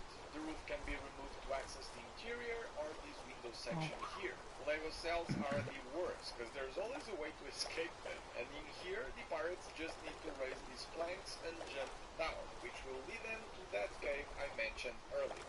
Neat hidden secret here. Right next to it there's a cargo crane, a surprisingly clever build in my eyes, complete with a winch and string long enough for us to load and unload cargo from the fortress's interior all the way outside to the Imperial ship with no issues. These places are accessed through ladders, and the third one leads to the governor's office area, a small space with cool building techniques, such as the one for the window here or the brick-built door. There's 2 muskets fixed in position to defend the entrance ramp, peeking through holes in the wall, similar style that can be seen pretty much everywhere in the fortress. This gap in the wall though doesn't make much sense, for now. There's a similar one in the back, and the place is rather cramped, with a cannon right by the governor's office desk, seen on the open back build. At the top, the last cannon and the printed Imperial flag. There's a lot more to this set though, a full cave system that's not even shown in the box very clearly, and this whole thing is actually modular, making it possible to combine the model in different ways, like this one that's longer and less condensed. The connection points are made with clips and bars, which is great over using a system with magnetic pins, for instance, and because of this modularity, some of these accesses that didn't really make sense before finally kinda do. The biggest module is the one with the ramp, in which the cave part has a barrel full of coins. The plaza section can be turned into a larger pier / dock with a few seaweeds by the water, and a small lever that lowers a ramp to access part of the cave system underneath the whole fortress. The section by the entrance has a few barrels leaking wine to the floor, and if you're wondering, the set does come with a frog. The crane module just has a tight passageway, and the second biggest module has a treasure underneath, accessed through this trapdoor. Here lies the hidden 9th minifigure, a pirate that got stuck for some reason. Now, the way this matches the passageway under the crane leads me to believe the dead pirate was trying to get to this very well disguised crate that has a letter inside. Opting to go for a wider display rather than condensing the old model makes you lose the sense of enclosed fortress, but on the other hand makes it significantly easier to play and access all of the rooms and hidden features of the set. It also makes me kinda curious to see how would it look like if you were to combine 2 or even 3 El Dorado fortresses together.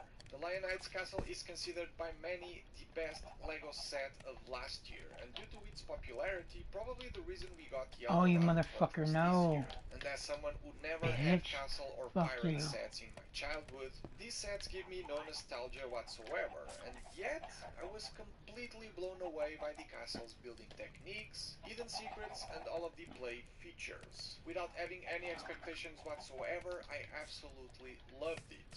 Because of it, I had high expectations for the El Dorado Fortress, thinking I would be having a similar experience as the castle. But I didn't. This set does not have the raised baseplate element the old one had, and so we actually have to build up the terrain to have the fortress sitting on top.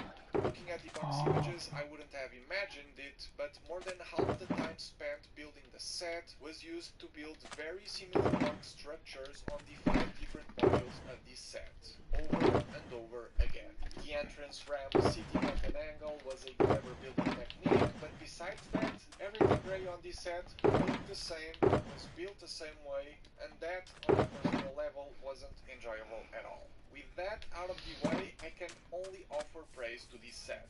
The modules are split into different instruction booklets, so this is the perfect LEGO product to build with someone else. The price of $215 for a LEGO set with 2,500 pieces is great value by today's LEGO standards, while also having 8 minifigures, 0 stickers, cloth sales, and a great looking display model with a lot of options to offer. I don't love the LEGO El Dorado Fortress, but I'm happy for those of you who'll go absolutely crazy over this. And given the success of the remakes and throwback sets done recently, this will definitely not be the end of it. Subscribe for more LEGO set reviews, and I'll see you all in the next one.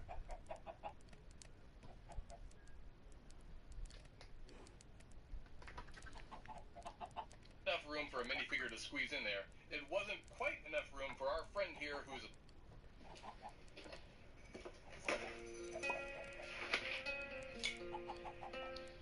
LEGO introduced the Pirate line in 1989 with 10 sets. One of those sets was 6276, the El Dorado Fortress. That set was one of the cooler ones that LEGO introduced in '89, and it had 506 pieces and retailed for $66. And in case you're curious, $66 in 1989 is around $162 in 2023 money.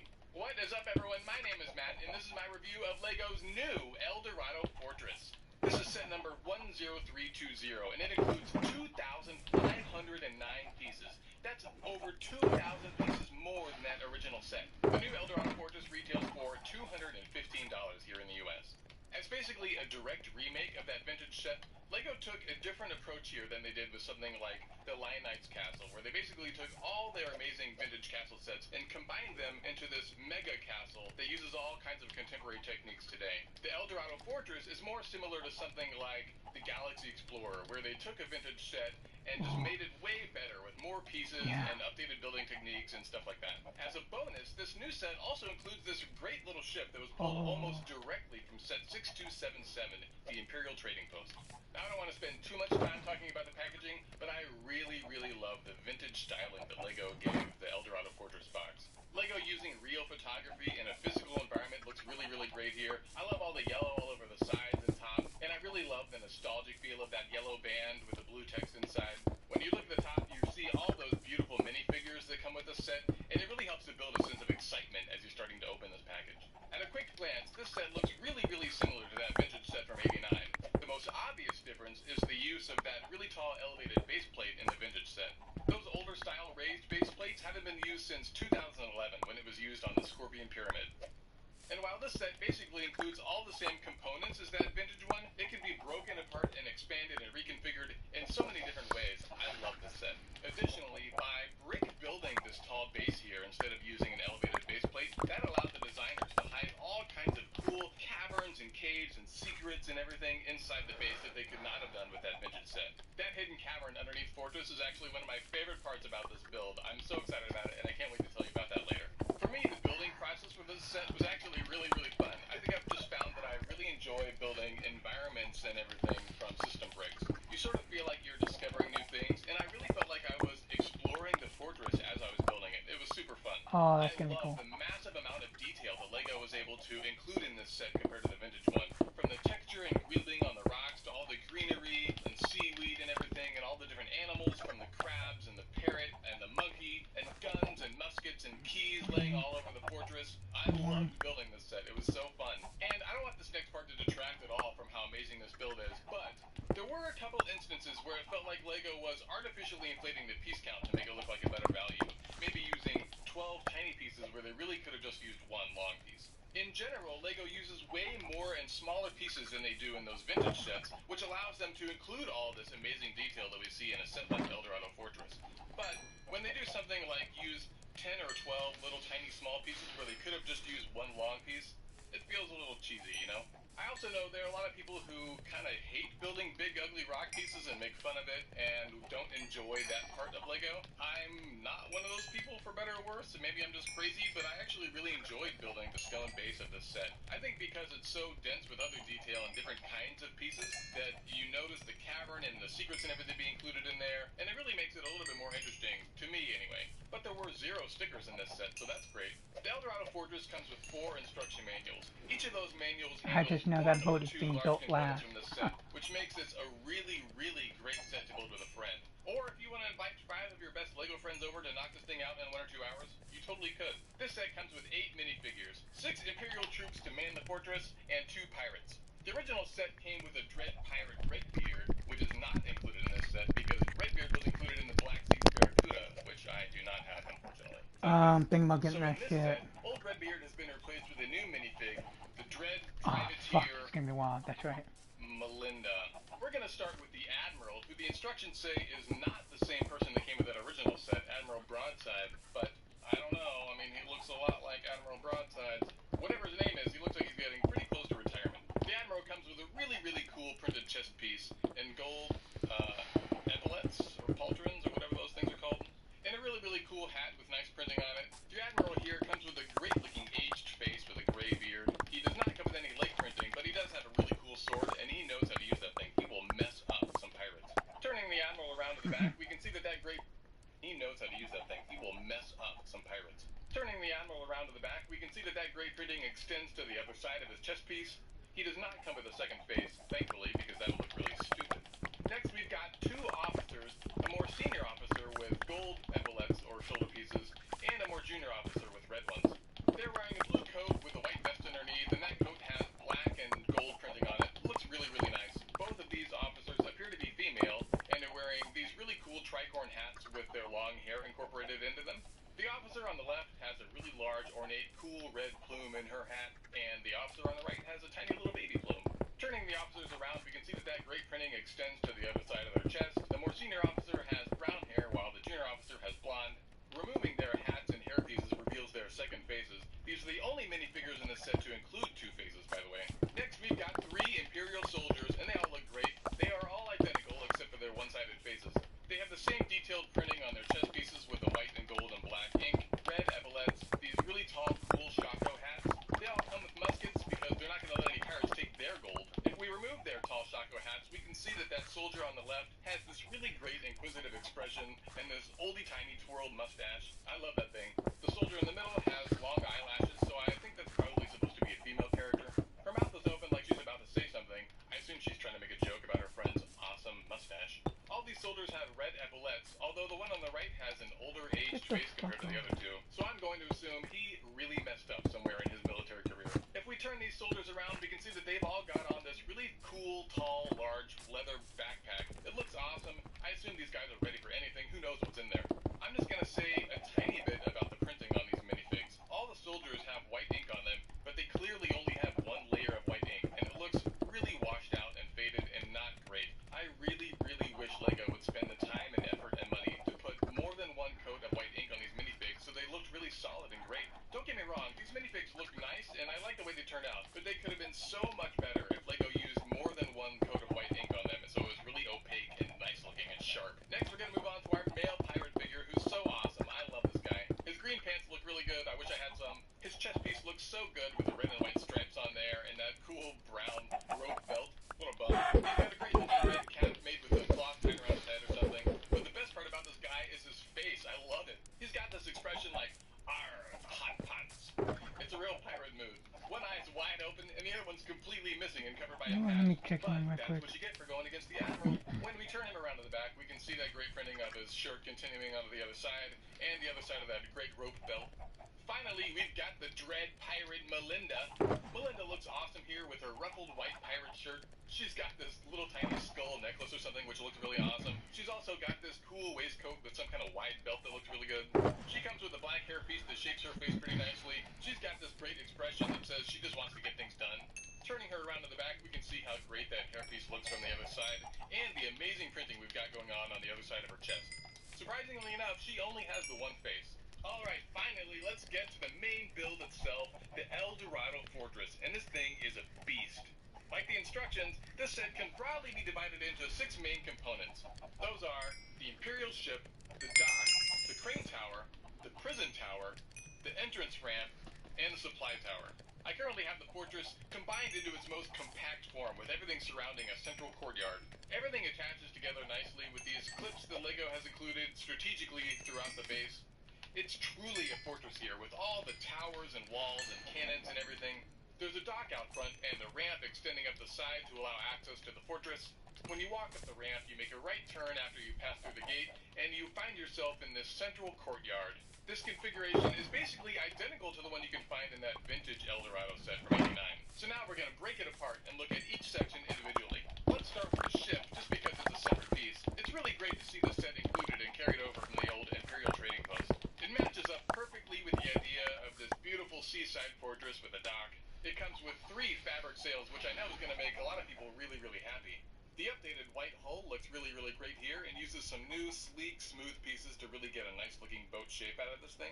That yellow and red color scheme looks really, really nice and classic and makes its way from the flags on top to the detailing of the bow and back of the ship. I don't know ships. And I know that I'm in the minority when I say that I really, really like the brick-built sails from the 3-in-1 pirate ship behind me over there. But these fabric sails look really, really nice. The printing is great. They're scaled beautifully for this ship, and I think they look really nice on here. We also get this great little rowboat with a Jolly Roger flag on the back for the pirates to use as they're sneaking their way around the fortress. Next, we're going to take a look at the dock. It's the smallest part of the fortress that we have to build. This little build is the courtyard when it's placed in the middle of the fortress, but it becomes the seaside dock when you have this fortress spread out into its longest form. It's simple, but it has this really great rock terrain on one side and these 4 black pillars that stand up from the water. I love the dark green seaweed that you can find underneath the dock along the water. We've got a table here that looks really nice with 4 stools set around it, 2 bowls, 2 cups, and a bottle of wine or maybe rum. This table looks really nice and makes a lot of sense when it's set up in the middle of the courtyard. It looks a little bit funny when you have it set up on the dock. I don't know, maybe they're having a party or something? Next, we're going to look at the crane tower, which is awesome. I love this little build. This crane slaps. You can rotate it around 360 degrees. You can raise and lower the cargo you got on it. This little cargo area comes with these tough chains that look really awesome. There's a chest that it's carrying here that has 2 flintlock pistols inside, so that's pretty cool. Looks like they're getting ready for battle. Raising and lowering the cargo here is pretty fun and works really well. You just turn these little knobs at the back. It's pretty cool. There's a little ladder on the side, so minifigs are able to get up to that crane. On the middle level, there's a whole bunch of cannonballs for ammunition, an empty barrel, and a sack of what could be grain. If we peek down to the lower level, we can see that there's a tunnel underneath, but we're going to get to that later. Next up is the prison tower. This thing looks amazing. It also holds the door to the biggest secret in the entire fortress. The prison tower is built in an L shape, and it has a lot of really great rock greebling and texture on one side, and a whole bunch of additional rocks and plant life and a crab on the other side. There's a little waterfall coming from underneath the fortress, but where's that water coming from? Well, we're going to find out. The tower itself is made with these really beautiful white and yellow bricks with these exposed red bricks sort of sprinkled throughout the exterior. It looks really, really great and gives it a weathered look that's perfect for this set. The door next to the prison has a little key next to it so it can be easily locked and unlocked. By removing the roof of the prison and by removing one of the windows on the side, you can get a really nice view of the inside of that prison cell. It's not a very nice place to sleep, with just a few pieces of straw for prisoners to sleep on. If you do find yourself a prisoner of one of the Imperials, then luckily you're not going to have to stay there for very long if you know what you're doing, because there's a trap door hidden inside the floor. When a minifigure goes down that trapdoor, they fall right outside the waterfall and escape through that side entrance. This feels like the Goonies. From the top of the tower, you can take a ladder down on the side to this little platform where there's a secret door hidden in the floor there as well. If you open that trapdoor, there's another ladder that goes down the side wall of that interior, and there you can find all kinds of treasure. A big treasure chest with stuff inside, gold bars, a sack of treasure. It's pretty amazing. Is this Imperial treasure and this is where they store it? Or is this an area where the pirates have secretly stored their treasure and they're looking for it? I don't know. On the other side of that L, you've got a tight little chamber with just enough room for a minifigure to squeeze in there. It wasn't quite enough room for our friend here who's a skeleton now wearing a red cap. So, looks like maybe that was a pirate who found his way down there and was looking for that treasure and got stuck. I wonder what our now skeleton friend was looking for. Next is what I'm going to call the supply tower. On the outside, we've got, again, what I think is a lot of really beautiful texture from the rock pieces and greebling and the plant life and everything like that. There's a little bit of a beach here with these sand tiles with rounded edges, and these two beautiful palm trees. They help to give a really nice tropical vibe to the El Dorado Fortress. On the main level, we've got an empty barrel and a sack of grain or something like that, and a broom for cleaning up after yourself. There's a ladder here, and if we take that ladder all the way up to the top of the tower, we can see that there's a rotating cannon, which is pretty awesome. And there's also a parrot to talk to if you're stationed up there. Naturally, this cannon also fires for real, so let's try it out right now. It's super fun. Get wrecked, pirates! Lastly, if we look at those hidden caverns underneath, we've got a few barrels of wine there with one has a tap on it, and some of that wine is spilling out onto the floor. There's a little green frog who has somehow survived down there, and that passageway continues on the outside, and you can see it when you turn it over. Finally, the main and most awesome and large and impressive part of the El Dorado Fortress is this beautiful entrance ramp and tower. Because this set is not on one of those older style raised base plates, we get to brick build this ramp, and I love the way it turned out. The combination of the texture and the dark gray and light gray and all the different kinds of pieces they were able to use on this ramp feels really great. It really feels like an old cobblestone path. And all the different angles they were able to incorporate into it, and the way that they were able to achieve the angle that this ramp is at was really, really cool. It was so fun to build. If you're at all interested in this set, I can't wait for you to build it. And if you already have, tell me what you thought of it down in the comments. On the front side of our fortress, we've got this long dock in black here. Next to the path, there's a little bit of a beach where we've got our monkey sitting, and he looks super cool. There's another rotating cannon here for the fortress's defense. For anyone who makes their way up that ramp, I hope you're friendly because there's two really cool angled guns that you can position up at the top that you can swivel around. It looks so good. There's another weapon rack just inside the gate. This is a very well-armed fortress. There are a lot of soldiers here and they need to eat, so there's a little fire pit with a stove or on the side. There's a sack of grain or something next to that little oven, and a torch and a little key for that front gate. On the upper floor of the tower, we've got the Admiral's office. His door to the balcony looks so good. It's covered in studs and it's thick and tough looking. I love the way this turned out. He's got a desk with a map and a candle and a pen and ink there. At the very, very top of this fortress, there's yet another cannon that swivels 360 degrees and the Imperial flag, which looks really, really good here. At the very bottom, in the hidden cavern underneath that ramp, we've got a cave or something with a barrel with treasure inside. Now, finally, we get to the part I've been really looking forward to telling you about. There's one last little cool Easter egg hidden in this set, and it's so interesting. In the instruction manual for the underground cavern part of this build, there's a little bit of text that says, "The hidden letter? Whom can it be from? Who can solve this mystery?" This is going to be a little bit hard to illustrate, but I'm going to show you how I think someone is supposed to get into those secret caverns and where that hidden letter is found. If you remember in the prison tower, there was that trapdoor where underneath that trapdoor there was a treasure chest and a bunch of treasure and gold bars. That's, I think, where now the Imperials keep their treasure currently. On the other side of that L, there's that tiny little tight hidden chamber where someone got trapped down there and died. When this fortress is in its most compact form, if you follow that tunnel all the way through, it continues through to the underside of the crane tower. If you follow that stone path underneath the crane tower, it continues along under there and ends at this stone wall. If you dig around in that wall, you'll find that there's a stone container. And what can you find inside that secret hidden stone container? If you open that stone container, there's a letter inside. And LEGO doesn't want you to know this, but that letter says that if you read this, and that's where the real treasure is. I think that pirate was hiding that letter, and when he was down there, part of the cavern fell underneath him, and that cavern originally extended and made its way into that area where the Imperials are now storing that treasure, and you could take that trapdoor up, but then it became closed off, and it got stuck down there. So that's the El Dorado Fortress, and I think this set is amazing. I had such a fun time building this. There are so many cool little details and Easter eggs and stories in this thing. I really, really love this set, and I hope you do too. This has probably been my favorite set to build since the Lion Knight's Castle was released about a year ago. That set is near perfection, and I have a review on my channel if you'd like to watch that. If you at all are into the pirate theme, I recommend this set. I think you're going to love it. Alright, later nerds! That guy's cool. Oh, wow.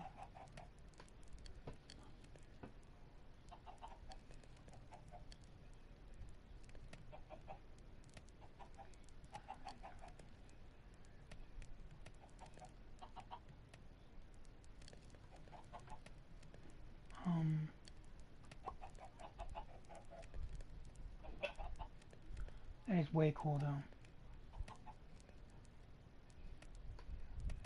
Gosh, Bill's stuck connecting. Just like this one still standing today, then you can go visit. So for this set, very nice to see that they stuck with the... If building large Lego fortifications isn't your forte, well, that's unfortunate. I know this set isn't the most affordable, but for me, I think it's worth it. Who knows, in a few years, this could be worth a fortune. I like that. Ahoy, all, It's I'm Josh, wonderful. Josh Wilson. Wonderful. Today we're talking about the all-new, based on the old El Dorado Fortress set. This set just came out in July 2023. It contains 2,500 pieces and costs $215 here in the US. In my opinion, this is a beautiful recreation of the classic El Dorado Fortress set, which was released in 1989. This set pays tribute to it in a lot of wonderful ways, and I would say improves upon it in even more ways. This set has something the original never had, the nostalgia factor. It also has this little ship, which is actually pretty significant. We'll talk more about that in a second. The inclusion of the ship tells us that this is a fort/port. It may be my favorite port, second only to that one where we show off all of our previous work over at Portfolio, but both of these ports are far better than my least favorite port, Portfolio.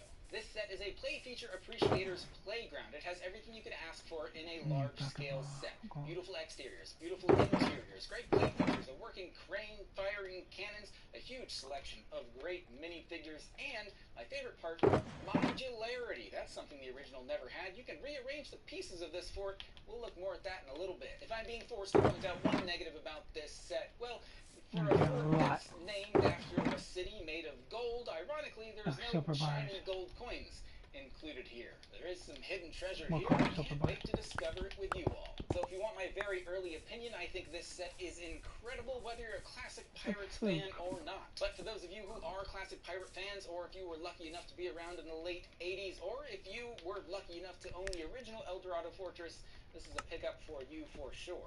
Fort Shore. Fort Shore. That's a pun. So let's travel back in time to 1989.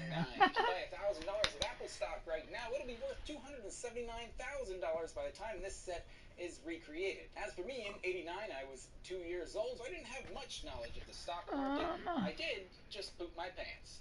So if you'll excuse me, I've got to go change. Let's talk minifigures first and foremost, and then we'll talk more about this little ship, and then we'll dive into all of the details of this fabulous fort.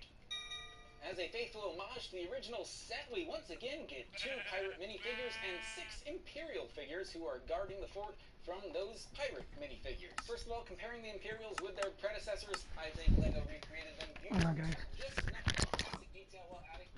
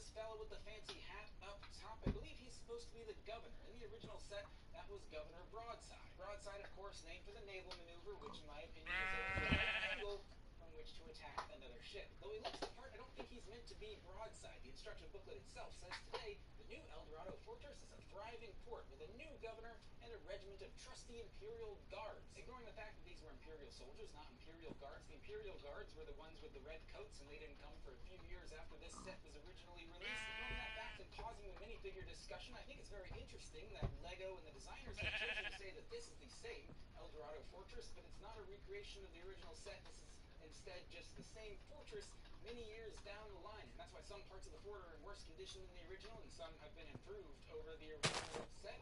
It's just an interesting direction that LEGO decided to go. Anyway, back to this unnamed governor. He doesn't lead alone. It's a team fortress too.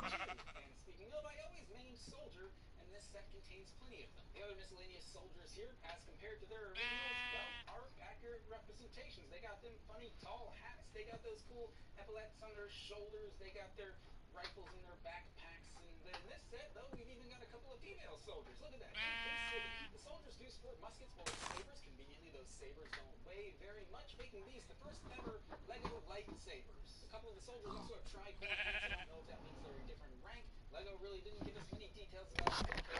So, speaking of lack of details, we have the two pirate minifigures here. One unnamed, undetailed, nice recreation of a generic pirate with the generic bandana hat, and also an unnamed female pirate. In the original sets, there was only ever one female minifigure, and her name was Anne. I don't know if this is supposed to be a recreation of Anne, but again, if we're many years later, then this could be someone else. There is a very noticeably missing minifigure here. Of course, Captain Redbeard, who was included in the original set and was included in a ton of original pirate sets. You know that pirate. He was the famous captain who suffered from just about every pirate ailment of the day. Peg leg, eye patch, a hooked hand, red hair, probably scurvy. But that isn't canon. This is. I'm not exactly sure why LEGO left out the captain, but I have my suspicions, which I'll tell you about in a minute. We also get a monkey and a parrot. The monkey is worse than the old Hopefully monkey. December Is a little more detailed. He's lost almost all of his doesn't possibilities. provide any There's good one figure in this set that video I games. forgot was there, but buried deep within the fort's foundation, perhaps serving as a cautionary tale, presenting the perils of looking for lost loot.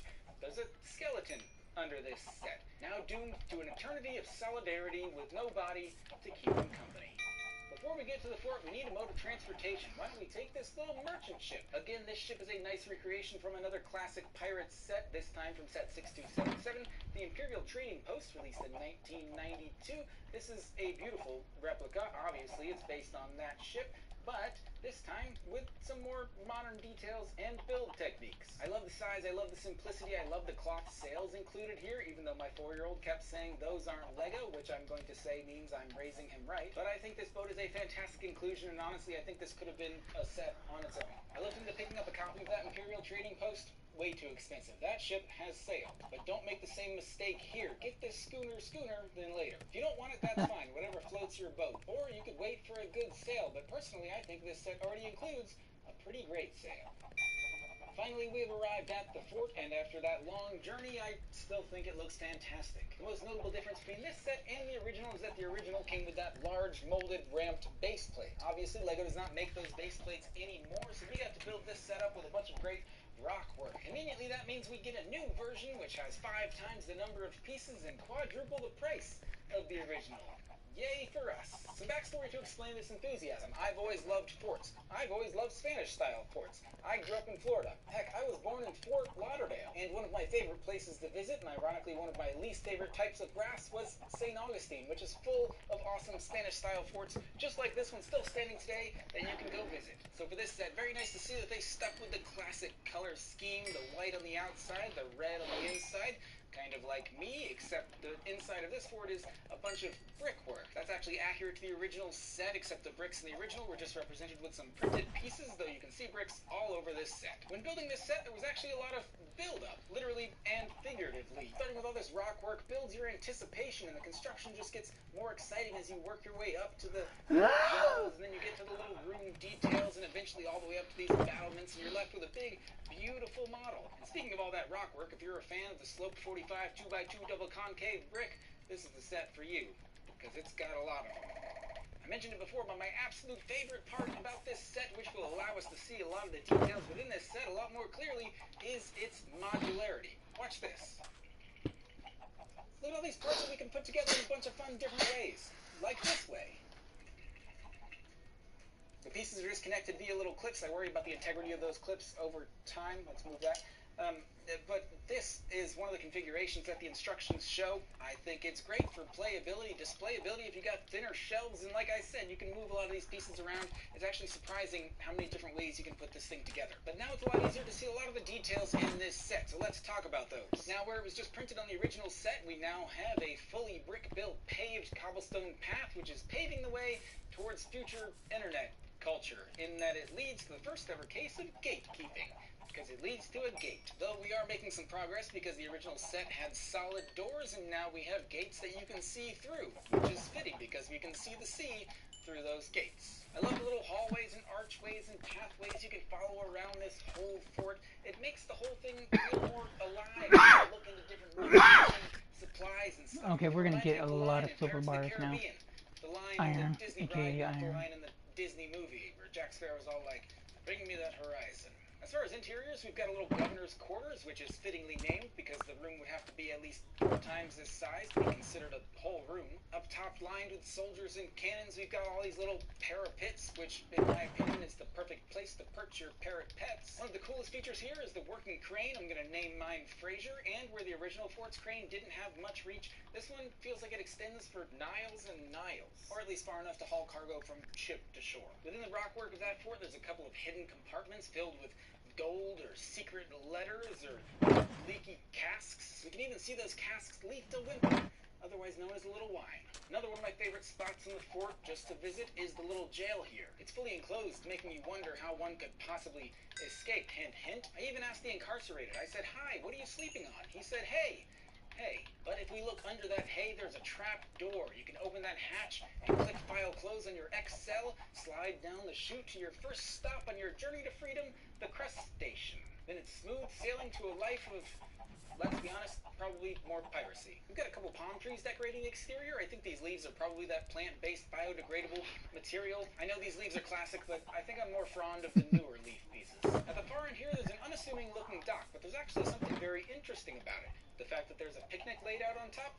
No, I think that's just because this piece is used as the center when the fort is all enclosed. There's also a trap door here which would drop someone into that seaweed kind of dirty looking water below, but that's okay, you can always wash up on shore. But the interesting thing about this dock is that the instructions say that this is a place where the Black Sea's Barracuda can dock. This is the Black Sea's Barracuda being referred to in those instructions. This is the newer version, and assuming you have the space, this ship can indeed dock right up to that dock. If you don't have this set right now, you might be feeling a little peer pressure to go out and buy it, and I would encourage you to do so if you are able. But this big old Barracuda includes a very interesting little minifigure. That's right, sure enough, here he is. It's Captain Redbeard. And because Redbeard is included in this set, I think that's why he's not in the fort. I think LEGO is trying to make these two sets exist in the same pirate universe, which could mean more pirate sets in the same universe. Let's not get our hopes up. That's just a prediction. It's not canon. But this is. My final thoughts. No one will be surprised to hear me say that you should absolutely buy this set if you are able. It is great on so many levels. But I understand this is not within everyone's budget. That's okay. There's enough fort here for the both of us. Come on over. You can play with this one. Though I'm not free until the evening in about 2 weeks. But if that works for you, come on over. It'll be a fortnight. I apologize for nothing. I'll see you next time.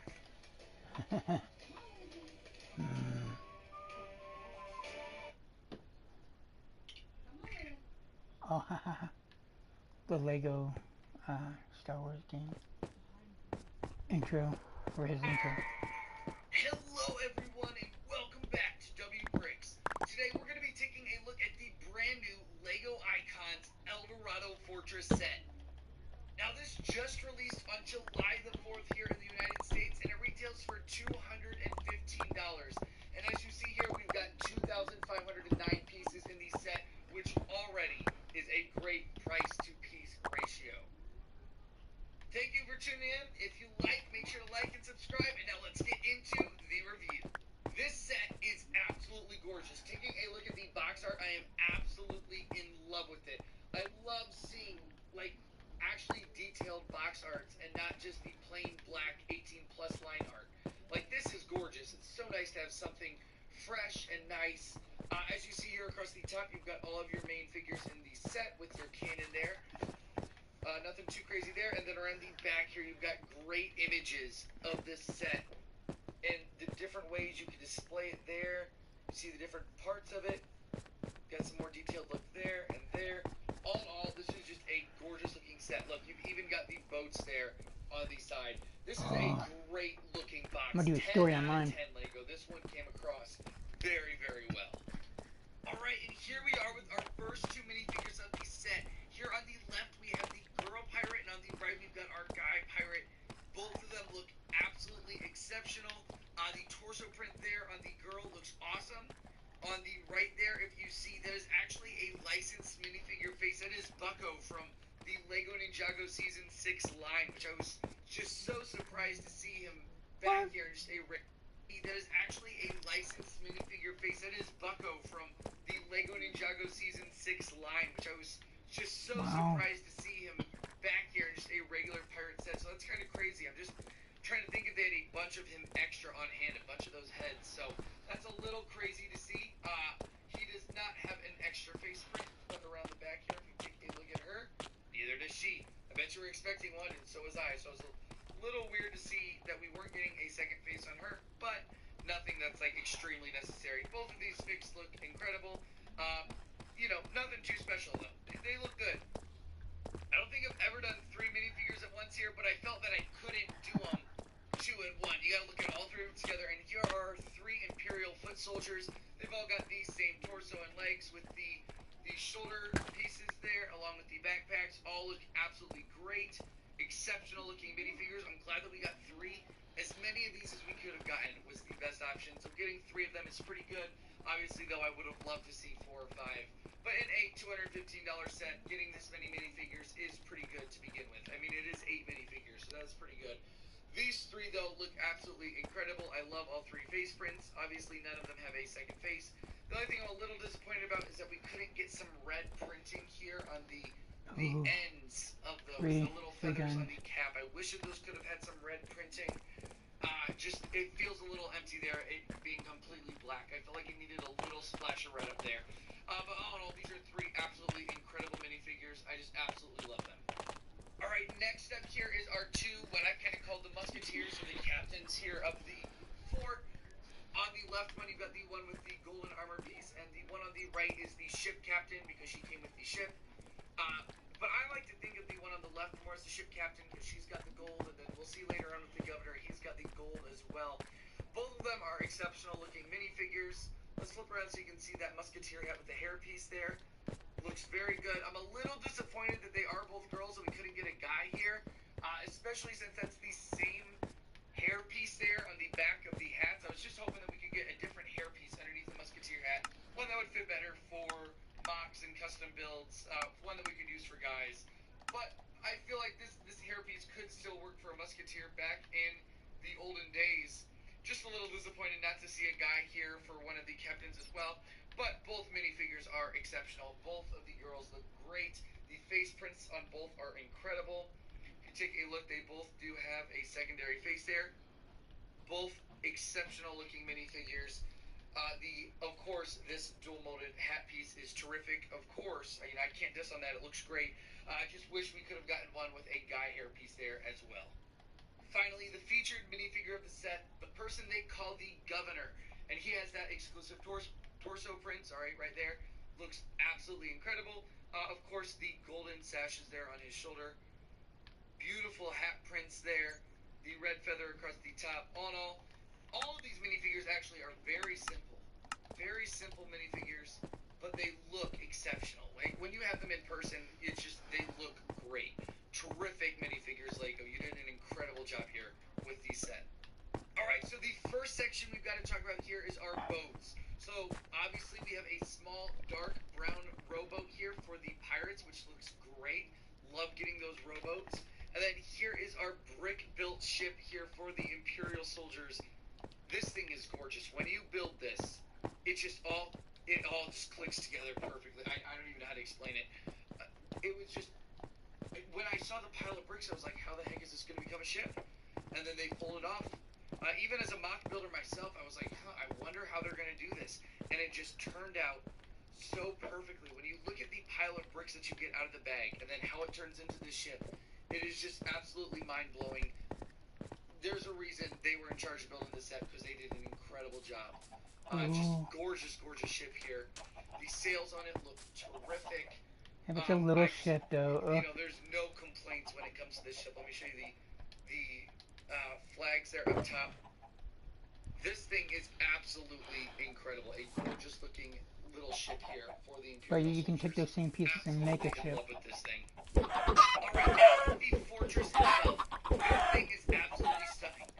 But you build it in 5 different sections, okay? This thing is like a complete modular sort of a system. You can kind of customize whatever type of fort you want, which I think is an incredible idea. That way you can fit it to your space where you can display it. I built it a few different ways, and then when I took it to the space where I'm going to display it in my Lego room, I couldn't fit how I wanted it. So I just moved around a couple things, and boom, it fit into the space perfectly. And I'll show you at the end how I fit it into my space, into a standard kind of a Lego bookcase. So I'll show you that at the end. First, I'm going to go through each of these little modules and show you all what they look like individually. Oh, there's the and then boat. I'll combine them into a few different shapes before I show you my own personal preference.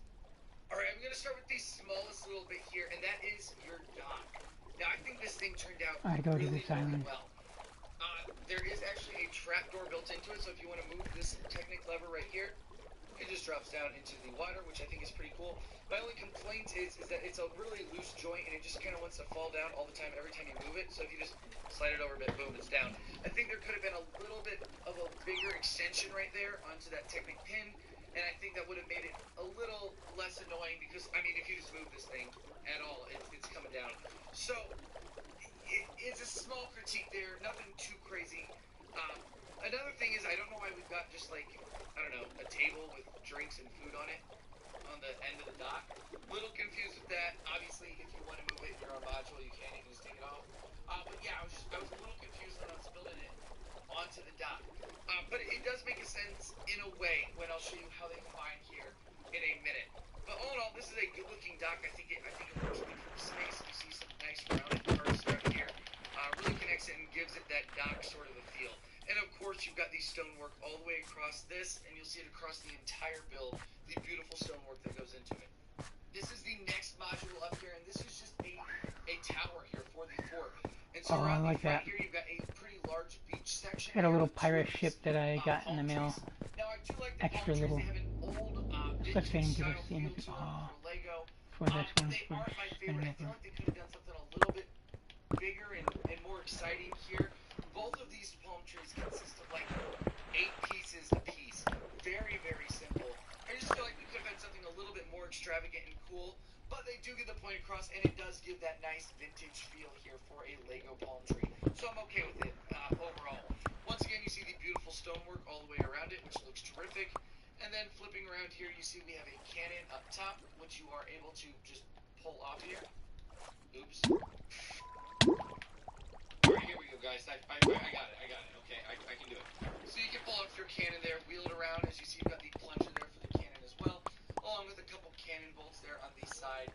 You can move around one other one too, so if you want to take them off, roll around, that's a great little play feature. As you see, you've got a blue and yellow parrot up there, which is really nice. And down inside, you've got a broom on the wall, plus a cutlass, and then a barrel and a sack there as well. And then down below, you've got a nice little ale wine basement sort of a thing. So, hey, it's something. You cut something down there, and it feels piratey, so that's pretty cool. All in all, this is a good-looking module. Definitely not my favorite of the few. I'll show you my favorite ones here coming up. But this does look good. And once again, the rock work there looks terrific. Next up here is your corner unit. Now this will wrap around the corner. You see you've got some gold down there with a little ladder that goes up, and then you can lift up your little trapdoor to get down there. You've got a skeleton that's stuck in the walls down there. Rest in peace, that poor dude. I don't know what he was doing down there, but poor dude got stuck. I hate this fucking water. This one looks probably the Get the hell best out of from here. the outside angles. You've got some It's annoying. rock work. You've got a little bit of a waterfall coming down, a stream from inside the rocks. And then you've got some of those nice leaf pieces built into the wall, some moss and stuff going out of it. Dude, that looks really, really cool. And then, of course, you've got your prison. So you've got a monkey up top that will steal your key, just like the original sets. So I'm going to move him up to the side. And then I love the little work with the roofing here. And then you can actually pull out this entire window section to get inside your prison cell, along with taking off this top section as well. So if He you look sounds like inside Jimmy here, Fallon. nothing but a straw bed in there. But for your pirates to escape, what you can do is you can lift up this trapdoor right here, and then your pirates can escape if you put them down in there, and they just slide out the waterfall. So let me show you again. Pop them in there. He slides out the waterfall. Broken escape. So I think that's a pretty fun little play feature in there for kids if they get the set. That's got to be fun just to have your pirates escape. It also adds to the story of the set, which I think is really important. All in all, this is a beautiful looking module. Of course, you've got the ladder on the side, which is great, showing how they can get from this level to this level, along with this level down to this level. Great little feature there, LEGO. 10 out of 10. Alright guys, this might be the thinnest module here in the set, but it is my absolute favorite. This is your kind of crane from back in the day lifting up the chest of guns here. Come on guys, this thing is gorgeous. Look at that brick built work in there. Looks absolutely exceptional. Of course, you've got look at that brick built work in there. Oh, Looks nice. absolutely exceptional. Of course, you've got a full 360-degree range of motion here on this. Plus, you can pull up the string and lower it if you choose to. I kind of got it at that height that I like, so that is pretty good there. All in all, come on, guys, that looks terrific. That crane looks just, it's gorgeous. It is absolutely gorgeous. 110% actually. LEGO executed that perfectly. Around the back here, you see you've got some extra cannonballs inside there, along with a sack and a barrel of stuff as well. And then just a nice little narrow walkway through there, which just leads perfectly into this one that we saw before. So if you connect those, you see you've got that nice long tunnel in there where your skeleton has been stuck in the walls. And once again, just adds to the story, adds to the entire build of the set. Just a great module, especially being the thinnest and smallest one. And finally, the main module here of the set, the big part of the fortress. You've got your beautiful stonework all the way up. Let me try to lift this up so you guys can see it closer. You've got beautiful stonework up across the top. You can always have them standing or The sitting dock on it. area around the bottom is beautiful, along with the light azure base plates here. Those are terrific to get in such a large quantity. You got another one of those palm trees here on the side. I love this circular section here with the cannon. I think that's terrific, and this is the other cannon that you're able to lift off. See there, guys, I got it that time. Oh, that's You so can cool. lift that cannon off. Around the inside here, you see you've got plenty of space to walk your soldiers around. Got a little fireplace with a pot on it over here. And then you've got some weapon racks all around, seeing your door on the inside. And then some more space down below. Just a barrel there with some extra coins in it. And then flipping around to the side, you see you've got some nice supports there in yellow. Let's move up to the top here. So you've got the fortress look there around the top with some 2 rifles hanging down below. Love this burgundy window into the wall. It's gorgeous. Door is not my favorite. I think there should have been some tiles on it or something. I just think it's looking a little strange there, having all those studs there on that. Just not my favorite. And then, of course, up top, lift this so you can see you've got that beautiful Imperial flag there. Looks absolutely incredible. Absolutely love that. And then that cannon is actually stuck up there. You can't move that one. That one is just attached up top. And then finally, on the top of the inside, you've got the governor's quarters with a map and then a candle and then a quill and ink to write with. All in all, a beautiful looking module. This is that first section that you build, and it is absolutely gorgeous. Now let me kind of do some customization, move some stuff around, and then show you kind of what you see on the box. I guess I'll do that one first. What you see on the box of what you can get. Alright, so here's what LEGO advertises on the box that you can build. And as you see, as I spin this around, you've got a full 360-degree display set.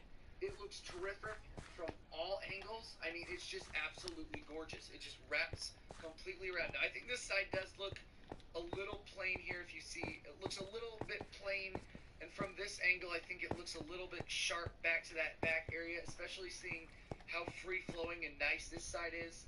But it definitely does work. It definitely works. You've got the full fortress. You've got your entire side on the inside there, and that's where you see the table. Where's the freaking exit? This looks really, really good, especially if you've got a nice 360 display area. For instance, if I were to take this and display it on the corner of my desk, I would be very happy with this, because when people would walk in my Lego space when I'm sitting here on my desk, I can look at it from all angles and be happy with it. So I think that is a really solid choice by Lego to give it that 360 view. Now let me switch it to the secondary view that they say you can build. Alright, and here's the next view that they say you can build it into as like their suggestions. And I do think this looks good, but there is a couple things I'm not too happy with.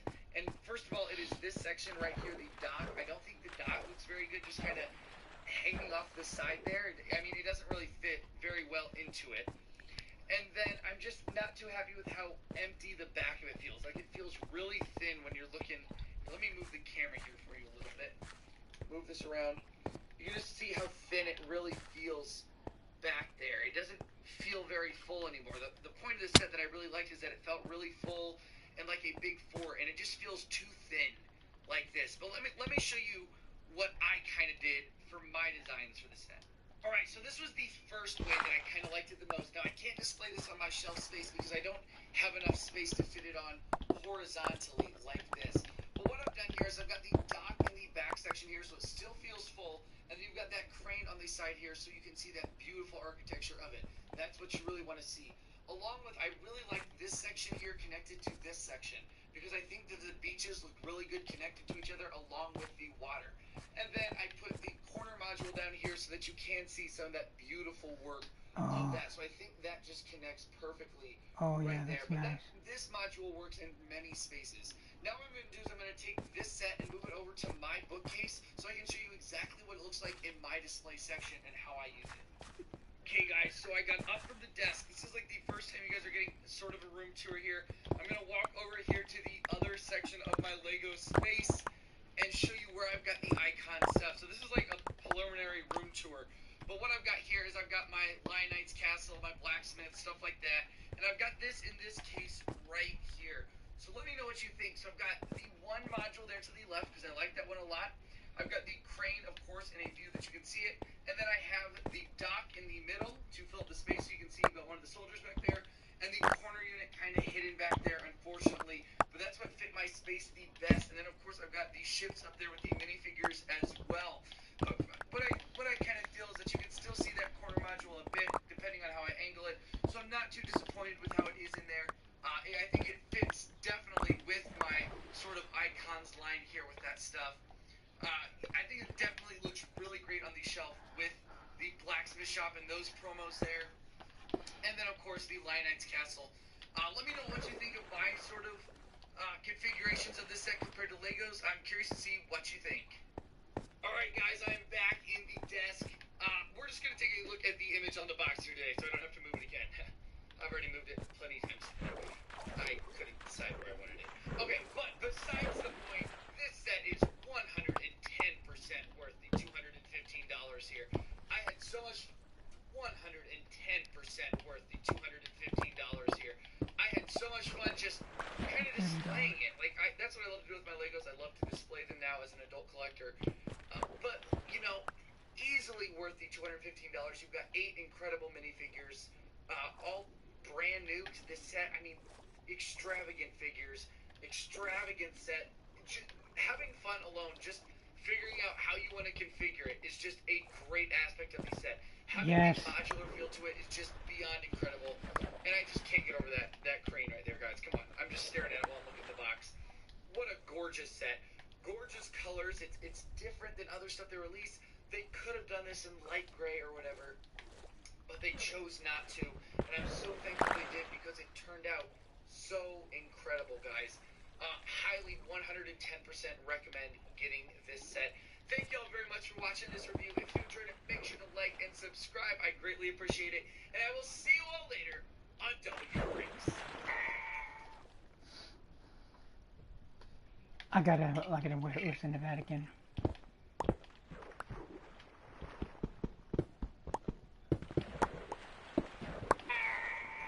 Hello, everyone, and welcome back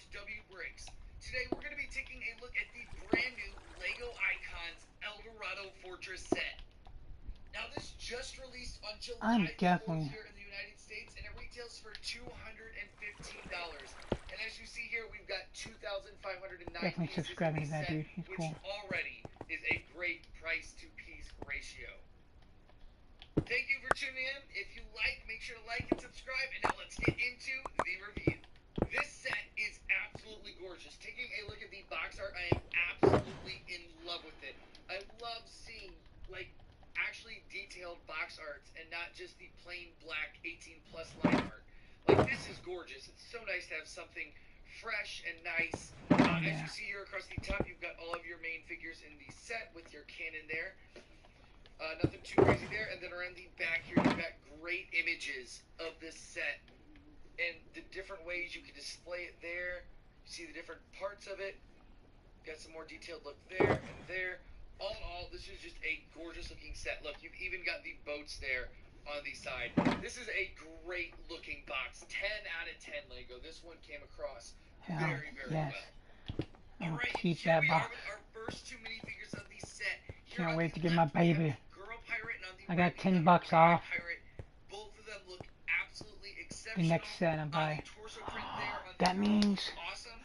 On the right there, if you see, there's actually a licensed minifigure face. That is Bucko from the Lego Ninjago Season 6 Live, which I was just so surprised to see him back here, just a regular pirate set. So that's kind of crazy. I'm just trying to think if they had a bunch of him extra on hand, a bunch of those heads. So that's a little crazy to see. He does not have an extra face print from around the back here. gold. Take a look at her. Neither does she. I bet you were expecting one, and so was I. So it was a little weird to see that we weren't getting a second face on her, but nothing that's like extremely necessary. Both of these figs look incredible. You know, nothing too special though. They look good. I don't think I've ever done 3 minifigures at once here, but I felt that I couldn't do them 2 in 1. You gotta look at all 3 of them together, and here are 3 Imperial foot soldiers. They've all got the same torso and legs with the shoulder pieces there, along with the backpacks. All look absolutely great. Exceptional looking minifigures. I'm glad that we got 3. As many of these as we could have gotten was the best option, so getting 3 of them is pretty good. Obviously, though, I would have loved to see 4 or 5. But in a $215 set, getting this many minifigures is pretty good to begin with. I mean, it is 8 minifigures, so that's pretty good. These 3, though, look absolutely incredible. I love all 3 face prints. Obviously, none of them have a second face. The only thing I'm a little disappointed about is that we couldn't get some red printing here on the ends of those, the little feathers on the cap. I wish that those could have had some red printing. Just, it feels a little empty there, it being completely black. I feel like it needed a little splash of red up there. But all in all, these are 3 absolutely incredible minifigures. I just absolutely love them. Alright, next up here is our 2, what I've kind of called the musketeers, or the captains here of the fort. On the left one, you've got the one with the golden armor piece, and the one on the right is the Tomorrow's ship a big captain, day, you guys. I don't know if I'm going to be... I'll be live streaming, obviously, but... And then we'll see later on with the governor, he's got the gold as well. Both of them are exceptional looking minifigures. Let's flip around. I had to get me a PlayStation High, though. Looks very good. I'm a little disappointed that they are both girls and we couldn't get a guy here, especially since that's the same hairpiece there on the back of the hat. I was just hoping that we could get a different hairpiece underneath the musketeer hat. One that would fit better for mocks and custom builds, one that we could use for guys. But I feel like this hairpiece could still work for a musketeer back in the olden days. Just a little disappointed not to see a guy here for one of the captains as well. But both minifigures are exceptional. Both of the girls look great. The face prints on both are incredible. Take a look, they both do have a secondary face there. Both exceptional looking minifigures. Of course, this dual molded hat piece is terrific. Of course, I can't diss on that. It looks great. I just wish we could have gotten one with a guy hair piece there as well. Finally, the featured minifigure of the set, the person they call the governor, and he has that exclusive torso print, right there. Looks absolutely incredible. Of course, the golden sash is there on his shoulder. Beautiful hat prints there. The red feather across the top. All of these minifigures actually are very simple. Very simple minifigures, but they look exceptional. Like, when you have them in person, it's just, they look great. Terrific minifigures, Lego. You did an incredible job here with the set. Alright, so the first section we've got to talk about here is our boats. So, obviously we have a small, dark brown rowboat here for the pirates, which looks great. Love getting those rowboats. And then here is our brick-built ship here for the Imperial soldiers. This thing is gorgeous. When you build this, it all just clicks together perfectly. I don't even know how to explain it. Oh, that's so cool. It was just, when I saw the pile of bricks, I was like, how the heck is this going to become a ship? And then they pulled it off. Even as a mock builder myself, I was like, I wonder how they're going to do this. And it just turned out so perfectly. When you look at the pile of bricks that you get out of the bag, and then how it turns into this ship, it is just absolutely mind-blowing. There's a reason they were in charge of building this set, because they did an incredible job. Just gorgeous, gorgeous ship here. The sails on it look terrific. There's no complaints when it comes to this ship. Let me show you the flags there up top. This thing is absolutely incredible. A gorgeous looking little ship here for the Imperial soldiers. Absolutely in love with this thing. Alright, now with the fortress itself, this thing is absolutely stunning. But you build it in 5 different sections, okay? This thing is like a complete modular sort of a system. You can kind of customize whatever type of fort you want, which I think is an incredible idea. That way you can fit it to your space where you can display it. I built it a few different ways, and then when I took it to the space where I'm going to display it in my Lego room, I couldn't fit how I wanted it. So I just moved around a couple things, and boom, it fit into the space perfectly. And I'll show you at the end how I fit it into my space, into a standard kind of a Lego bookcase. So I'll show you that at the end. For my space, into a standard kind of a Lego bookcase. So I'll show you that at the end. First, I'm going to go through each of these little modules and show you all what they look like individually, and then I'll combine them into a few different shapes before I show you my own personal preference. Alright, I'm going to start with the smallest little bit here, and that is your dock. Now, I think this thing turned out really, really well. There is actually a trapdoor built into it, so if you want to move this Technic lever right here, it just drops down into the water, which I think is pretty cool. My only complaint is that it's a really loose joint, and it just kind of wants to fall down all the time every time you move it. So if you just slide it over a bit, boom, it's down. I think there could have been a little bit of a bigger extension right there onto that Technic pin, and I think that would have made it a little less annoying because, I mean, if you just move this thing at all, it's coming down. So it's a small critique there, nothing too crazy. Another thing is, I don't know why we've got just like, I don't know, a table with drinks and food on it on the end of the dock. Little confused with that. Obviously, if you want to move it in your own module, you can. You can just take it off. But yeah, I was a little confused when I was building it onto the dock. But it does make a sense in a way when I'll show you how they combine here in a minute. But all in all, this is a good-looking dock. I think it works well for the space. You see some nice rounded parts throughout here. Really connects it and gives it that dock sort of a feel. And of course, you've got the stonework all the way across this, and you'll see it across the entire build. The beautiful stonework that goes into it. Tomorrow. This is the next You know what, you guys? module up here. Hold on. This is just I gotta pause this.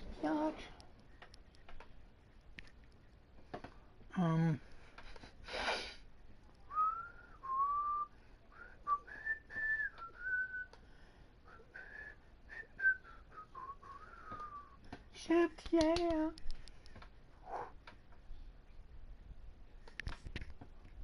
In my heart, Lord, I want to be yours. In my heart. Where the fuck is the thingy? Get updates, damn it. Ugh.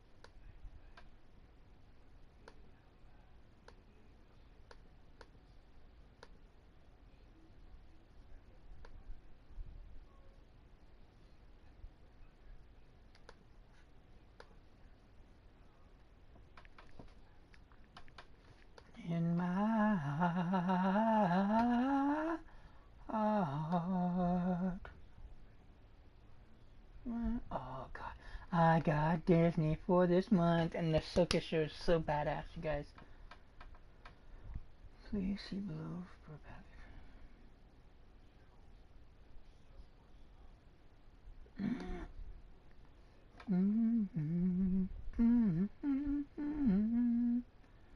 be up in my heart.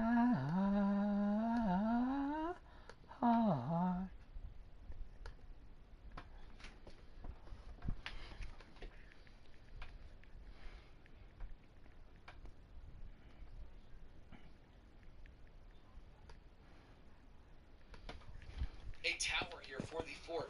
And so around the front here, you've got a pretty large beach section here with two of these palm trees. Now, I do like the palm trees. They have an old vintage style feel to them for Lego. Ooh, this one's got a palm tree My too. favorite. I feel like they could have done something a little I got a palm tree in this one. bigger What? and more exciting here. Both of these palm trees consist of like 8 pieces apiece. Very, very simple. I just feel like we could have had something a little bit more extravagant and cool, but they do get the point across, and it does give that nice vintage feel here for a I got Lego a couple palm trees. So I'm okay with it overall. Once again, you see the beautiful stonework all the way around it, which looks terrific. And I have to buy more. Around here, you see we have a cannon up top, which you are able to just pull off here. Oops. All right, here we go, guys. I got it. Okay, I can do it. So you can pull up your cannon there, wheel it around. As you see, you've got the plunger there for the cannon as well, along with a couple cannon bolts there on the side. You can move around one other one too, so if you want to take them off, roll around, that's a great little play feature. As you see, you've got a blue and yellow parrot up there, which is really nice. And down inside, you've got a broom on the wall, plus a cutlass, and then a barrel and a sack there as well. And then down below, you've got a nice little ale wine basement sort of a thing. So, hey, it's something. You cut something down there, and it feels piratey, so that's pretty cool. All in all, this is a good-looking module. Definitely not my favorite of the few. I'll show you my favorite ones here coming up. But this does look good. And once again, the rock work there looks terrific. Next up here is your corner unit. Oh. My favorite of the few. I'm gonna build a cave after I'm done building this. I'm gonna build a cave. This does look good. And once again, the rock work there looks terrific. Next up here is your corner unit. Ooh, you got crabs in there. Corner, you see you've got some gold down there with a little ladder that goes up, and then you can lift up your little trapdoor to get down there. You've got a skeleton that's stuck in the walls down there. Rest in peace, that poor dude. I don't know what he was doing down there, but poor dude got stuck. All in all, I think this one looks probably the best from the outside angles. You've got some beautiful rock work. You've got a little bit of a waterfall coming down, a stream from inside the rocks.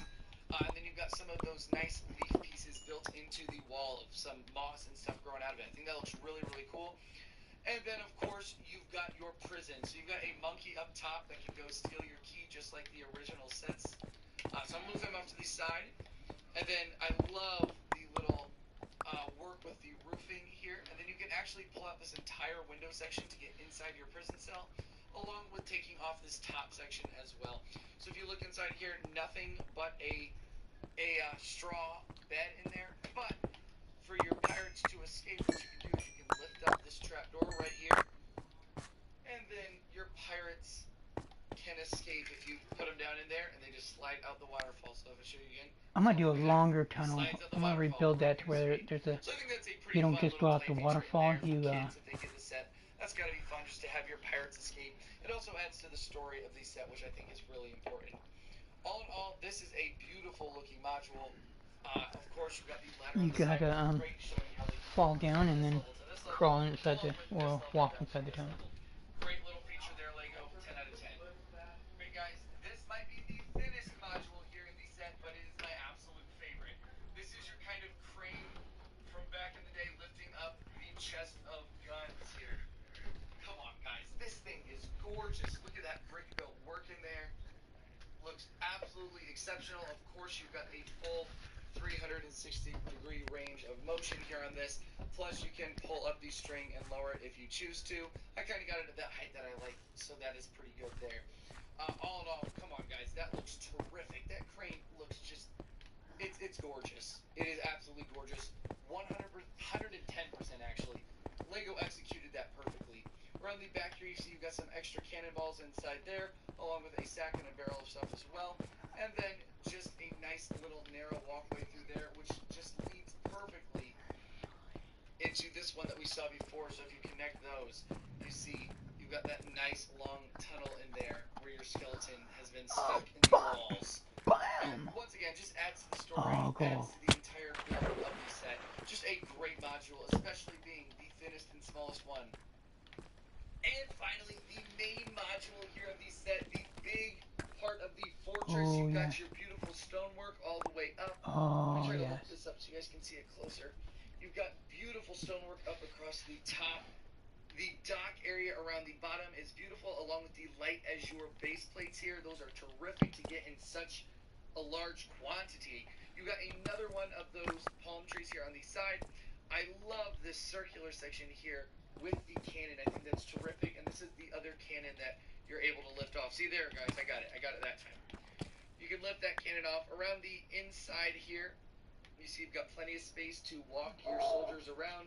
Got a little fireplace with a pot on it over here. Yeah, but see, And then you've got some weapon racks when all you got around. it attached to Your the door on thing. the inside. And then some more space down below. Just a barrel there with some extra coins in it. And then flipping around to the side, you see down below. Just a barrel there with some extra coins in it. And then flipping around to the side, you see you've got some nice supports there in yellow. Let's move up to the top here. So you've got the fortress look there around the top with some 2 rifles hanging down below. Love this burgundy window into the wall. It's gorgeous. Door is not my favorite. I think there should have been some tiles on it or something. I just think it's looking a little strange there, being gotten, having all those studs there on that. Just not my favorite. And then of course up top, lift this so you can see you've got that beautiful Imperial flag there. Looks absolutely incredible. Absolutely love that. And then that cannon is actually stuck up there. You can't move that one. That one is just attached up top. And then finally on the top of the inside, you've got the governor's quarters with a map and then a candle and then a quill and ink to write with. All in all, a beautiful looking module. This is that first section that you build, and it is absolutely gorgeous. Now let me kind of do some customization, move some stuff around, and then show you kind of what you see on the box. I guess I'll do that one first. What you see on the box and what you can get.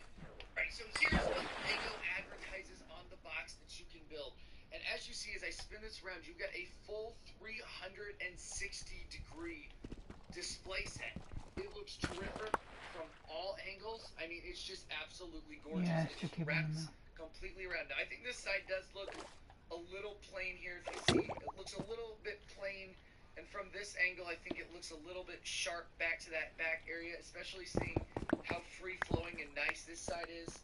But it definitely does work. It definitely works. You've got the full fortress. You've got your entire side on the inside there, and that's where you see the table fits perfectly into. This looks really, really good, especially if you've got a nice 360 display area. For instance, if I were to take this and display it on the corner of my desk, I would be very happy with this, because when people would walk into my Lego space, when I'm sitting here on my desk, I can look at it from all angles and be happy with it. So I think that is a really solid choice by Lego to give it that 360 view. Now let me switch it to the secondary view that they say you can build. Alright, and here's the next view that they say you can build it into as like their suggestions. And I do think this looks good, but there is a couple things I'm not too happy with. And first of all, it is this section right here, the dock. I don't think the dock looks very good, just kind of hanging off the side there. I mean, it doesn't really fit very well into it.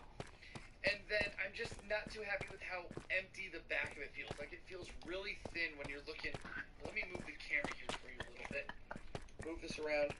You can just see how thin it really feels back there. It doesn't feel very full anymore. The point of this set that I really liked is that it felt really full and like a big fort, and it just feels too thin like this. But let me show you what I kind of did for my designs for the set. Alright, so this was the first way that I kind of liked it the most. Now, I can't display this on my shelf space because I don't have enough space to fit it on horizontally like this.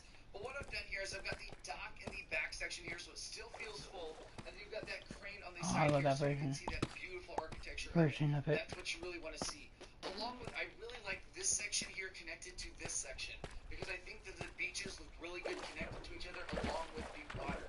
And then I put the corner module down here so that you can see some of that beautiful work of that. So I think that just connects perfectly right there. But this module works in many spaces. Now what I'm going to do is I'm going to take this set and move it over to my bookcase so I can show you exactly what it looks like in my display section and how I use it. Okay guys, so I got up from the desk. This is like the first time you guys are getting sort of a room tour here. I'm going to walk over here to the other section of my Lego space and show you where I've got the icon stuff. So this is like a preliminary room tour. But what I've got here is I've got my Lion Knight's castle, my blacksmith, stuff like that. And I've got this in this case right here. So let me know what you think. So I've got the one module there to the left because I like that one a lot. I've got the crane, of course, in a view that you can see it. And then I have the dock in the middle to fill up the space. So you can see you've got one of the soldiers back there. And the corner unit kind of hidden back there, unfortunately. But that's what fit my space the best. And then, of course, I've got the ships up there with the minifigures as well. But what I kind of feel is that you can still see that corner module a bit, depending on how I angle it. So I'm not too disappointed with how it is in there. I think it fits definitely with my sort of icons line here with that stuff. I think it definitely looks really great on the shelf with the blacksmith shop and those promos there. And then, of course, the Lion Knight's castle. Let me know what you think of my sort of configurations of this set compared to Legos. I'm curious to see what you think. Alright guys, I'm back in the desk. We're just going to take a look at the image on the box here today, so I don't have to move it again. I've already moved it plenty of times today. I couldn't decide where I wanted it. Okay, but besides the point, this set is one...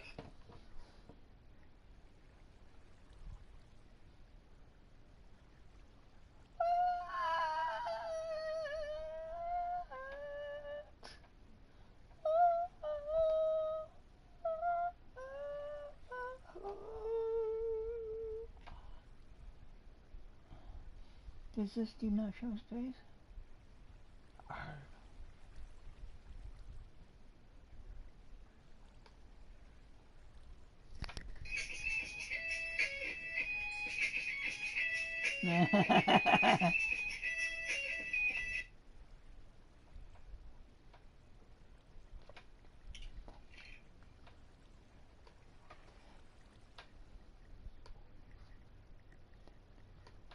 to give it that 360 view. Now let me switch it to the secondary view that they say you can build. Alright, and here's the next view that they say you can build it into as like their suggestions. And I do think this looks good, but there is a couple things I'm not too happy with. And first of all, it is this section right here, the dock. I don't think the dock looks very good, just kind of hanging off the side there. I mean, it doesn't really fit very well into it. And then I'm just not too happy with how empty the back of it feels. Like it feels really thin when you're looking. Let me move the camera here for you a little bit. Move this around. You can just see how thin it really feels back there. It doesn't feel very full anymore. The point of the set that I really liked is that it felt really full and like a big four, and it just feels too thin like this. But let me show you what I kind of did for my designs for the set. Alright, so this was the first way that I kind of liked it the most. Now, I can't display this on my shelf space because I don't have enough space to fit it on horizontally like this. But what I've done here is I've got the dock in the back section here, so it still feels full. And then you've got that crane on the side here, so you can see that beautiful architecture of it. Can't wait to That's build what this. you really want to see. Along with This is going to be the like most. this section here connected to this section. The Because I most think pieces that I've ever. beaches No, wait, really get 3,000. connected to each other Never along mind. with the water. And then I put the corner module down here so that you can see some of that beautiful work of that. So I think that just connects perfectly right there. But this module works in many spaces. Now what I'm going to do is I'm going to take this set and move it over to my bookcase so I can show you exactly what it looks like in my display section and how I use it. Okay guys, so I got up from the desk. This is like the first time you guys are getting sort of a room tour here. I'm going to walk over here to the other section of my Lego space and show you where I've got the icon stuff. So this is like a preliminary room tour. But what I've got here is I've got my Lion Knight's castle, my blacksmith, stuff like that. And I've got this in this case right here. So let me know what you think. So I've got the one module there to the left because I like that one a lot. I've got the crane, of course, in a view that you can see it. And then I have the dock in the middle to fill up the space so you can see you've got one of the soldiers back there. And the corner unit kind of hidden back there, unfortunately. But that's what fit my space the best. And then, of course, I've got the ships up there with the minifigures as well. But what I kind of feel is that you can still see that corner module a bit, depending on how I angle it. So I'm not too disappointed with how it is in there. I think it fits definitely with my sort of I think it definitely looks really great on the shelf with the blacksmith shop and those promos there. And then, of course, the Lionites Castle. Let me know what you think of my sort of configurations of this set compared to I'm gonna Legos. mix that with my tree. tree. Alright, guys, I'm back in the desk. We're just going to take a look at the image on the box here today, so I don't have to move it again. I've already moved it plenty of times today.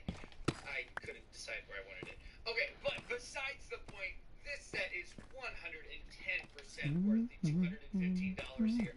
I had so much fun just kind of displaying it. Like, that's what I love to do with my Legos. I love to display them now as an adult collector. But, you know, easily worth the $215. You've got 8 incredible minifigures, all brand new to this set. I mean, extravagant figures, extravagant set. Having fun alone, just figuring out how you want to configure it is just a great aspect of the set. Having the modular feel to it is just beyond incredible. And I just can't get over that crane right there, guys. Come on. I'm just staring at it while I'm looking at the box. What a gorgeous set. Gorgeous colors. It's different than other stuff they released. They could have done this in light gray or whatever, but they chose not to. And I'm so thankful they did because it turned out so incredible, guys.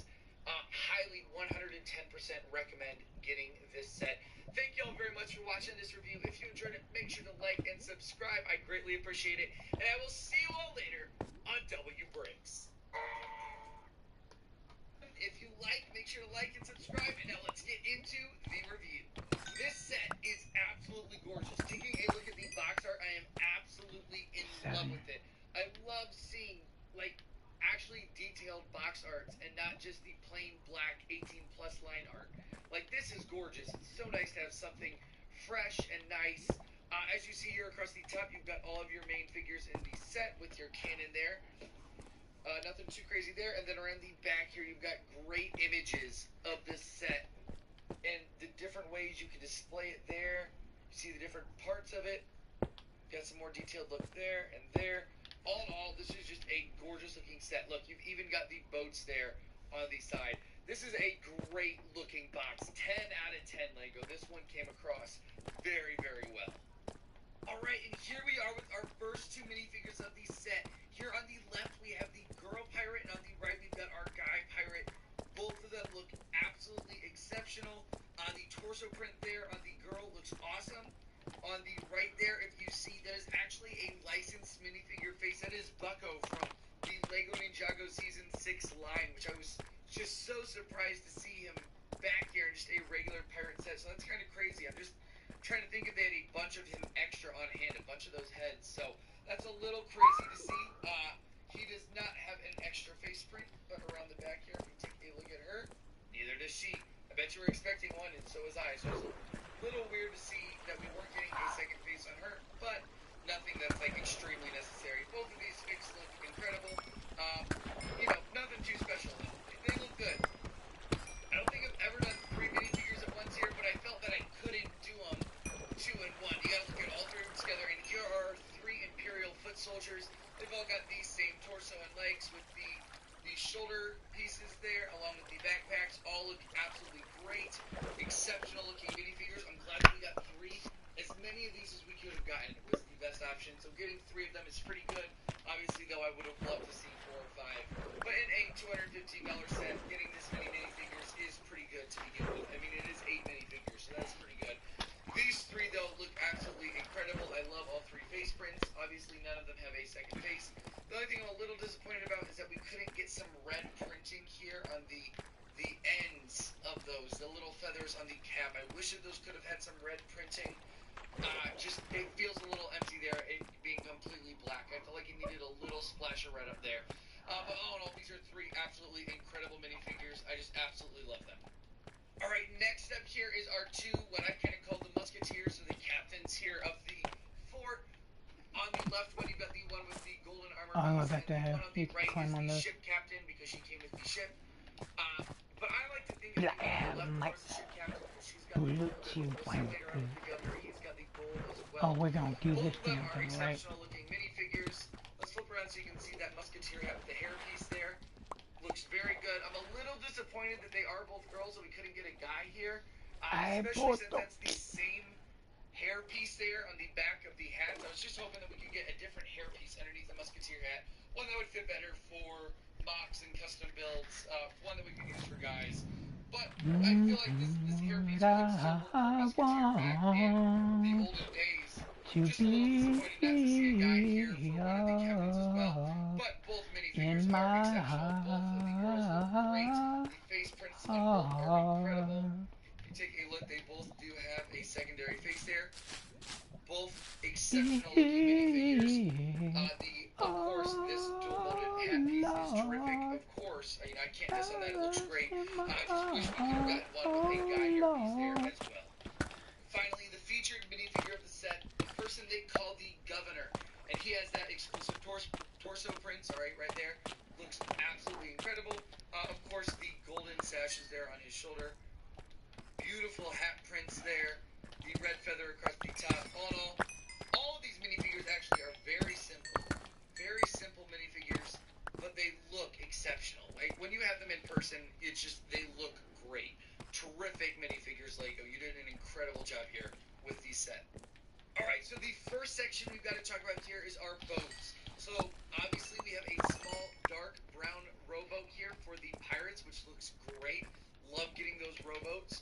And then here is our brick-built ship here for the Imperial soldiers. This thing is gorgeous. When you build this, it all just clicks together perfectly. I don't even know how to explain it. It was just, when I saw the pile of bricks, I was like, how the heck is this going to become a ship? And then they pulled it off. Even as a mock builder myself, I was like, I wonder how they're going to do this. And it just turned out so perfectly. When you look at the pile of bricks that you get out of the bag, and then how it turns into the ship, it is just absolutely mind-blowing. There's a reason they were in charge of building this set, because they did an incredible job. Just gorgeous ship here. The sails on it look terrific. There's no complaints when it comes to this ship. Let me show you the flags there up top. This thing is absolutely incredible. A gorgeous looking little ship here for the Imperial soldiers. Absolutely in love with this thing. All right, now with the fortress itself, this thing is absolutely stunning. But you build it in 5 different sections, okay? This thing is like a complete modular sort of a system. You can kind of customize whatever type of fort you want, which I think is an incredible idea. That way you can fit it to your space where you can display it. I built it a few different ways, and then when I took it to the space where I'm going to display it in my Lego room, I couldn't fit how I wanted it. So I just moved around a couple things, and boom, it fit into the space perfectly. And I'll show you at the end how I fit it into my space, into a standard kind of a Lego bookcase.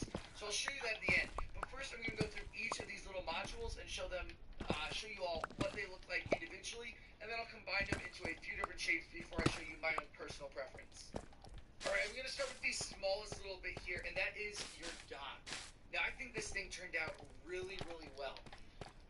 There is actually a trapdoor built into it, so if you want to move this Technic lever right here, it just drops down into the water, which I think is pretty cool. My only complaint is that it's a really loose joint, and it just kind of wants to fall down all the time every time you move it. So if you just slide it over a bit, boom, it's down. I think there could have been a little bit of a bigger extension right there onto that Technic pin.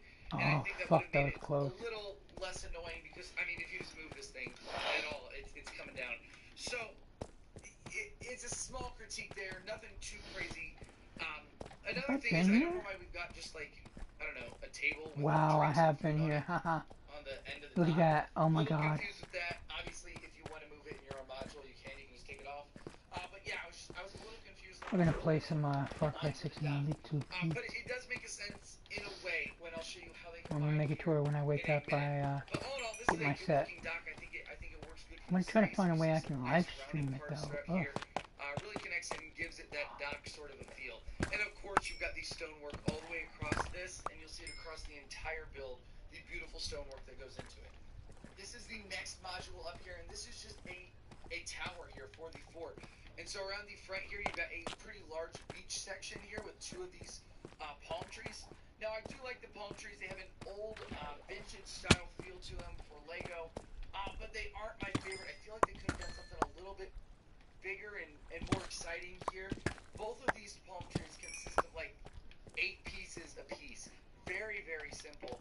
I just feel like we could have had something a little bit more extravagant and cool, but they do get the point across, and it does give that nice vintage feel here for a Lego palm tree. So I'm Once again, you see the beautiful stonework all the way around it, which is terrific. And then flipping around here, you see we have a cannon on top, which you are able to just pull off here. Kind of want to soda because I said.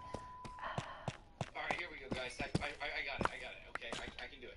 So you can pull off your cannon there, wheel it around. As you see, you've got the plunger there for the cannon as well, along with a couple cannon bolts there on the side. You can move around one other one too, so if you want to take them off, roll around, that's a great little play feature. These will be As rubies. you see, you've got a blue and yellow parrot up there, which is really nice. And down inside, you've got a broom on the wall plus a cutlass, and then a barrel and a stack there as well. And then down below, you've got a nice Get a little broom. ale, wine basement sort of thing. So, hey, it's something. You cut something down there, and it feels piratey, so that's pretty cool. All in all, this is a good-looking module. Definitely not my favorite of the few. I'll show you my favorite ones here coming up. But this does look good. And once again, the rock work there looks terrific. Next up here is your corner unit. Once again, the rock work there looks terrific. Next up here is your corner unit. Now this will wrap around the corner. You see you've got some gold down there with a little ladder that goes up, and then you can lift up your little trap door to get This down is there. going to be a joy to You've got build. Oh my skeleton god. that's stuck in the walls That down rock there. Rest in work. peace, that poor dude. I don't know what he was doing down there, but poor dude got stuck. All in all, I think this one looks probably the best from the outside angles. You've got some beautiful rock work. You've got a little bit of a waterfall coming down, a stream from inside the rocks. And then you've got some of those nice leaf pieces built into the wall, some moss and stuff growing out of it. I think that looks really, really cool. And then, of course, you've got your prison. So you've got a monkey up top that can go steal your key just like the original sets. So I'll move him up to the side. And then I love the little work with the roofing here. And then you can actually pull out this entire window section to get inside your prison cell, along with taking off this top section as well. So if you look inside here, nothing but a straw bed in there. But for your pirates to escape, what you can do is you can lift up this trapdoor right here. Oh yeah. And then your pirates can escape if you put them down in there, and they just slide out the waterfall. So Oh, you know what? I'm gonna play the Lego game someday, and I'm gonna a pretty fun little play feature in there for kids if they get the set. That's gotta be fun just to have your pirates escape. I'm It gonna also build adds to the the story of the set, which I think is really important. All in all, this is a beautiful looking module. Oh, this would be a good place Of to put course, a you've got fort. the ladder on the side, which is great, showing how they can get from this level to this level, along with this level down to this level. Great little feature there, Lego. 10 out of 10. On the Guys, Lego game this might be the and build thinnest that. module here in the set, but it is my absolute favorite. This is your kind of crane from back in the day, lifting up the chest of guns here. There's quite a bit of pieces Come to on, build guys, that crane. this thing is gorgeous. Yeah. Look at that brick built work in there. Looks absolutely exceptional. Of course, you've got a full 360-degree range of motion here on this. Plus, you can pull up the string and lower it if you choose to. I kind of got it at that height that I like, so that is pretty good there. All in all, come on, guys, that looks terrific. That crane looks just, it's gorgeous. It is absolutely gorgeous. 110% actually. Lego executed that perfectly. Around the back here, you see you've got some extra cannonballs inside there, along with a sack and a barrel of stuff as well. And then just a nice little narrow walkway through there, which just leads perfectly into this one that we saw before. So if you connect those, you see you've got that nice long tunnel in there where your skeleton has been stuck. The underground tunnel system. And once again, just adds to the story, the roof the entire too. build of the set. Just a great module, especially being the thinnest and smallest one. And finally, the main module here of the set, the big part of the fortress. You've got your beautiful stonework all the way up. I'm going to try to lift this up so you guys can see it closer. You've got beautiful stonework up across the top. The dock area around the bottom is beautiful, along with the light azure base plates here. Those are terrific to get in such a large quantity. You got another one of those palm trees here on the side. I love this circular section here with the cannon. I think that's terrific, and this is the other cannon that you're able to lift off. See there, guys, I got it that time. You can lift that cannon off. Around the inside here, you see you've got plenty of space to walk your soldiers around. Got a little fireplace with a pot on it over here. And then you've got some weapon racks all around, seeing your door on the inside. And then some more space down below. Just a barrel there with some extra coins in it. And then flipping around to the side, you see you've got some nice supports there in yellow. let's move up to the top here. So you've got the fortress look there around the top with some 2 rifles hanging down below. Love this burgundy window into the wall. It's gorgeous. Door is not my favorite. I think there should have been some tiles on it or something. This thing's looking a little strange there, being got, you know, having all those studs there on that. Just not my favorite. And then of course up top, let me lift this so you can see you've got that beautiful Imperial flag there. Looks absolutely incredible. Absolutely love that. And then that cannon is actually stuck up there. You can't move that one. That one is just attached up top. And then finally on the top of the inside, you've got the governor's quarters with a map and then a candle and then a quill and ink to write with.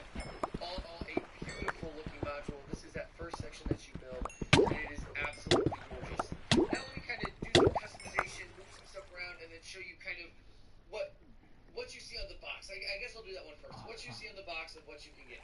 Right, so here's what Lego advertises on the box that you can build. And as you see, as I spin this around, you've got a full 360-degree display set. It looks terrific from all angles. I mean, it's just absolutely gorgeous. It just wraps completely around. Now, I think this side does look a little plain here. If you see, it looks a little bit plain. And from this angle, I think it looks a little bit sharp back to that back area, especially seeing how free-flowing and nice this side is. But it definitely does work. It definitely works. You've got the full fortress. You've got your entire side on the inside there, and that's where you see the table fits perfectly into. Yeah. This looks really, really good, especially if you've got a nice 360 display area. For instance, if I were to take this and display it on the corner of my desk, I would be very happy with this, because when people would walk into my Lego space when I'm sitting here on my desk, I can look at it from all angles and be happy with it. So I think that is a really solid choice by Lego to give it that 360 view. Now let me switch it to the secondary view that they say you can build. Alright, and here's the next view that they say you can build it into as like their suggestions. And I do think this looks good, but there is a couple things I'm not too happy with. And first of all, it is this section right here, the dock. I don't think the dock looks very good, just kind of hanging off the side there. I mean, it doesn't really fit very well into it. And then I'm just not too happy with how empty the back here feels. Like, it feels really thin when you're looking. Let me move the camera here for you a little bit. Move this around. You can just see how thin it really feels back there. It doesn't feel very full anymore. The point of this set that I really liked is that it felt really full and like a big fort, and it just feels too thin like this. But let me show you what I kind of did for my designs for the set. Alright, so this was the first way that I kind of liked it the most. Now, I can't display this on my shelf space because I don't have enough space to fit it on horizontally like this. But what I've done here is I've got the dock in the back section here, so it still feels full. And you've got that crane on the side here, so you can see that beautiful architecture of it. That's what you really want to see. Along with, I really like this section here connected to this section, because I think that the beaches look really good connected to each other along with the water. And then I put the corner module down here so that you can see some of that beautiful work of that. So I think that just connects perfectly right there. But this module works in many spaces. Now what I'm going to do is I'm going to take this set and move it over to my bookcase so I can show you exactly what it looks like in my display section and how I use it. Okay guys, so I got up from the desk. This is like the first time you guys are getting sort of a room tour here. I'm going to walk over here to the other section of my Lego space and show you where I've got the icon stuff. So this is like a preliminary room tour. But what I've got here is I've got my Knight's Castle, my blacksmith, stuff like that. And I've got this in this case right here. So let me know what you think. So I've got the one module there to the left, because I like that one a lot. I've got the crane, of course, in a view that you can see it. And then I have the dock in the middle to fill up the space so you can see you've got one of the soldiers back there.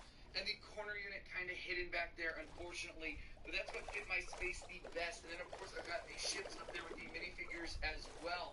But what I kind of feel is that you can still see that corner module a bit, depending on how I angle it. So I'm not too disappointed with how it is in there. I think it fits definitely with my sort of icons line here with that stuff. I think it's definitely with my sort of icons line here with that stuff. I think it definitely looks really great on the shelf with the blacksmith shop and those promos there. And then, of course, the Knight's Castle. Let me know what you think of my sort of configurations of this set compared to Legos. I'm curious to see what you think. Alright guys, I'm back in the desk. We're just going to take a look at the image on the box here today, so I don't have to move it again. I've already moved it plenty of times today. I couldn't decide where I wanted it. Okay, but besides the point, this set is 110% worth the $215 here. I had so much fun just kind of displaying it. Like, that's what I love to do with my Legos. I love to display them now as an adult collector. But, you know, easily worth the $215. You've got 8 incredible minifigures, all brand new to this set. I mean, extravagant figures, extravagant set. Having fun alone, just figuring out how you want to configure it is just a great aspect of the set. Having the modular feel to it is just beyond incredible. And I just can't get over that crane right there, guys. Come on, I'm just staring at it while I'm looking at the box.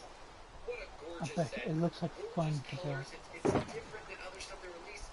They could have done this in light gray or whatever, but they chose not to. And I'm so thankful they did because it turned out so incredible. They could have done this in light gray or whatever, but they chose not to. And I'm so thankful they did this set. Gorgeous colors. It's different than other stuff they released. They could have done this in light gray or whatever, but they chose not to. And I'm so thankful they did because it turned out so incredible, guys. Highly 110% recommend getting this set. Thank y'all very much for watching this review. If you enjoyed it, make sure to like and subscribe. I greatly appreciate it. And I will see you all later on W Breaks.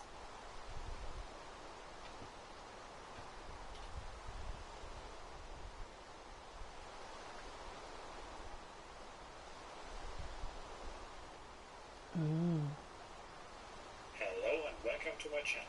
I bought the new LEGO Eldorado Fortress set twice to build the bigger one. The result can be seen in this video, so stay tuned.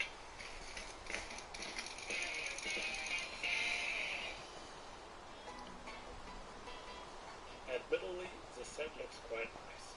It is a more detailed remake of the original set from the late 80s. But overall, in my opinion, it's a bit too small. So I bought a second one to combine them to build a more impressive version. And this is what I came up with.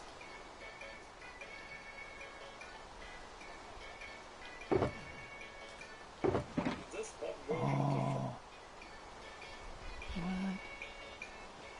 this mod version,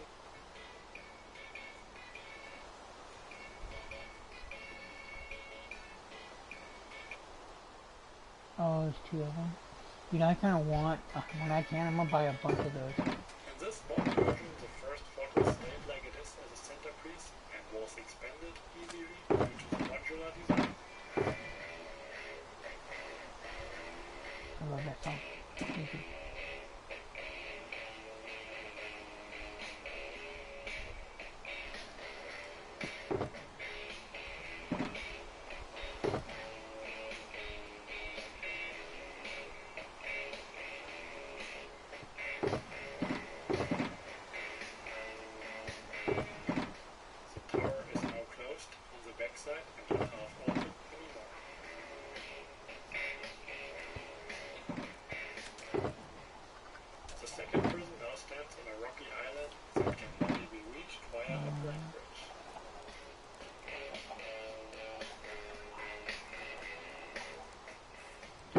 For the bridge as well as half of the rocks came from my own stock.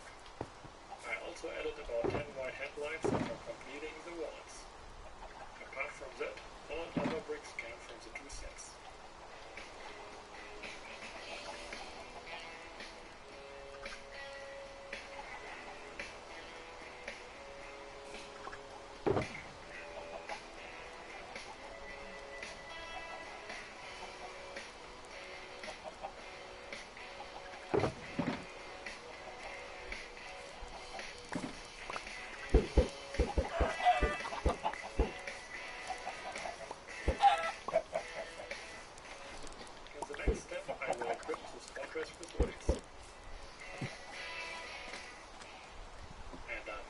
Thinking to rise the fortress up by adding a level of rocks underneath. Let me know what you think about my multiple plans. Stay tuned. That's it for for today. Thanks for watching, and don't forget to like and subscribe if you want to see more of my content. Hello and welcome to my channel. Oh, 2 days ago. LEGO Ideas is an immensely important team, giving us some epic sets over the years, such as Alone, the Medieval Black Star, Saturn V, The Office, and more. The next Ideas release though is going to be the Viking Village. Dude, And in this probably video, think. I'm going to break it down in detail, showing you the interesting pieces, cool building techniques, and nuances I see in the official images. At the end, I'll give you my take on whether or not it's going to be an instant classic.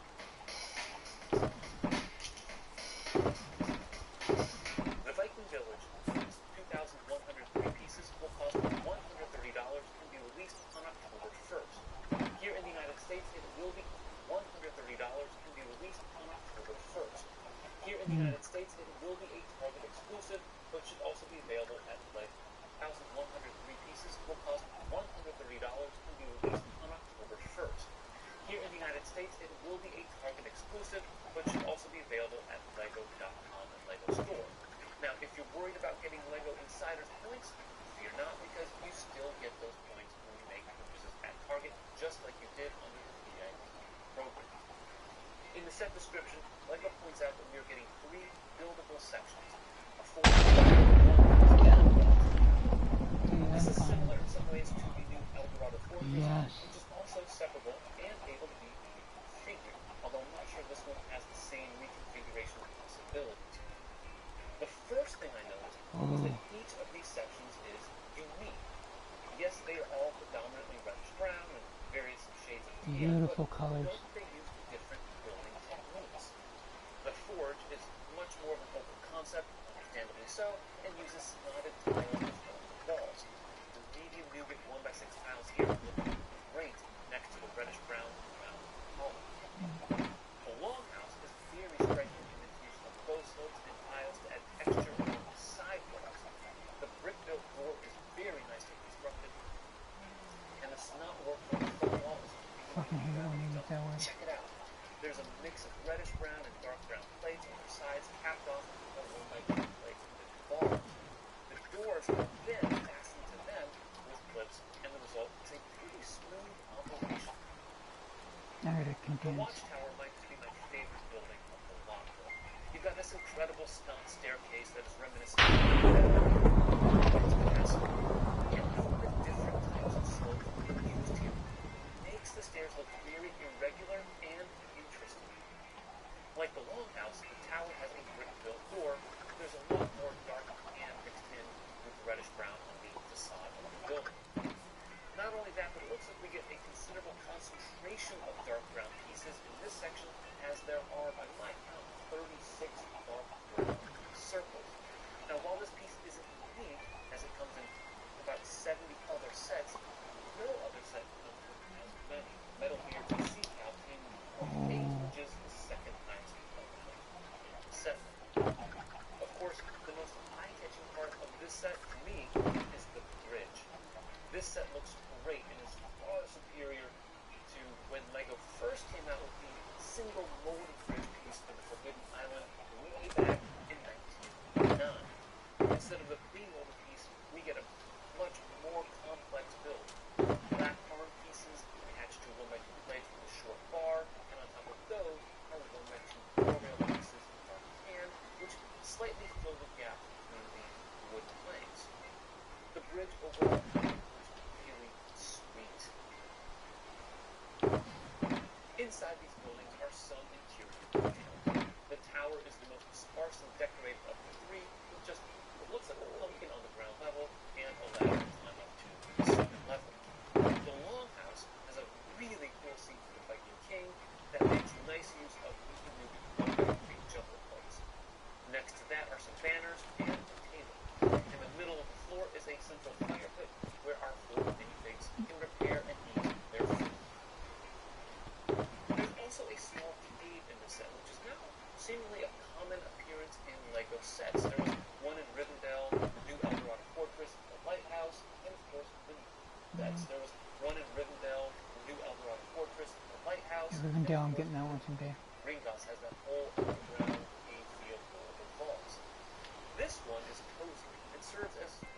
resource for minerals and metals in our village of Alaskan. Yet my favorite interior is the forge. It has this large fireplace, an anvil, some tools hanging on the back wall, and a barrel full of weapons. These details are a nice touch and can help put a set over the top when I consider purchasing it.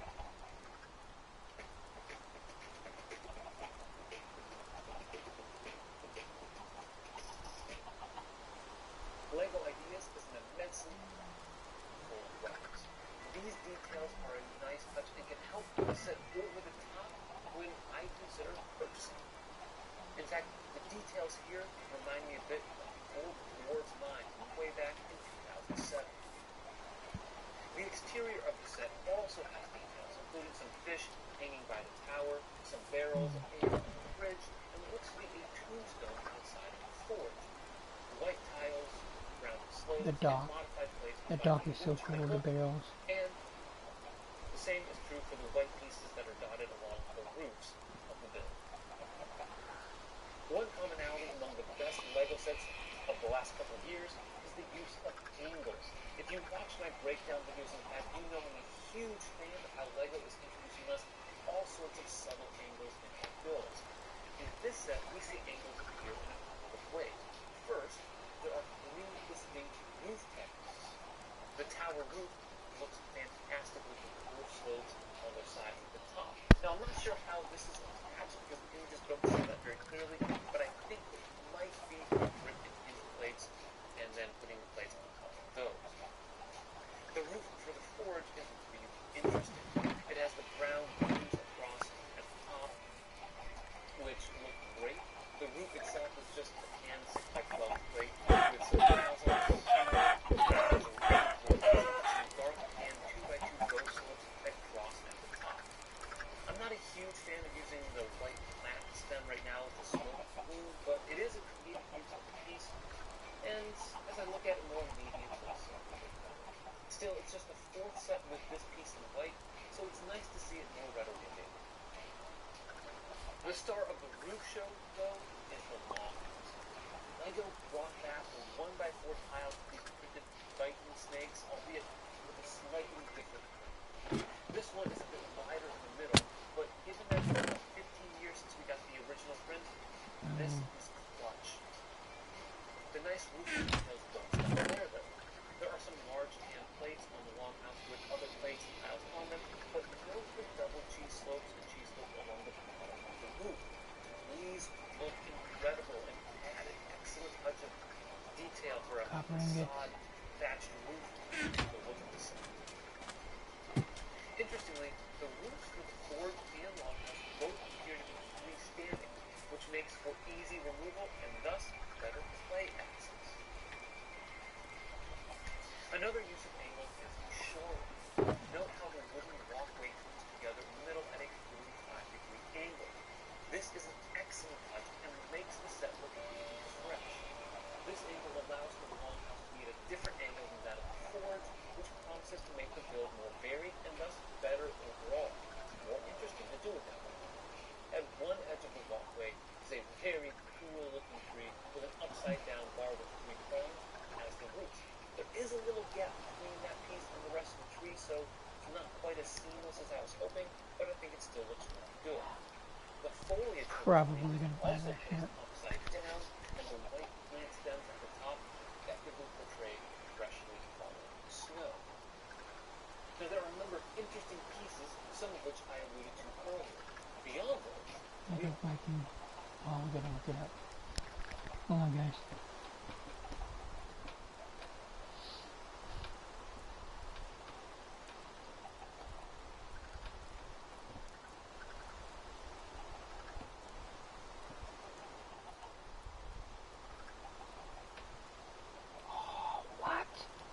Oh, mini Disney Palace of Agrabah.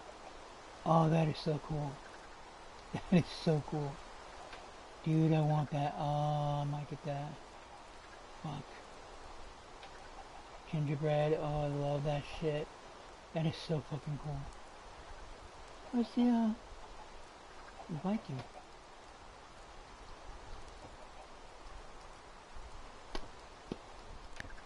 Oh, there 119 bucks. 300 bucks. Damn, I might get that done.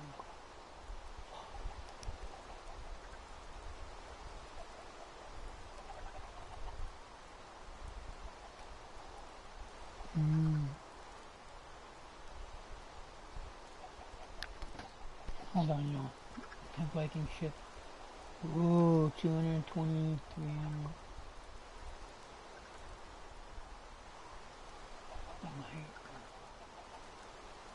Damn, the Viking ship. I love that it's such a big rock foundation, solid rock foundation. On Christ the solid rock I stand, all other ground is sinking sand, all other ground is sinking sand.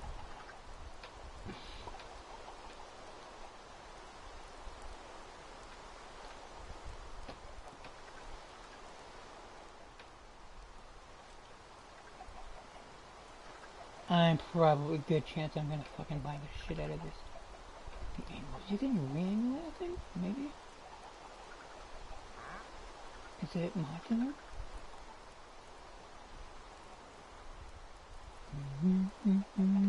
It's sinking sound.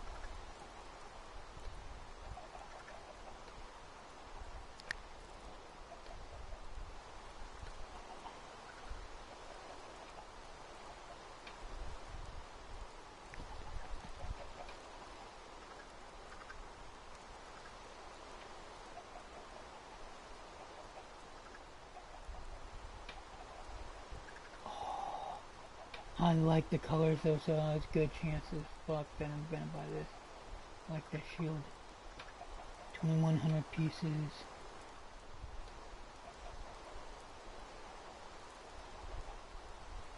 Oh yes! Dude, I think I attach that to the fort.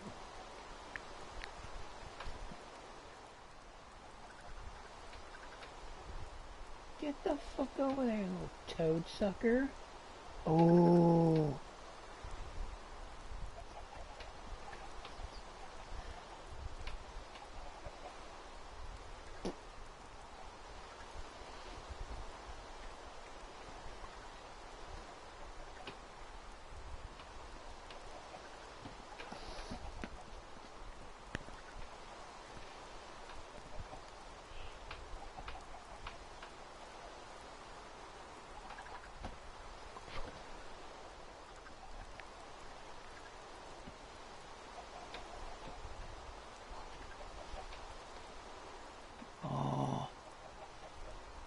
Dude, it is kind of modular. Ooh. Got a modular system underground. Ooh, you got some stuff underneath. You could stack some gold in there.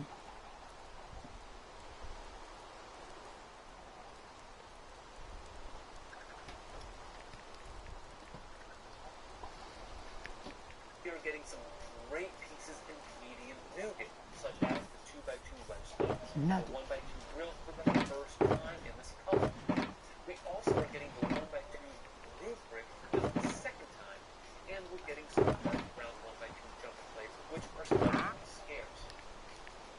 I also want to make note of some potential printing needs. On top of those 1x4 snake prints, we're getting what looks to be some prints for the oil barrels and the tombstone. It's hard to tell from this, but I don't see any rigid stickers on these pieces, which leads me to think we could be getting some prints. Finally, there are prints on the Viking shield, which I think look fantastic. Oh, Another yes. thing I noticed is the back of this set. Check it out. There's this really cool pine tree that gives us the new upright leaf pieces in dark green for just the second time. And for the first time in white. Those of you hoping to go some great pine trees for your winter village scene are going to be happy to get your hands on this piece. Now let's quickly go over the minifig. I cannot wait to pre-order Black Ops 3 or Modern Warfare 3. They better redo Black Ops. That's gonna be the biggest. The female warrior's hairpiece is pretty cool, and And I'm a huge fan of the dark tan spiky shoulder pads for the King. This piece was used earlier this year for a group minifig, but works really well here as well. Before we wind down, it's worth comparing Foxy, the yes actual you set are. to the original I love you. entry. One big similarity is the piece count, which is right around 2,104 votes. Beyond that, and the overall subject matter, there are a number of differences, which I can understand might turn some fans off from the set, especially if you were expecting something similar or very similar to the original. The fan submission had 5 buildings. This one has 4, with 2 different types of towers. And the blacksmith house was left out of the official set. The original made much more usage of dark brown pieces, whereas this one uses a lot of 1x1 round bricks in large quantities and some plates and cheese scopes in this color sprinkled throughout the rest of the set.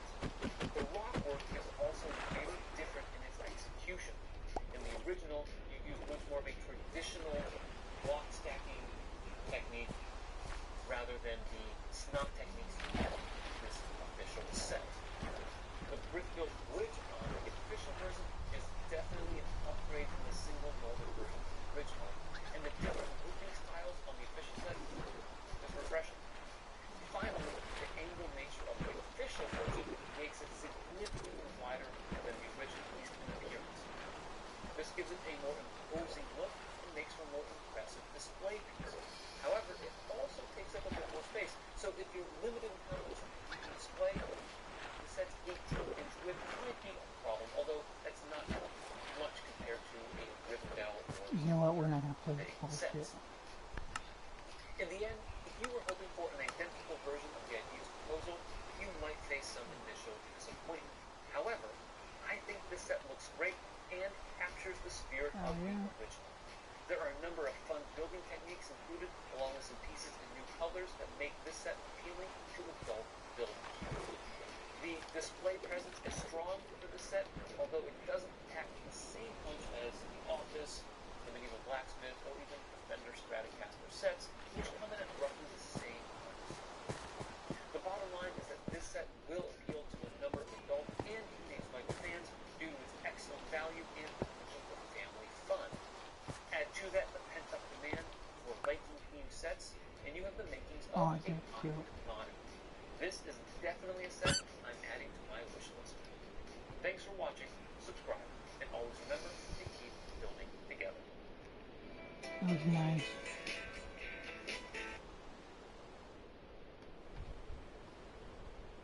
Good morning, boys. Today for you guys, I've got 3-in-1 medieval castle. I've got it in the castle setup. It also has a wizard tower type setup, as well as a different type of village setup. So, without further ado, this one is number 31120. It's from 2021. It's got quite a few details. One of my favorite being the chickens and the rooster there. It's got this wheel that's cool, that's on the water there. This bridge here, the drawbridge, right? It's locked by a mechanism in the back there. As you can see, I've got this guy holding on to the mechanism. So I'm just gonna move him. This Give me another fox here. When this thing is up, this drawbridge goes down, and then there's this little thing over here. You turn this, and it brings it back up, and then that thing automatically locks that in place, that little piece back there. I've got these 2 men in the towers. It's got this guy, I assume it's like a raven or something.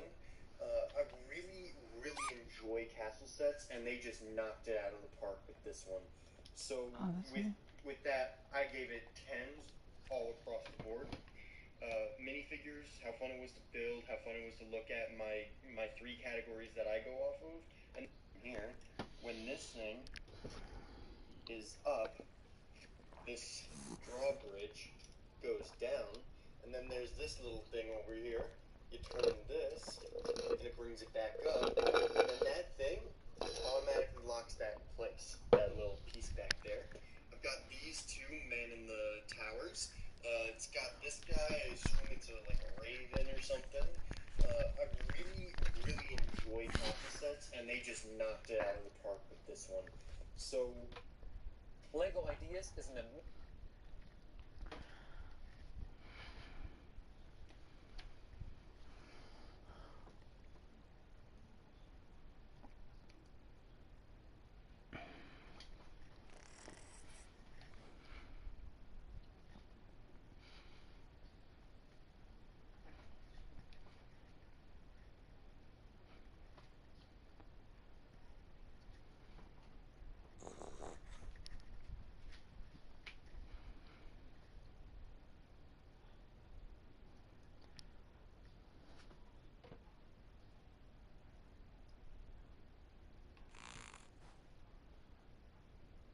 Oh, that's pretty cool.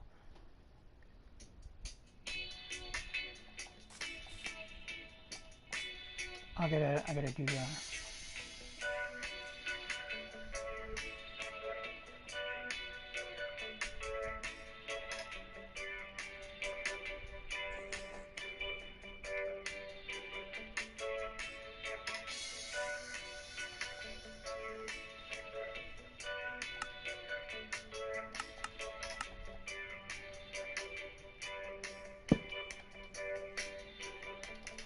I gotta do this. Beat the shit out of that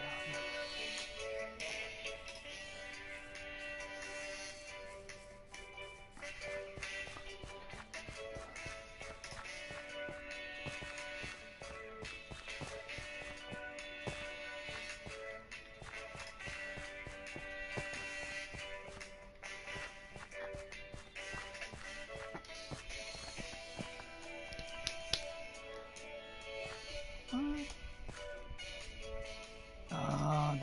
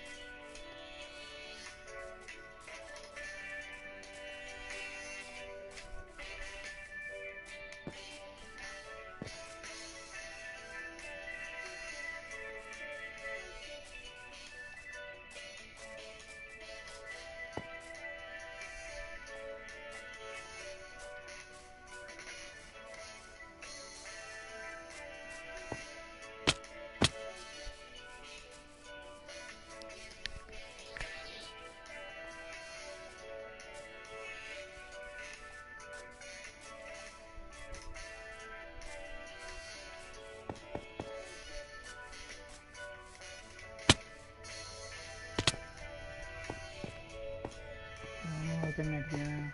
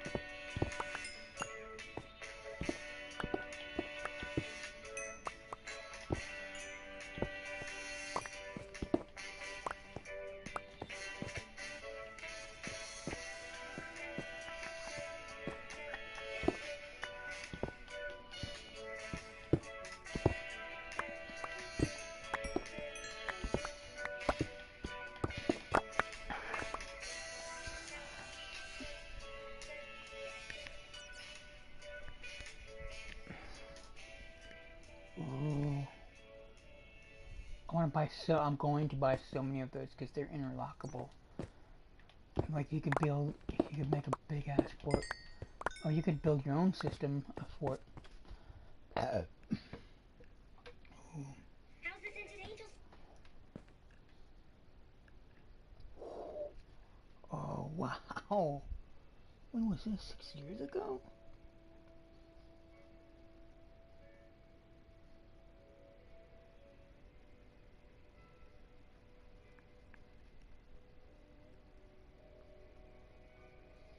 Dude, that is so cool how they worked that one out.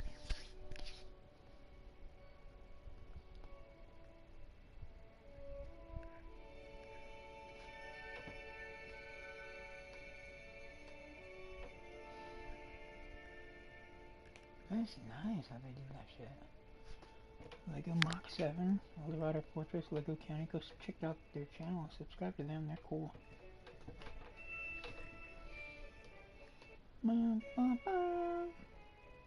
Oh, this is what I'm talking about. Underground tunnels.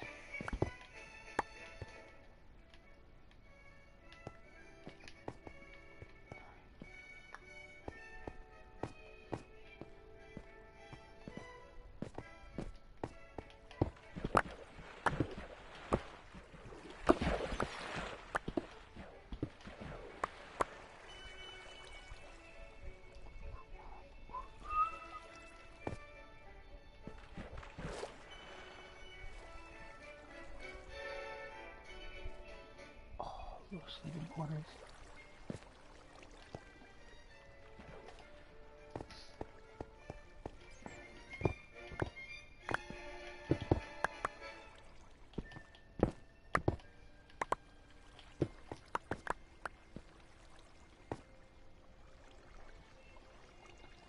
Oh, tell me that thing. Oh, that's so cool.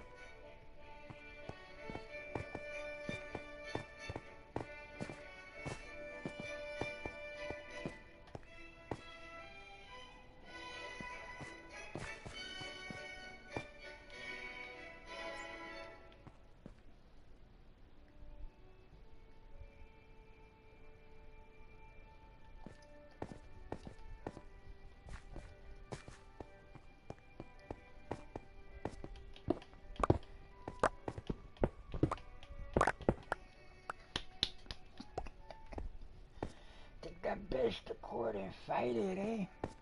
I gotta watch George Lopez sometime. Take that bitch to court and fight it, eh? Fight it, eh? Fucking love that shit.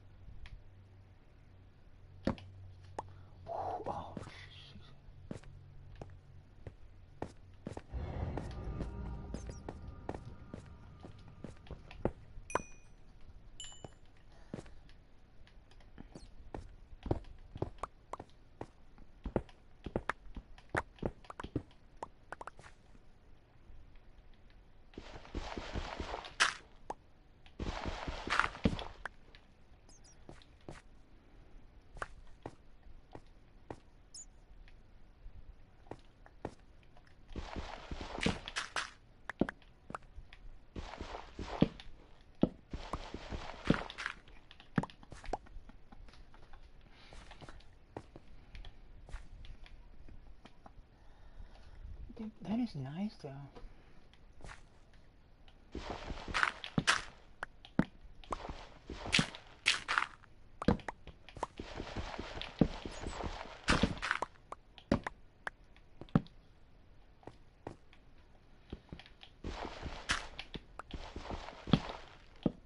What's going on, bitch?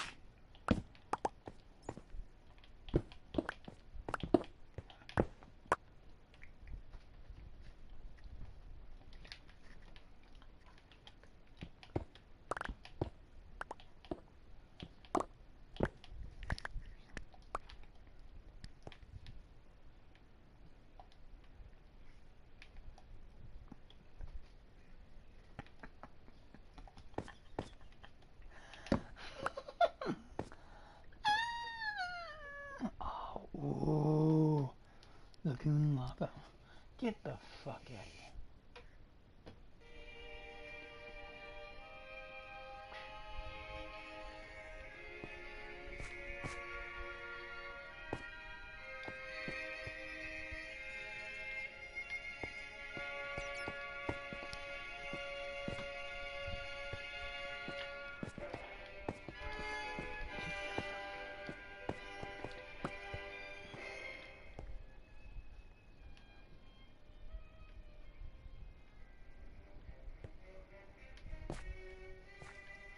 Dance of the Swan. Oh my god, this sounds like that. Oh, I love classical music. I am the definition of classical music, let me tell you. I'll wait till my music gets out there. Got the keyboard. I gotta work with somebody famous. I really do. It'll help me so much.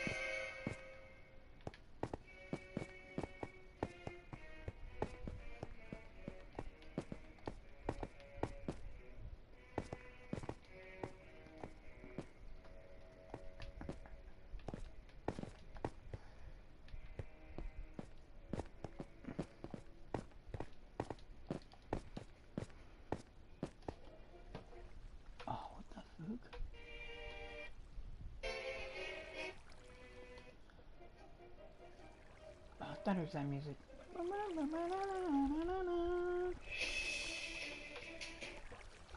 Einen neuen Set-Vorstellung auf meinem Kanal. Wie immer freue ich mich natürlich. Dieses Set.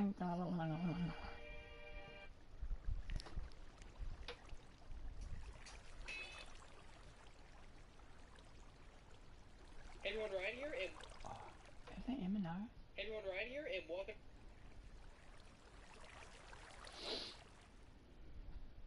Ooh. In today's video, I'm going to be reviewing the LEGO Icons This looks a Eldorado geek. Fortress. The set was retailed for £189, $215 or €215 and contains 2,509 pieces. I've been looking forward to building this set ever since it was announced a few months back. It's a perfect homage to anyone who grew up in the 80s collecting LEGO, especially the pirate theme. I always wanted that one now that I remember. I thought it was cool that they had a little hidden tunnel underneath. I do have to point out This one's got a massive tunnel. This box art, this retro Lego box art really is great. From the front, it just looks like the classic Lego sets of old that I used to collect as a small boy. But round the back, I love the design. I love this like treasure map look on the back. It's a really, really beautiful Lego box. Really, I think the Lego art on this is absolutely outstanding. yeah, I think this is going to be a really, really good fun build.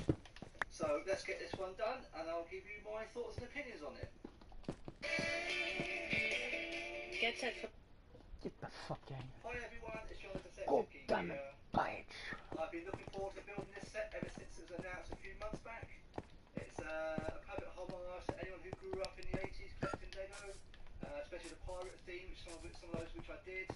I can't wait to build this. It's such an exciting looking set. I do have to point out one thing on this. I adore this box art. It's retro Lego box art. Really is great. From the front, it just looks like the classic Lego sets of old that I used to collect as a small boy. But round the back, I love the design. I love this like treasure map look on the back.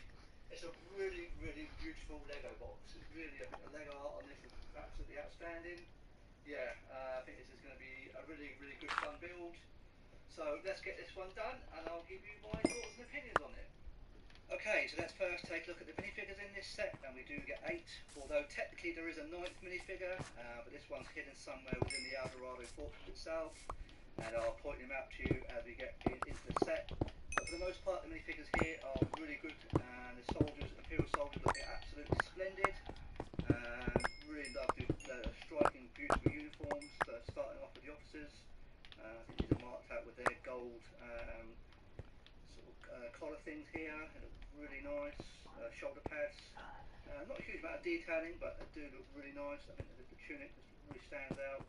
I do like the hat on this guy. It's really nice. Another Imperial officer. This one is a female. I do like the hat is moulded with the hair in place. I think it looks really, really good. This one does have faces, which is nice to see. Really beautiful. I think it's beautiful uniforms. They really are striking. The blue, the gold, the white. It really do stand out. Moving on to the soldiers. Again, they're all very similar. Pretty much they're almost exactly the same. But again, there's another female one. Again, complete with blonde hair this time, fixed. And this one does have alternate faces as well, which is really good to see. I love watching the reviews of these An array things. of weapons, so you get swords, guns, cannons, hand cannons. So I think they look really good.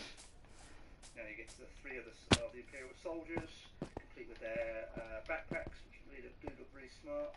I do love these helmets. They look really good, very fitting of the age. Again, these are marked out. These guys have red shoulder pads, but these only have one face, so but they do look nice.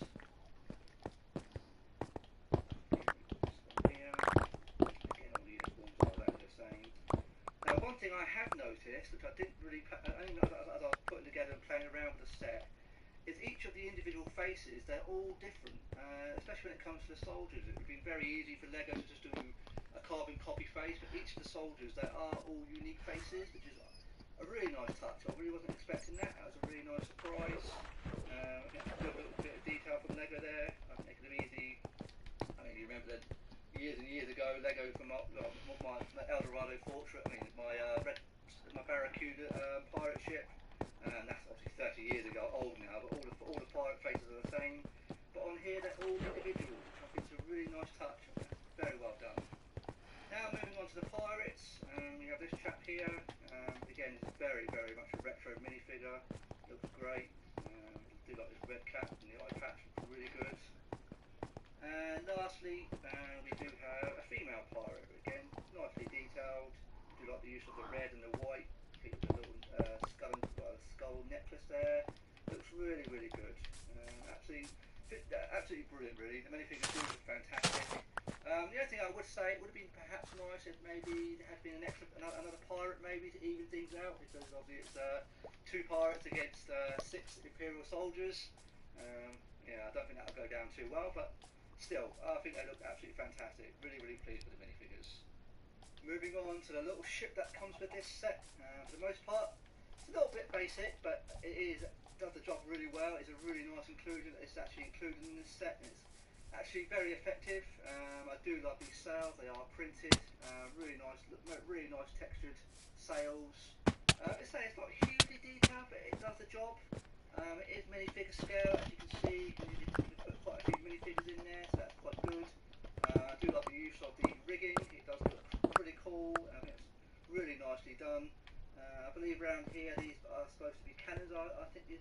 supposed to be, but there are no working cannons on the ship. It's not big enough.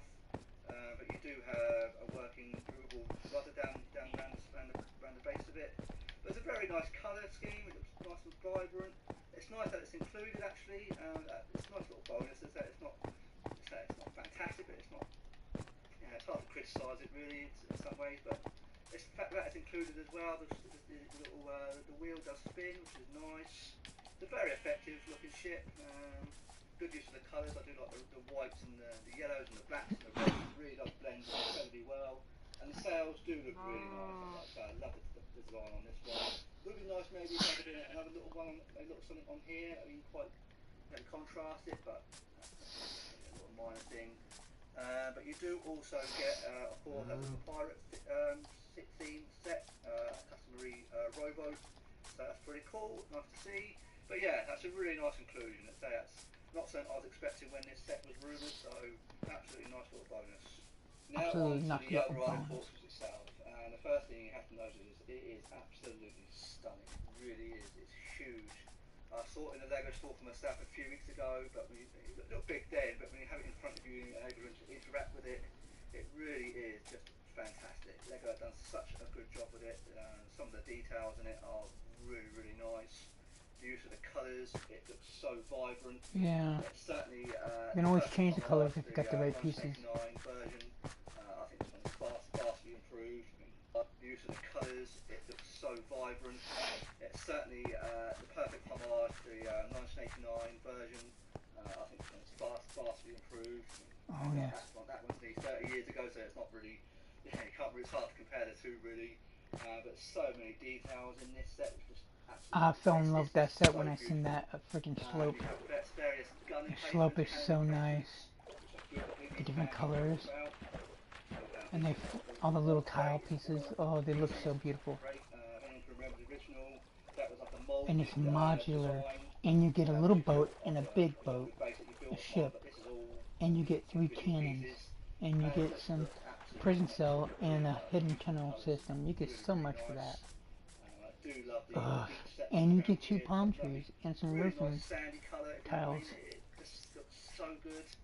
You get some hay to go with the prison. You get so much with that set. If you're someone who plays with Lego, you can have so much fun with this. I'm tempted to play with it myself. It is such a playful set. It's a set I think it's designed to be played with. I do love these windows. It's a really nice touch. It's really clever. And they do lift off to reveal the jail cell inside, which is really cool. It's a bit narrow in there, but there's a little bit of a jail cell in there. It's not huge, but minifigure scale, that's for sure. You do have the crane, which is a working crane. You can raise and lower the chest, which is really cool. So you could be able to put the ship parts alongside. Perhaps you could unload and load cargo, which I think is a really cool feature. You get so many, you have so much fun with this. If I was a young person, I would love to play with this. It's so interactive, and then you move inside. Inside here, you've got a table and chairs that you can place minifigures around. And up here, on top here, you have the officers' quarters, complete with a little map inside there. It's a bit snug, but you get the idea. You do have an opening doorway, which is great. So many different hidden runways and walkways you can have in this set. I think it's a set that would look incredibly good with a light kit. I think it would look incredibly striking. But it is absolutely fantastic. I love all the gun placements. You've got 3 cannons. Yes. Looks really good. You can fire, so you can load studs inside and fire them, which is great. But I do like the cargo. That's just absolutely brilliant. So you can move it around, full 360-degree movement. Really solid, really solid. Oh, I can't wait to build this bitch. I love that the colors are just so perfect. For the box, I love the black boxes. Fuck.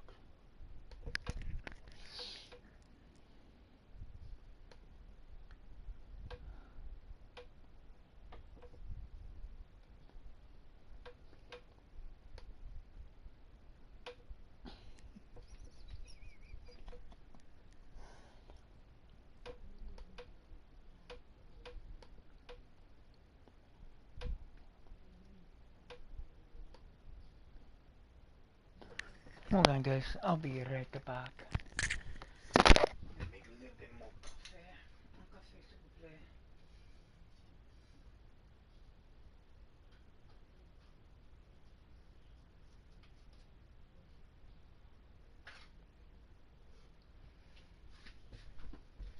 Be right back.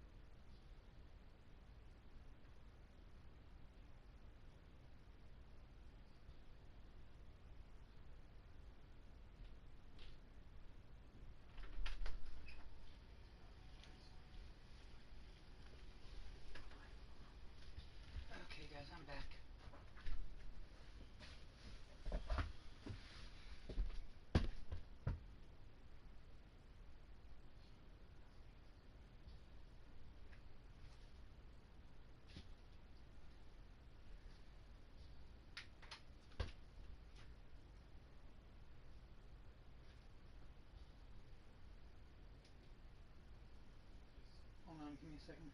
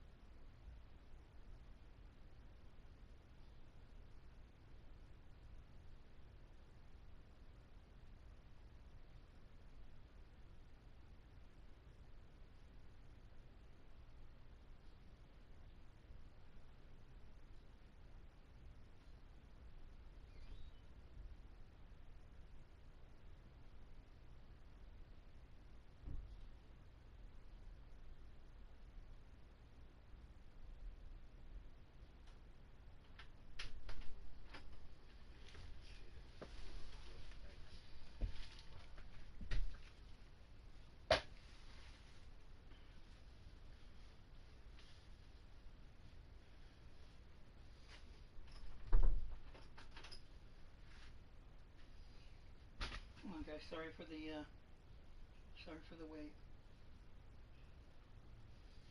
I know y'all probably aren't watching or probably don't care when you do watch.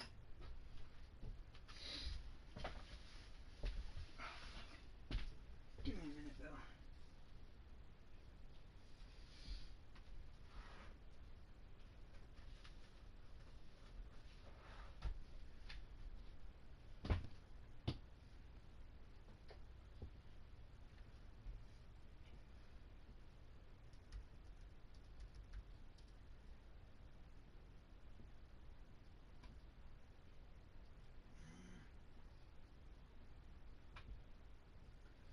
Tomorrow, September 6th. Get the fuck out of here. Hold on a second. God damn. The fuck? I call bullshit.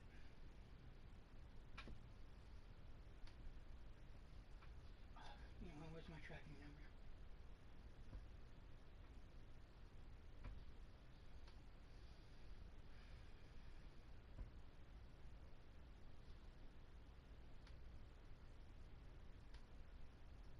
Get the fuck over there. You know, I'm trying to highlight the whole fucking thing, fucking dumbass.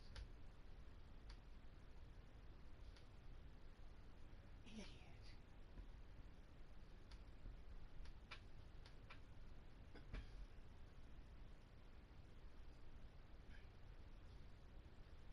I think it's bullshit. They're saying it's gonna come on. Ugh, whatever, liars.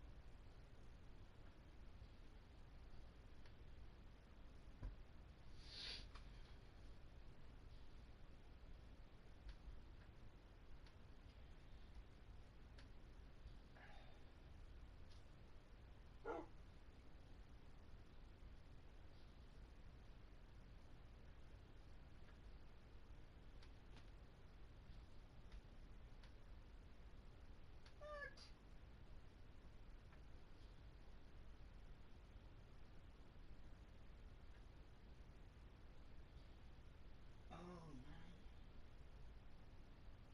Oh, okay.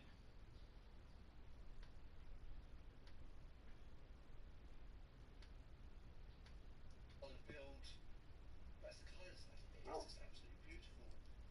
Down here you have the water. Get the little crabs and shit. I wasn't expecting this set, which is really surprising. It was a really big surprise to me. Is that all these sections are modular. The set comes apart, which I really wasn't expecting. So here we have the 5 individual components, modular parts that make up this set. Now this is something I was not expecting. I knew the sectors could be customised into a certain way, but I didn't know it was going to look quite like this. It's absolutely fantastic, it really is. So we have this section here, which has the table on it. That was in the centre of it when it's put together. You do have a little slider here with a little drop platform, which is quite cool. Underneath you have like a little bit of seaweed, which is nice, really cool. Over here we have obviously the crane. When you move it around here, you see a little bit of a hidden walkway, hidden piece you can get through. Maybe if you're like a way to a smuggler's cove, perhaps. Very, very cool.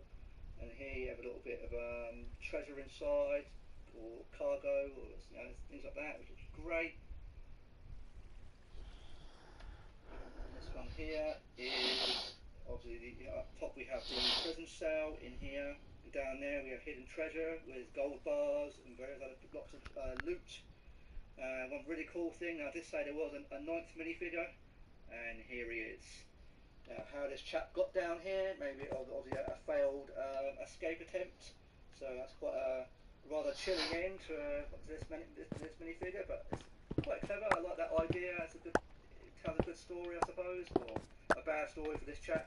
And then we have in there waterway, so you've got the drainage. Really, really good. You've got a little hatch here that moves up, so you can go down and get to the gold and whatnot. That goes there. And on this section here, it will reveal more of the maybe this sort of smugglers hoard with various with alcohol, rum. Another treasure chest down here with a little frog as well. Check that out. I think that's a really, really good idea. I think that's so much fun with it. I think that's great. Then move on to the back section of the fortress. Again, you can see a bit more detail at this, the opening of the main gate, which open and close, which is really cool. Down below here, you've got a little candle light, some more treasure, some more storage, and up there we obviously have the officers' quarters. So that's all the individual sections, which I think is just fantastic. And now you can customise the layout of this set, which I will show you now. So here is the alternate build that you can have for this set. So rather than having it all contained in one square, you can display it all along in like this, with all the components arranged in this configuration. That, though. Really good. I mean, you see it from this scale, it just looks ginormous. It really does give a real sense of scale. I think this looks fantastic.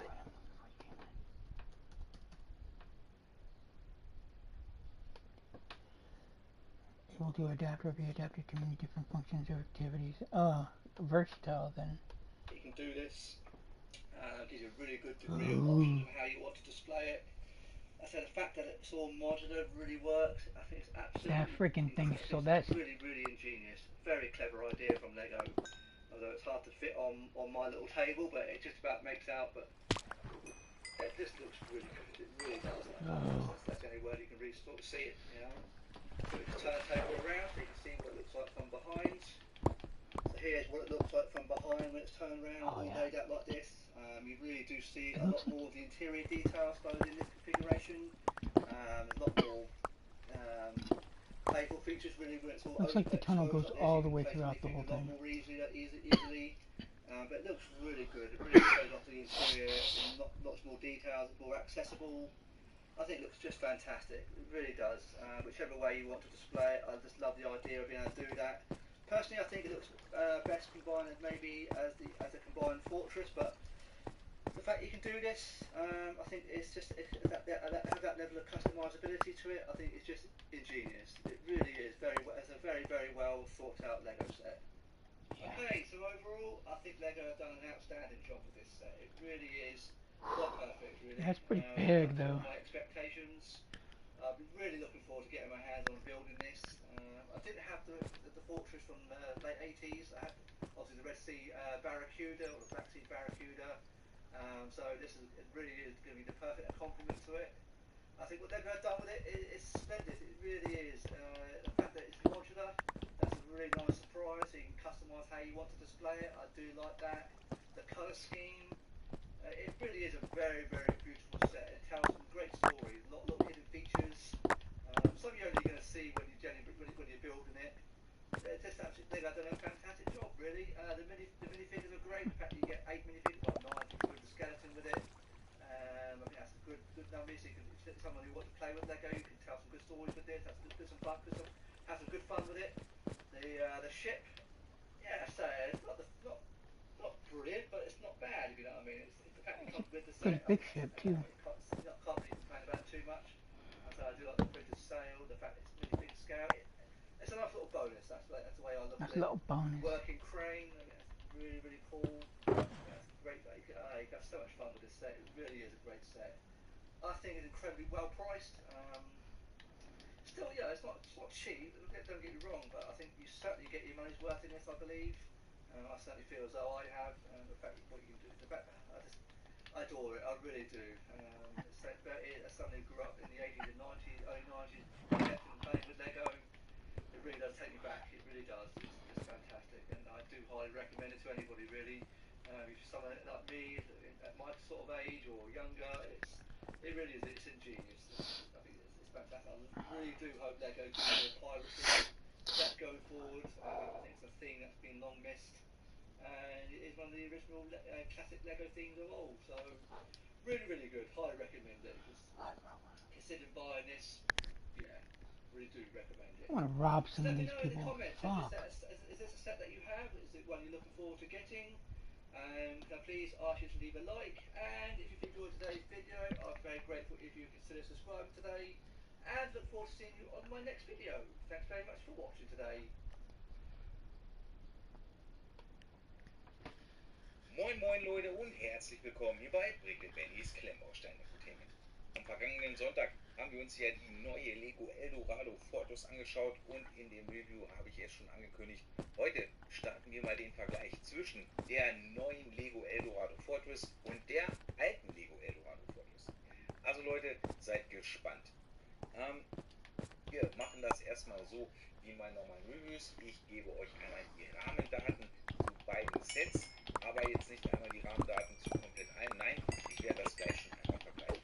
Und dafür, da ich hier leider nicht mehr die Originalverpackung zu habe, ich habe das gute Teil nämlich gebraucht gekauft und wollte nicht nur Unsummen für einen Karton ausgeben. Wäre natürlich immer schön, wenn er mit dabei ist, aber nicht zu dem Preis. Das ist aber auch kein Problem, denn ich habe ja den Lego Collectors Guide. Und wenn ihr den auch habt, und vor allem Francesco, wenn du mit zuguckst, du hast ihn ja gewonnen bei meinem Gewinnspiel, dann schlagt ihr am besten einmal die Seite 256 auf, Leute. Und da ist das gute Teil nämlich abgebildet, die alte Lego Eldorado Fortress. So, wir vergleichen jetzt hier aber einmal.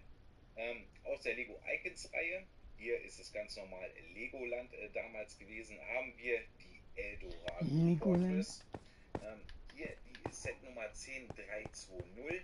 Hier bei dem guten Stück ist es Set Nummer 6276. Wir haben hier 2509 Teile und 8 Minifiguren. Bei dem guten Set hier haben wir 517 Teile und auch 8 Minifiguren. Ja, der Preis dafür 215 €. Der Preis hierfür, ja Leute, ist ein bisschen schwer, das wirklich auszufinden. Die meisten Preise, die man da findet, sind in Dollar. Und ich würde das jetzt nicht unbedingt dann in Euro irgendwie umrechnen und das dann noch einmal in D-Mark umrechnen. Wenn einer von euch noch genau weiß, was dieses Ding hier damals gekostet hat, 1989, schreibt es mir mal bitte in die Kommentare. Ich würde pauschal jetzt einfach mal mit 100 Mark, 120 Mark irgendwie so rechnen. Keine Ahnung. So. Bei beiden Sets haben wir keine Sticker mit dabei. Das ist auch ganz, ganz wichtig und es ist auf jeden Fall super. Dieses gute Set wurde verkauft von 1989 bis 1992. The old school one was pretty cool though. That big ass place to hide underneath. But this one, you actually got a way you can escape outside. I don't think the other one had that. No, it didn't actually. Now that I remember. I remember seeing the base plate and it's like no tunnel. Ways through there. Ich werde euch das Review zu beiden Sets hier am Ende dieses Videos nochmal mit ranhängen. Das waren einmal die Rahmendaten. Eine Sache noch.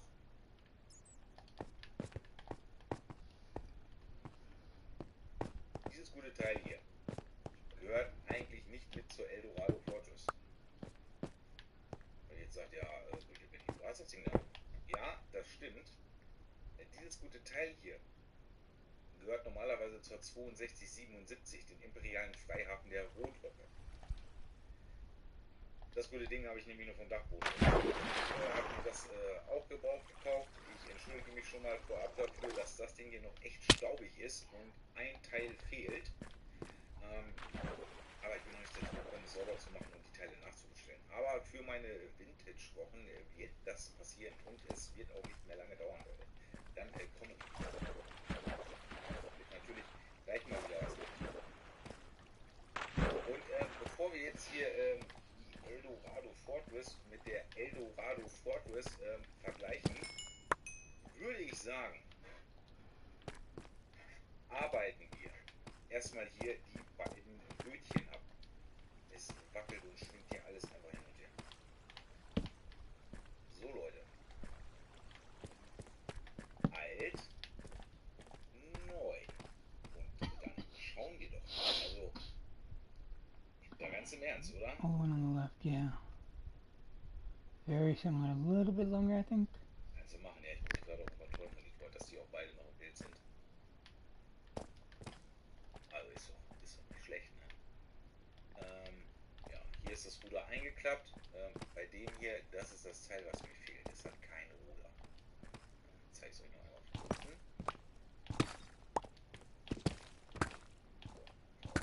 Von oben, da muss ich aber aufpassen. Nicht, dass mir was absmäht. Mal gucken. Oh, die ist staubig, ne? Oh, ja, sorry. Ich habe es nicht geschafft, das einmal zu waschen. Da müssen wir jetzt gemeinsam durch, Leute. Oder ihr seid stark. Ich sehe schon die Fahnen stimmen.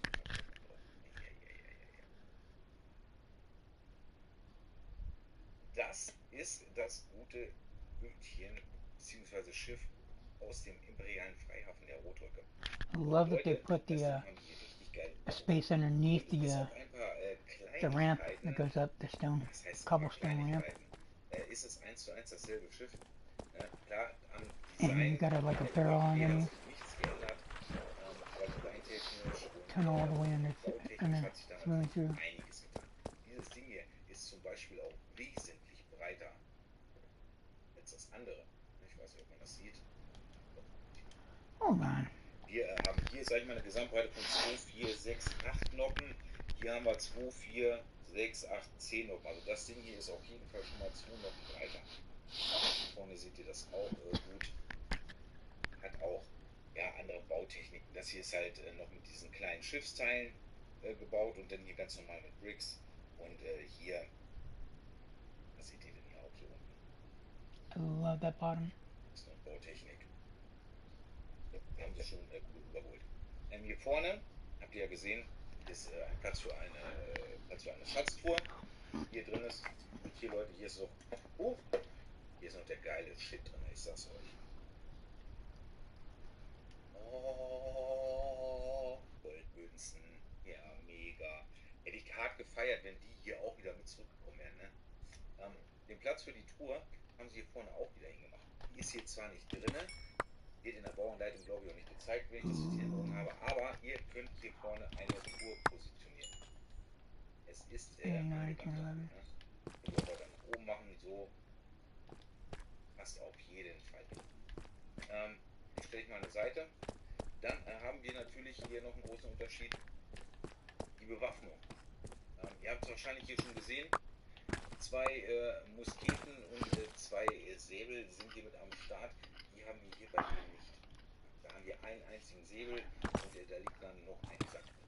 Den Sack haben wir hier nicht. Hier haben wir auch kein Steuerrad. Hier, dem Bötchen, haben sie ein Steuerrad studiert. Ist zwar jetzt kein richtiges Steuerrad, wie wir es kennen, aber immerhin schon mal eine Verbesserung. Okay, das ist hier auch noch Lord, I want to be up in my heart. Lord, I want to be in my heart.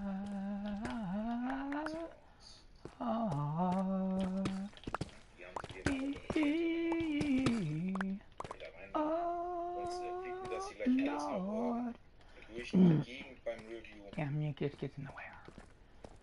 Just in my heart, oh Lord. Ich sag's euch ganz ehrlich, verzichte ich gerne drauf auf die kleine Kiste, dafür, dass das hier eine Steuer hat. So, und jetzt schaut euch mal die Segel an. Also das Zeichen. Es ist leicht überarbeitet, klar, ne? Aber es ist immer noch dasselbe. Ja, richtig cool. Die Segel haben unterschiedliche Größen, ne? Es ist nicht immer alles gleich groß.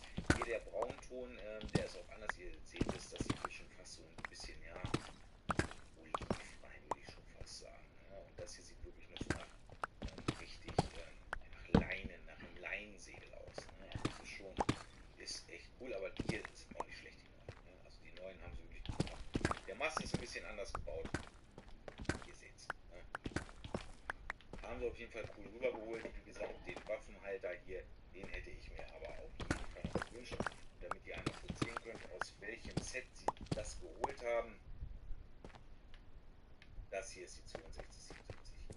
Der imperiale Freihafen der Rotröcke. Die haben ja die Blauröcke dann abgelöst nachher. Und da seht ihr es auch da. Nein, da hinten in der Pfanne. Da kommt es dann auch angefahren. Und da haben sie sich das einfach dann noch mit rausgeholt. Irgendwie so deshalb, also wenn sie das hier schon gemacht haben, hätten sie wenigstens noch ein oder zwei Rotröcke mit reinsetzen können. Weißt du, so dass die Rotröcke die Blauröcke besuchen kommen. Das hätte ich dann wiederum wirklich richtig gefeiert. Ne? Mein Blauröcke kommt zurück und dann hast du nochmal Rotröcke mit am Stissel. Geil, keine Frage. So, das haben wir abgehakt. Box kann ich halt wie gesagt nicht vergleichen. Kommen wir jetzt aber zur Bauanleitung bzw. Bauanleitungen.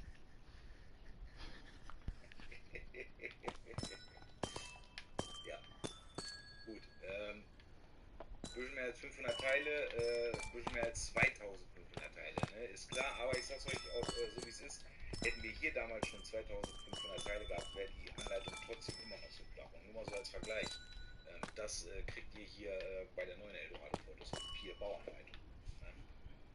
Und das Ding hier, das ist dann auf Seite 16. 16 Seiten. Ne? Und ach, ja, brauche ich gar nicht zählen. Ne? Ihr seht, das Design hat sich natürlich ein bisschen geändert. Die Bauanleitungen sahen früher so aus. Ihr habt es eben auch gesehen beim Freihafen. Ne? Das war so. Das hat sich natürlich weiterentwickelt. Auch nicht mehr. Ja, die kleinen Ruderboote. Ja, eins haben sie noch mit rübergebracht. Hier sind die auch einmal alt und neu. 2 Piraten sind die mit am Start. Hier haben wir noch Captain Redbeard. Na, den kennt ihr noch von früher. Den roten Bart hat er aber nicht mehr. Ist irgendwie braun. Ja, hier haben wir jetzt eine Piratin mit am Start. Die Boote haben sich leicht verändert.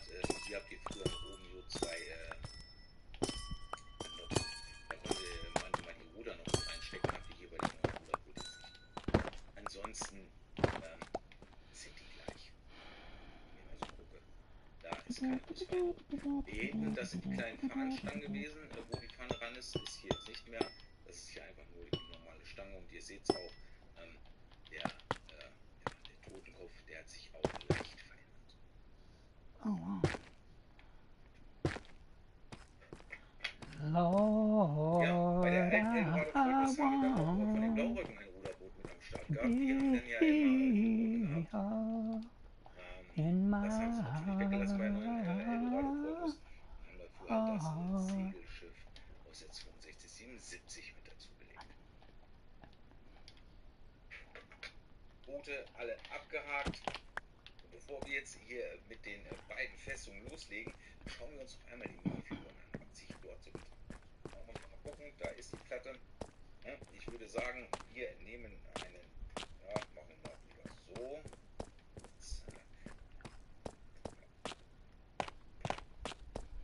Wer mit Gewehr und Säbel ist der alte, der ohne Säbel ist der neue.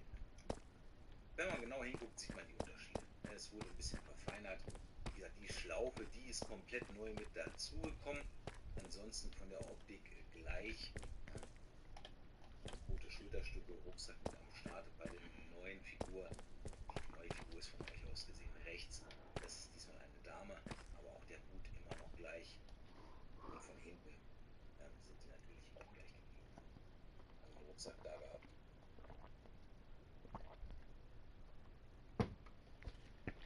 Dann gucken wir uns einmal die Offiziere an.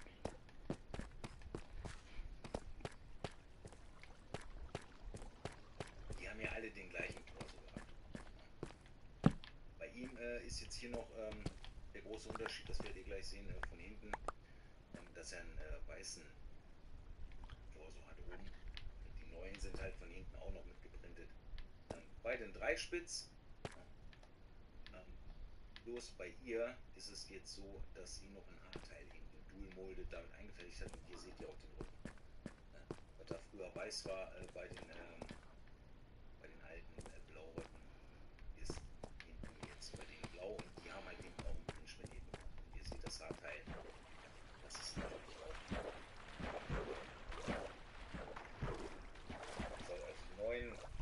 pretty cool. I had to subscribe to 9 him. Blauröcke. It's so nice to people. I'm always subscribing. Nobody subscribes much to me. Ich fand die alten ja echt schon geil. Wie gesagt, die haben alle den gleichen Torso. Der Soldat, wenn ich da das Backpack, den Rucksack jetzt runtergenommen hätte, der wäre dann auch weiß gewesen. Und jetzt kommen wir natürlich zu der wohl wichtigsten Person hier bei der Eldorado Fortress, nämlich dem Admiral. Es soll ja der gleiche Admiral sein, wurde gealtert. Und ihr seht der Torso-Griff, ne? Das wurde alles überarbeitet, aber im Grunde genommen ist ja einfach nur cool in die Neuzeit rüber. Und ihr seht der neue Admiral, der weißen Bart. Es soll, wie gesagt, der wirkliche sein. Und er ist halt schon in den Jahren etwas älter geworden. Ist ja auch schon ein bisschen her. Bei den Alten hatten wir damals die gelben Schulterstücke, das waren die von den Offizieren. Hier bei den neuen Blauröcken haben die halt so golden. Beide haben Säbel. Der Alte, der hat noch so einen gläsernen Kelch, oder was ist es? Noch am Start gehabt. Beide ihren Zweispitz mit der roten Feder. Alte Feder, neue Feder. Beide haben auch hier hinten noch diesen Pimpe drauf, der hat sich auch geändert auf dem Zweispitz. Und jetzt noch einmal wieder hier von hinten, da seht ihr es. Auch weiß. Das sind so die kleinen Einheiten. Also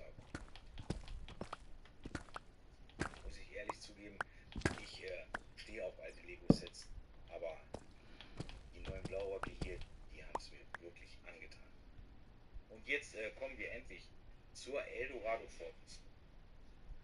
Und Leute, ja, es schwingt alles hier, ne? Die Kräne gehen die hart ab. Ich würde mal sagen, wir reden hier gleich mal über den Elefanten im Raum. Ne? Und zwar über die I love that you get to build. Das ist natürlich der größte Unterschied hier bei den Build Festungen. the whole rock foundation. Ja, das ist so die Zeit gewesen, da hat Lego denn angefangen mit den 3D-Grundplatten, gab es in der Ritterwelt, bei den Piraten. Das war damals so. Übrigens, kleine Info, die 3D-Grundplatten hat Lego selber nicht hergestellt. Die hat Lego über einen Zulieferer bekommen. Hold on. I think he's German.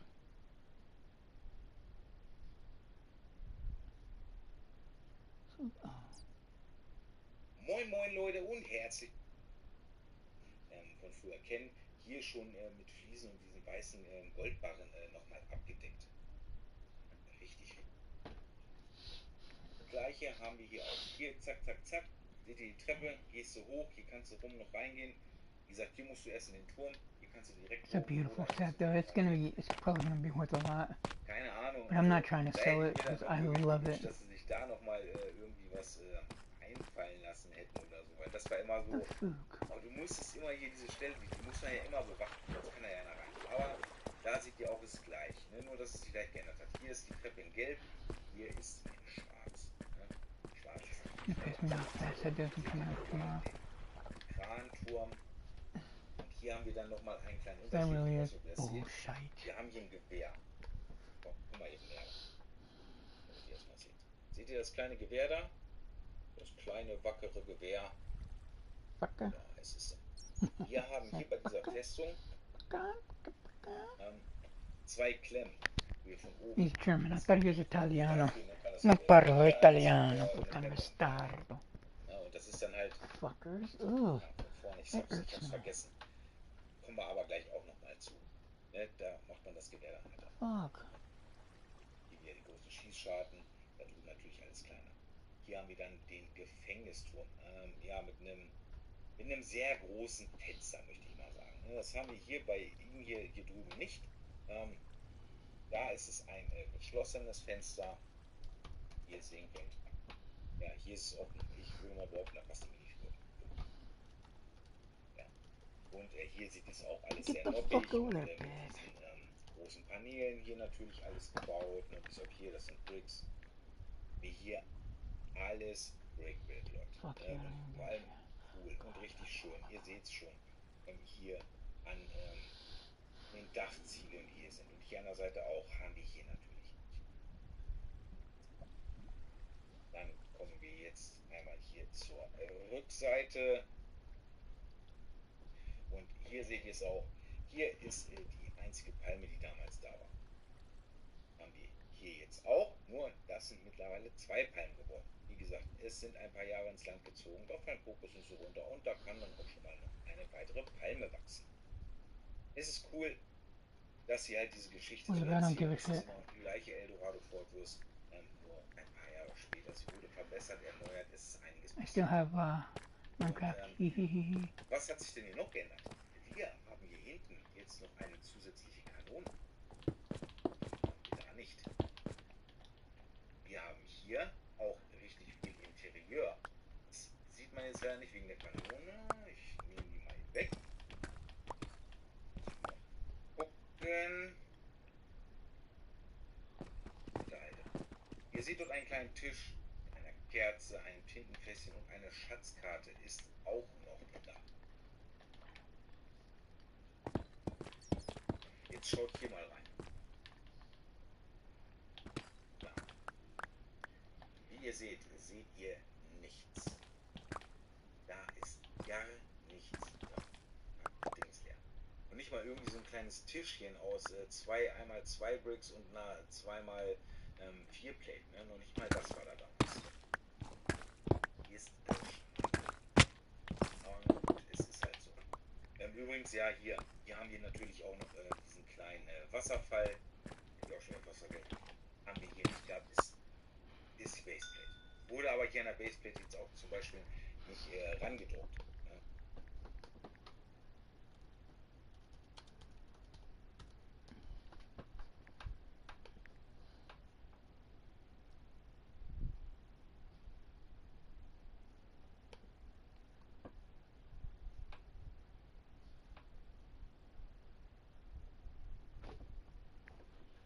What?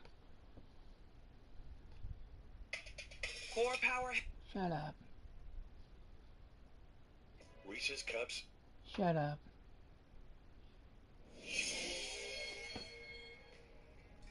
What's going on, guys? Welcome to Everything Always. My name's Michael Roman, aka Allfires. Now, one huge question that's been on every Marvel fan's mind, and since Marvel Studios announced Secret Wars, is who would be the big bad of the conclusion of the multiverse saga. Typically, when doing a Secret Wars story, you involve.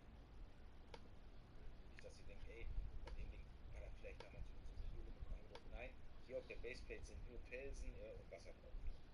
Seht ihr auch die ganze Zeit. Dann kommen wir hier jetzt rum.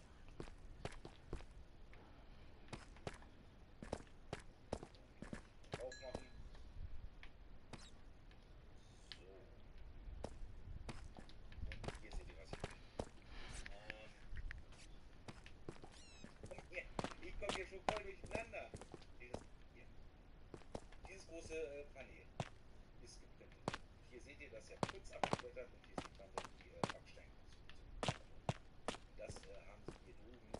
Hier seht ihr das bautechnisch wunderschön gelöst. Sieht wirklich gut aus. Das kann man nicht anders sagen.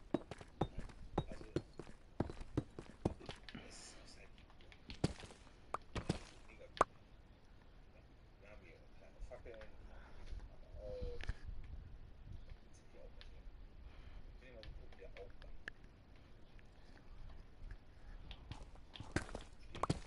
Klar, hier bei der neuen, da wir hier auch nicht mal auf einer normalen Baseplate bauen, wir bauen ja auf ganz normalen Plates, dann haben wir hier natürlich auch den Strand zum Beispiel. Ja. Übrigens, falls ihr noch nicht das Review zu der gesehen habt, ich empfehle es euch wirklich, hier sieht das größte Mal. Wir haben hier 2 Stellen, die Mauer abrupt aufhört. Das kommt bei hier noch erst einer raus. Da hätte Lego wirklich noch mal ein paar Steine mit zupacken können, dass man die einfach hinmacht. Wenn man das auseinanderbaut, andersrum baut, dann kann man das zack knackig und rausnehmen. Fertig. Ja, alles safe gewesen. Aber so haben sie meiner Meinung nach nicht gut gemacht. So, und jetzt sind wir auch schon wieder vorne angekommen. Eine Verbesserung, noch eine weitere Verbesserung, die ich vorhin vergessen hatte. Wir haben hier früher so ein Gewehr gehabt. Das konnte man hier so runterkippen und da konnte man auch Angreifer schießen. Die sind dazu übergegangen, hier mittlerweile 2 Stück zu haben. Ne? Wir haben hier eins und da eins. Zum näher kommen. Hier, das kannst du noch so schön kippen.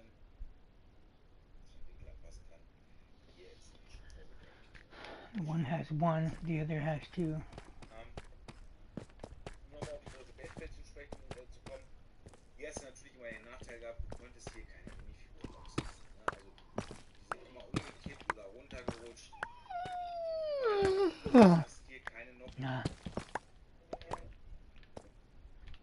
Haben sie jetzt geändert. Die ist ja komplett Brickbuild. Jetzt hier der Aufgang. Und hier haben die jetzt Teile mit drin. Kannst du Figur hinstellen. Richtig cool. Richtig cool. Ihr habt es ja gesehen. Hier beim Knast, das ist die alte große Tür. Ihr werdet sie kennen. Da ist ein wesentlich kleinere. Hier bei diesem Teil, wir haben hier nicht viel Interieur. Ne? Eins habe ich euch noch gestern zeigen. Wir haben hier natürlich, ich weiß nicht, das ist jetzt kein Kerker, sondern ein Lager. Den haben wir dort jetzt in dieser Form bei der neuen nicht, aber da ist auch was. Und einen Lagerraum haben wir trotzdem. Das möchte ich nicht sagen. Den Kran, da habt ihr immer an der Schnur nur gezogen. Hier kurbelt ihr jetzt irgendwie. Wie gesagt, hier bei der alten, ihr habt nichts an Interieur. Wirklich gar nichts. Ne? Das, was ihr von außen seht, das ist das, was ihr bekommt. Mehr nicht. Wir haben hier nicht noch irgendwas in dem Gefängnis drin. Wir haben hier nicht noch irgendwie großartig was in dem Turm, wo der Kran drauf ist. Wir haben hier noch nicht mal was in dem Raum vom Aktenhalter. Ja, es sind hier noch ein paar Waffen drin verteilt, ein paar Halter für Waffen, ein paar Kanonenkugeln. Das war dann auch schon alles. Und hier in dem neuen Set ist davon natürlich anders. Und was auch eine große Neuerung bzw. Veränderung ist, wir können dieses gute Teil hier nochmal zerlegen in mehrere Einzelteile und uns dann eine andere Festung bauen. Ne? Das konnte man hier mit der natürlich nicht wegen der großen Baseplate. So, ich muss jetzt mal gucken, wie ich das jetzt hier am besten wieder auseinandernehme, denn das Problem hatte ich schon beim letzten Mal und das wird hier wahrscheinlich, nein, doch, das geht, oder? Bin mir nicht ganz sicher. Hier kriegen es hin. Oh, was? Der Affe. Der Affe. Muss ich einmal gucken. Sie ist ab. Da ist ab. So. So. Und ab damit. Na, so. Wie gesagt, da ist der Kerker gewesen. Hier haben wir jetzt gar nichts drunter. Die Figur nehme ich einmal mit weg. Ja, das ist sowas. Aber ihr habt hier eine Ah, Tür. fuck. Eine Tür. Ist auf jeden Fall richtig cool. Hier habt ihr nicht großartig Funktion gehabt. Den Kran. Du kannst die Türen aufmachen. Du kannst Gitter aufmachen. Das war's. Ja, hier haben wir auch den Kran. Wie gesagt, die Falltür kommt noch mit dazu. Wir können die Kanonen drehen. Lord, I want to be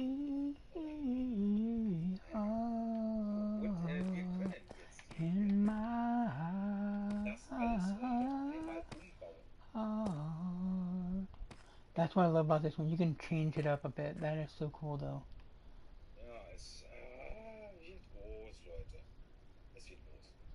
So. You can connect them. You can snap them together. Ich hab's noch im Hinterkopf. I'm gonna get the Viking set in and I'm gonna put that with it. Although the Viking set needed to be a little bit more like connectable, I guess you could say. Ob man es jetzt muss oder nicht, ist die zweite Frage. Ich werde das Ding mir so hinstellen im zusammengebauten Zustand, so wie die hier auch ist. Aber es ist cool, dass man das hier natürlich machen kann. Das erhöht natürlich auch die Spielwert für Kinder. Da haben wir damals schon als Kinder richtig mitgespielt und wir fanden das echt super, wir haben das geliebt. Und jetzt stellt euch mal vor, ihr kauft das hier, euer Kind. Ja? Das kann sich dann ja auch das so zusammenbauen, wie es eben war, kann sich das auch so hinbauen. Und dann überlegt mal, wenn ihr eurem Kind dabei zuguckt, wie es damit spielt, oder ihr spielt noch mit, und wenn ihr noch die Barracuda Bay habt, und ihr baut euch dann die Black Seas Barracuda dann noch draus, und ihr greift dann die Festung von eurem Kind an, hey Leute, da werdet ihr doch wieder selber zufrieden. Dann könnt ihr mir sagen, was ihr wollt. Übrigens, was ich noch eine Erfahrung bringen konnte, dieser Steg hier, den haben sie hier so rangebaut, weil der soll noch eine Verbindung zur Barracuda-Base. Meine habe ich leider nicht aufgebaut, von daher kann ich das auch nicht testen. Muss mal gucken, ob ich die aufbauen sollte. Ja, Leute, das waren hier auf jeden Fall die großen Unterschiede zwischen den beiden Eldorado-Festungen. Und Leute, jetzt mal ganz im Ernst, was sagt ihr? Sagt ihr, yo, nee, ich bin Purist, ich stehe auf das Alte, ich brauche das Neue nicht. Ne? Ist cool, dass sie es gemacht haben, aber so super toll finde ich das jetzt nicht. Oder sagt ihr, boah, die Alte war damals cool, die war echt geil, aber seitdem das Ding draußen ist... Help me get away. Ja, jetzt habe ich die Boote hier schon hingestellt. Get me out of my address. Away from this masquerade. Egal welche Eldorado Fortress ihr habt.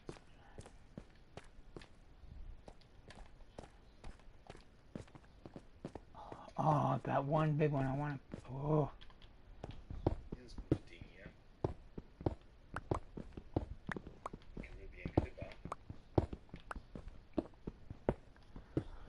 Yeah, that one's okay. The one that turns into an island, though, I'm getting that shit.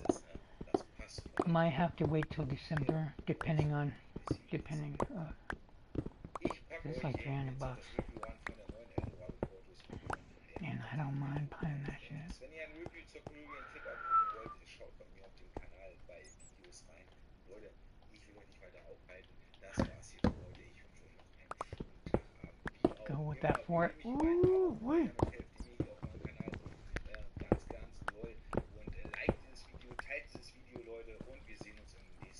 Bis dahin, haut rein und ciao, ciao.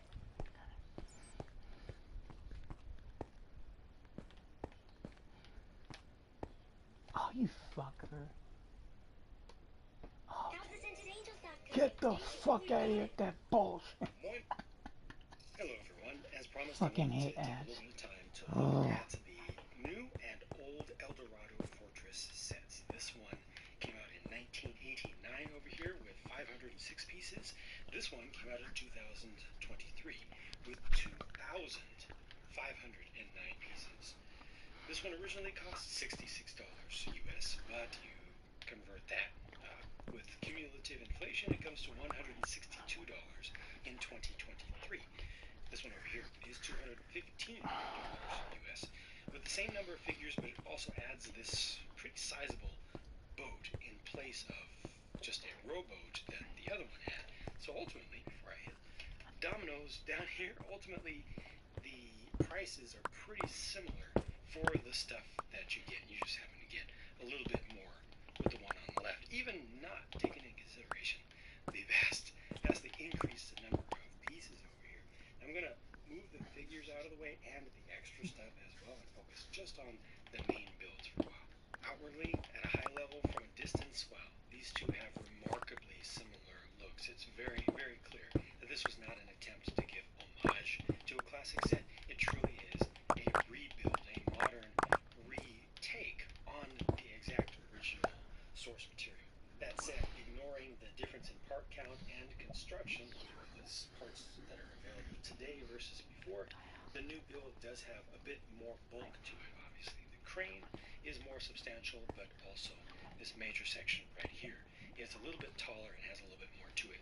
I think this backside here is where you can best see the difference in building techniques for the base, where the old one used just a single piece, one raised base plate with some printing on the outside, and the new one uses hundreds and hundreds of parts to build up rock bases that have a little bit of water integrated in, some sand, more trees, and also foliage around the edges. And from this side, looking at the cranes, there's no comparison between the two, with the new one actually having a winch that works, whereas with the old, you just have to kind of pull on the strings and make the hook go up and down, and then try to get it stuck somewhere you want it to stay in one spot in the air. Differences in color blocking aside, look at how the original uses large printed panel pieces, specialized parts, to get texture, whereas the new builds that up with small individual pieces. Here's another good example with a single specialized panel piece compared to this entire build for the window on the office. Here's another example. I will say up close, this print looks very good, and it has stood the test of time, though this is a very old original set. This is still in good shape. The newer set, again, uses small parts to create texture, but because of that building technique, it's able to use that texture all throughout, rather than just in a small number of pieces, or small number of places, where that texture is available through limited prints. Probably the most significant instance of print versus build is with this ramp. Now, once again here, the print quality and production quality on the old one was excellent for 1989. And again, this is an original set. It has been played with in the past. I can tell from some of the wear on some of the parts. The overwhelming majority of the parts here are period appropriate and everything, but that print is still in great condition. This is really nice for sliding figures down, and it does look nice. Made that beat up a long time ago. Figures marching up, there's not much you can do. They won't stay. They will always slide down because it's so small and there are no connection points. Compare that to the newer one, which is built up with all of these little tiles in here. It also has a bunch of studded positions where you can attach feet. This is something where I can see a major negative in the newer set for kids looking at this as a toy, because this whole thing really is designed as a toy, as well it should be. You know, it's a Lego set after all, though it is a retro set that is intended to, in many cases, tickle the nostalgia bone for adults, folks who were kids in the late 80s and early 90s.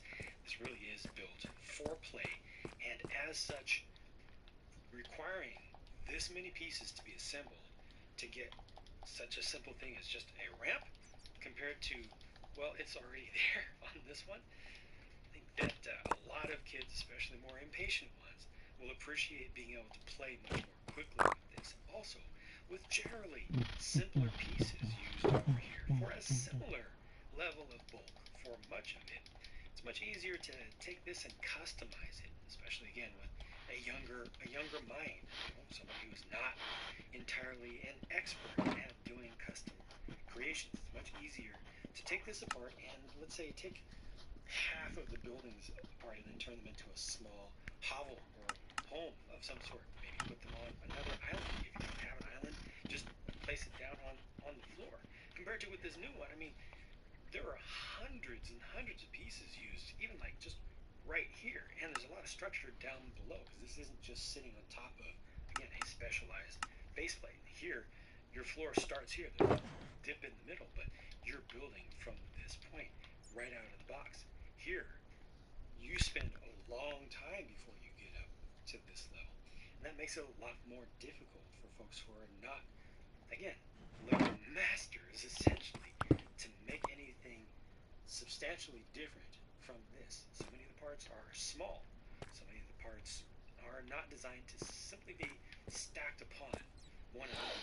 That said, if you do spend the 5 times as long to build this compared to build the old one, you are rewarded with more things that you can do on the inside because of the fact that it is designed with small pieces building up the entire base rather than the singular base plate, because it has all of this detail on the inside, and these sections can be used separately.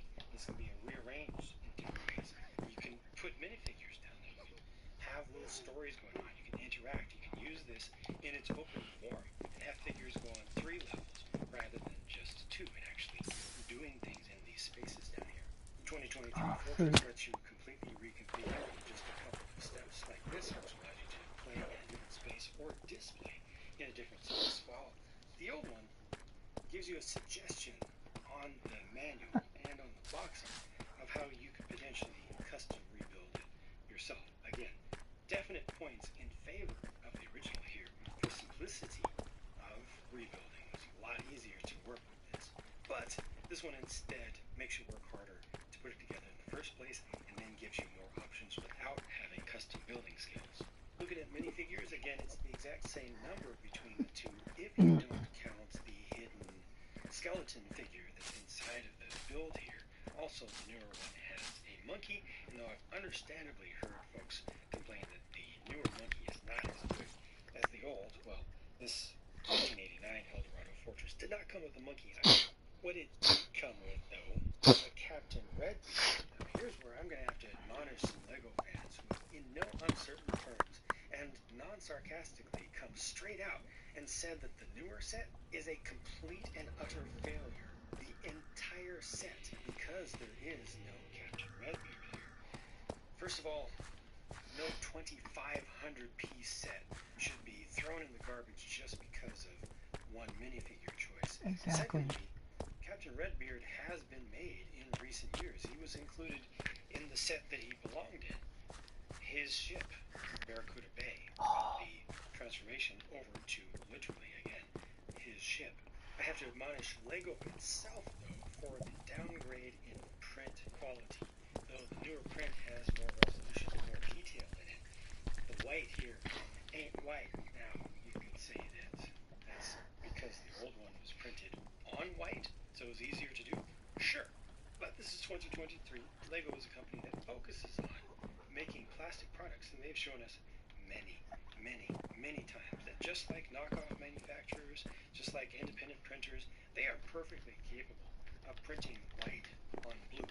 They didn't with any of the figures in this set. So the older ones, in many ways, look much more crisp, bright, vibrant, and even new.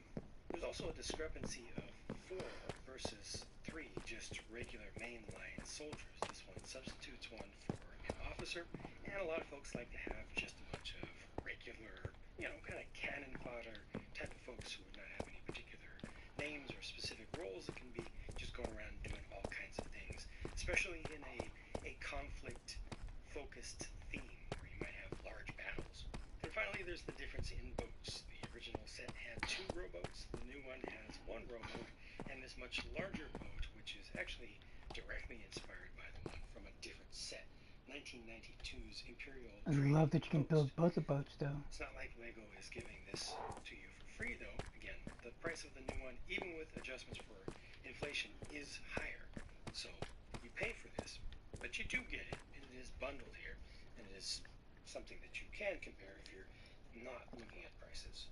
As play sets for kids to build once and then use for a long time, which is the typical pattern without doing any reconstruction or anything, clearly the one on the left has a lot more going for it. Again, you do pay a bit more for it, but within that, the difference in price between what you get here and what you would get here, adjusted for inflation, is extraordinarily significant. 2,000 more pieces over here, all that reconfigurability, the bigger boat, all that definitely sways very, very heavily in favor of this. But this whole thing that we're looking at here, either side, is not just about a toy for kids today.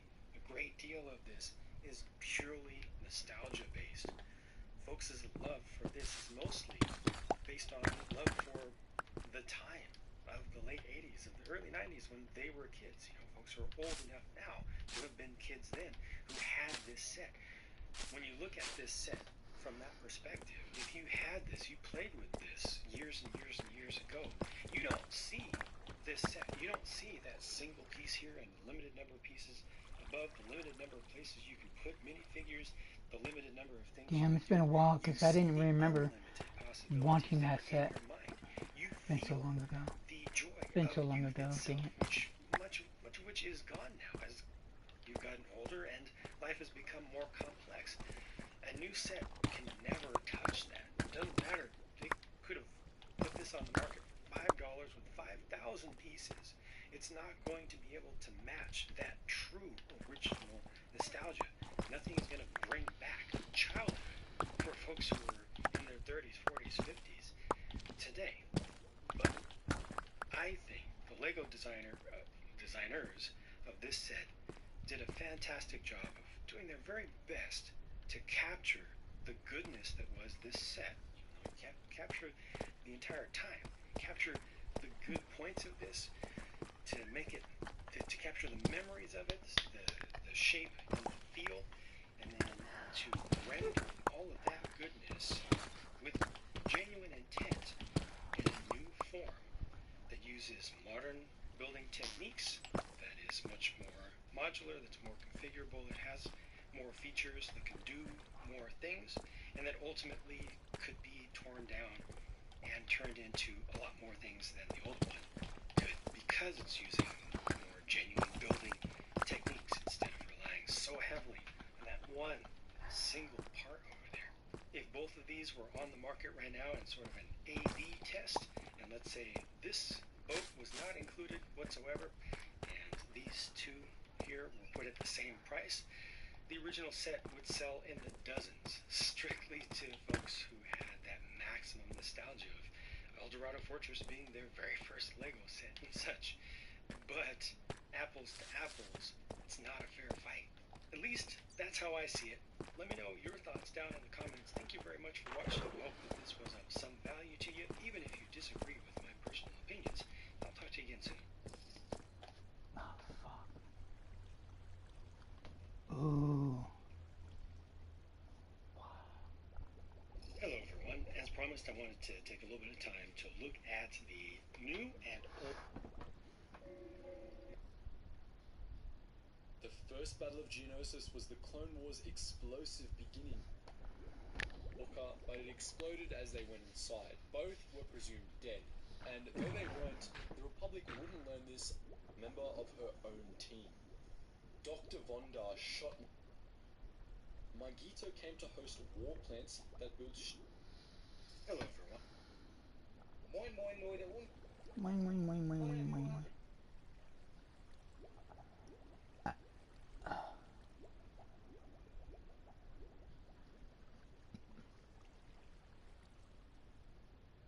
That's just pretty cool.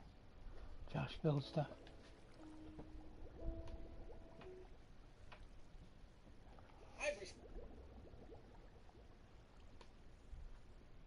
Don't let anything. LEGO Ideas is an immensely popular theme, giving us some epic sets over the years, such as Home Alone, The Medieval Blacksmith, Saturn V, The Office, and more. The next Ideas release, though, is going to be the Viking Village, and in this video, I'm going to break it down in detail, showing you the interesting pieces, cool building techniques, and nuances I see in the official images. At the end, I'll give you my take on whether or not it's going to be an instant classic.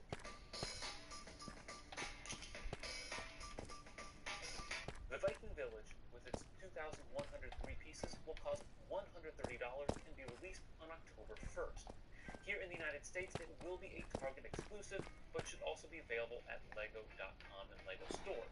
Now, if you're worried about getting Lego Insider's points, fear not, because you still get those points when you make purchases at Target, just like you I'm gonna have did to do 4x6 like tomorrow or something. In the set description, LEGO points out that we are getting 3 buildable sections: a forge, a longhouse, and a watchtower. This is similar in some ways to the El Dorado Fortress, which Fuck, I'm is gonna also have to watch separable and able to be reconfigured, although I'm not sure this one has the same reconfiguration possibilities. The first thing I noticed was that each of these sections is unique.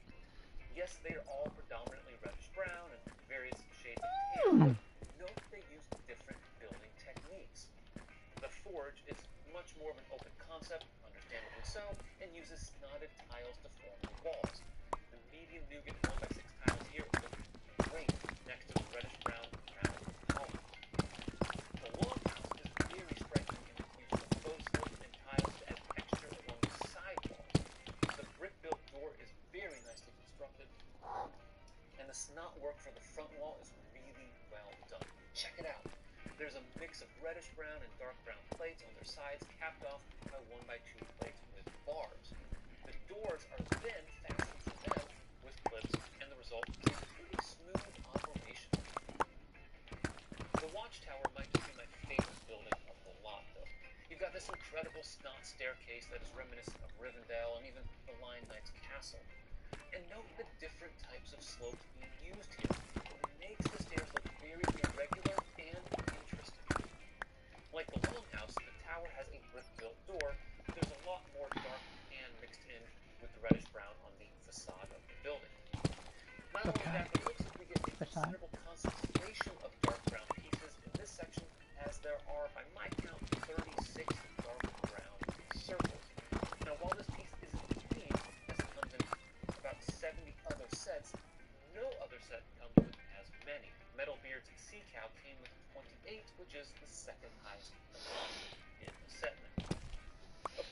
The most eye-catching part of this set, for me, is the bridge. Lego. This set looks great and is far superior to when Lego first came out with the single molded bridge piece for the Forbidden Island way back in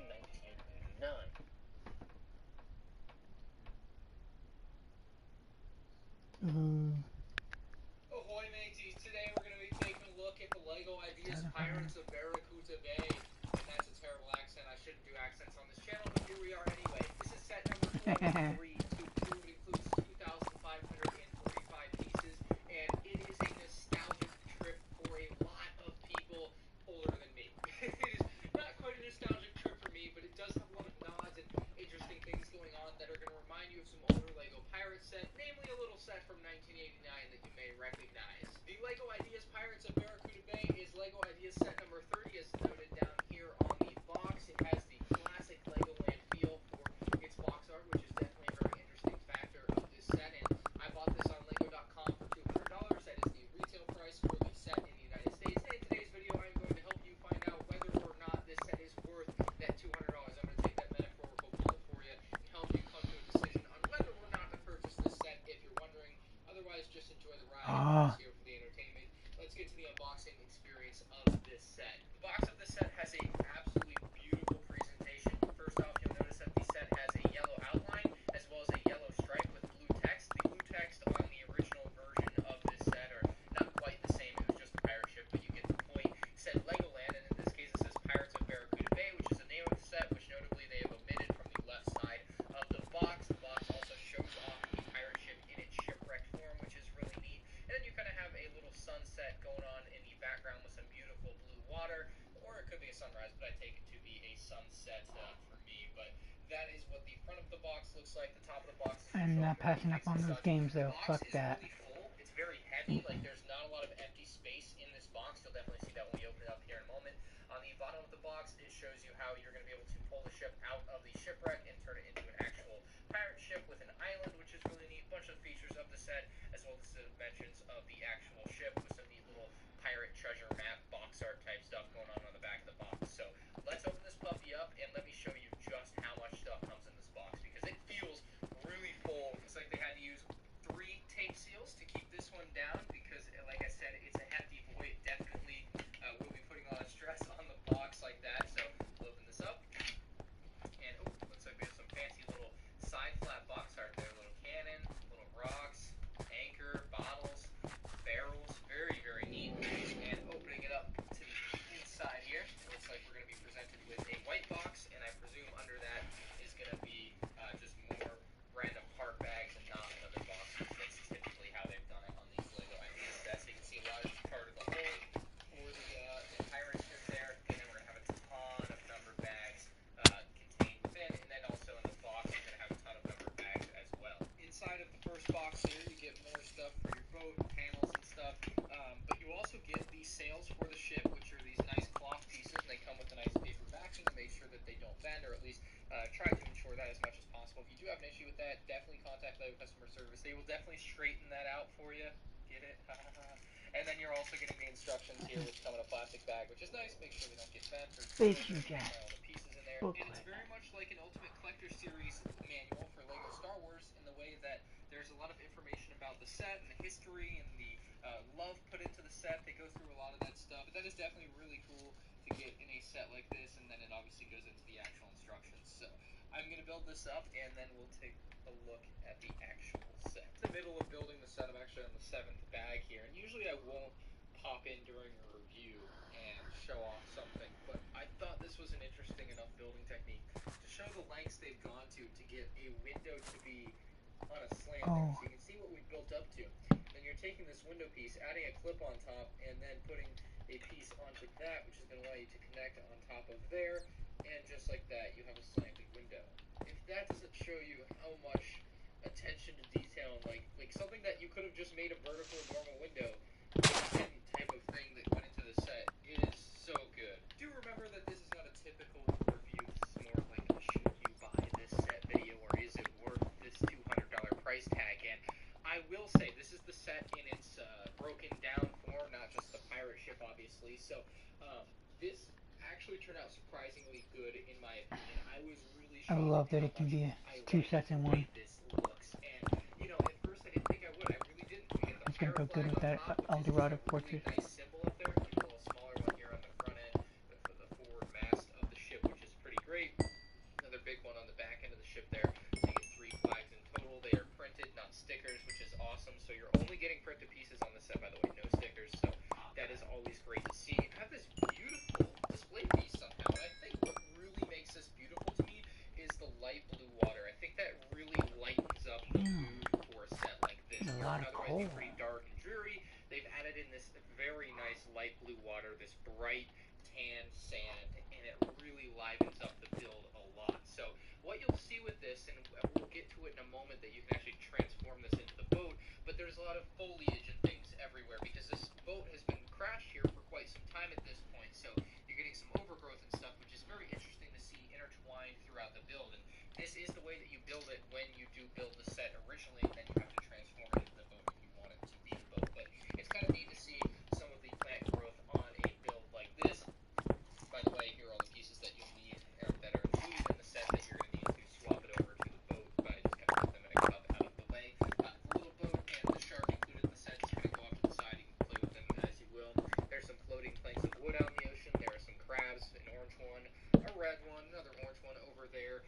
This set, while it may look it, is not actually connected completely like you may expect. So you can actually just pull this apart really easily, and then you have the 2 sections of the set. You can kind of display them separately if you want. It's kind of your prerogative to do that as you wish, but you can see there's a nice dock area, lots of little plants and things. There's even a little treasure chest under the dock here if I can.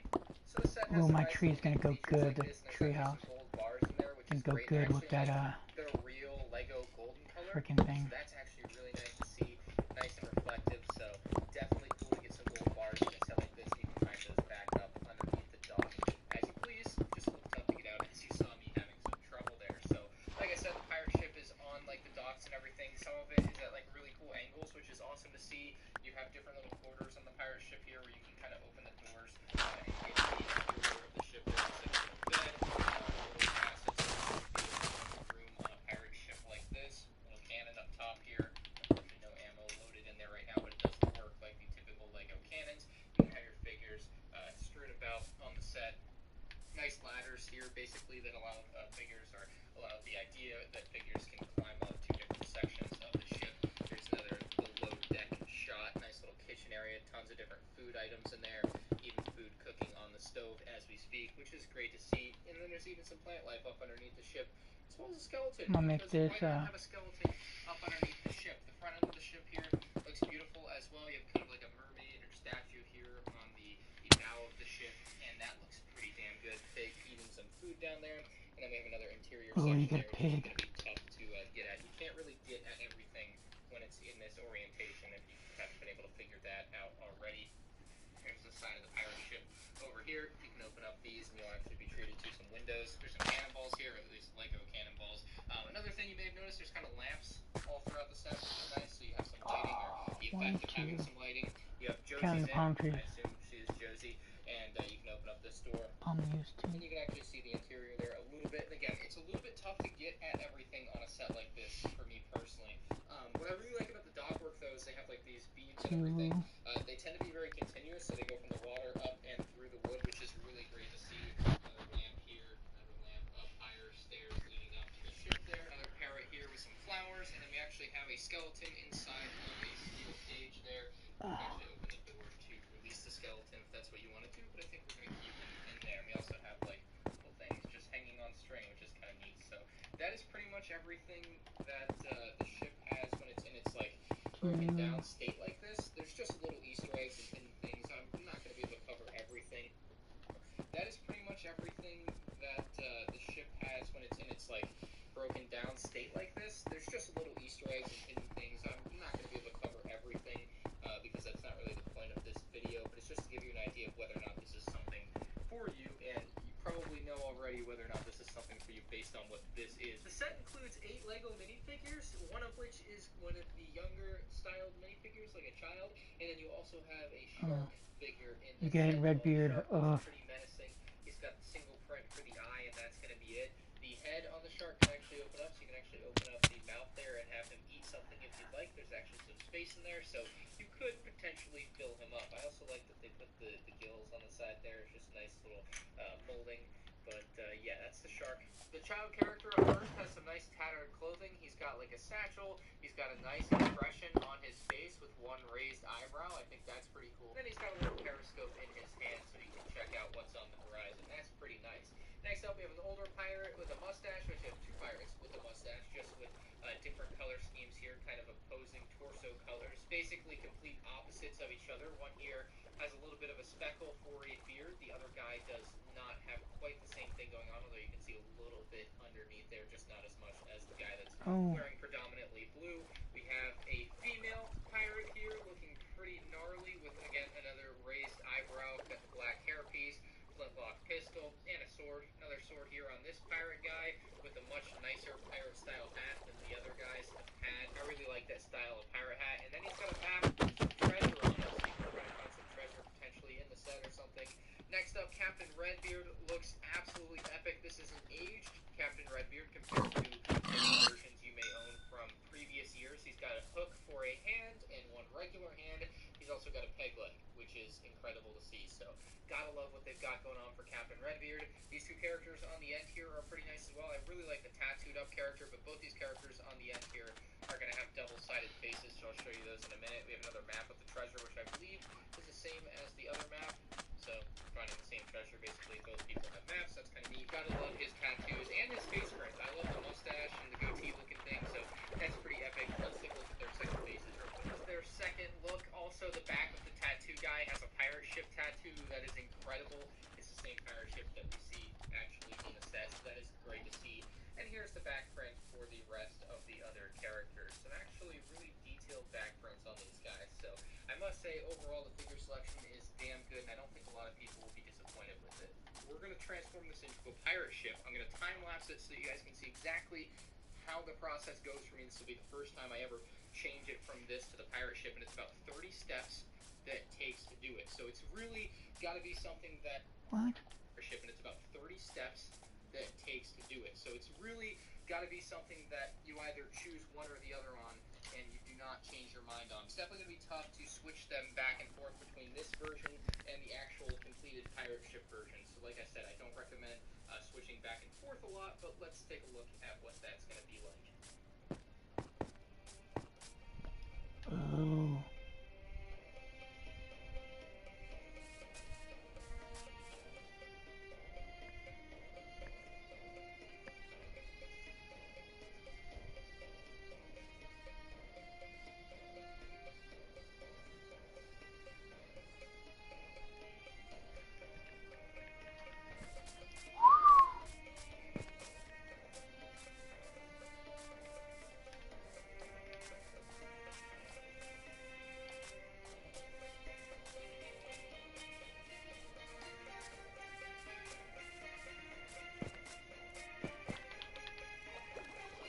I'm gonna build ourselves a ship too.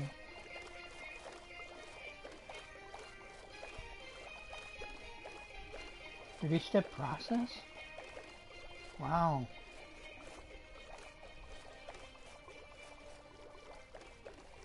And with that all said and done, this took 30 minutes to transform.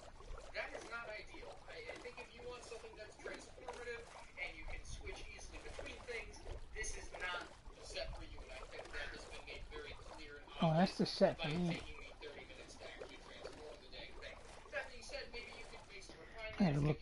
I gotta see if they got this cheaper. Pirates. Barracuda baby. 378. Used. Fuck.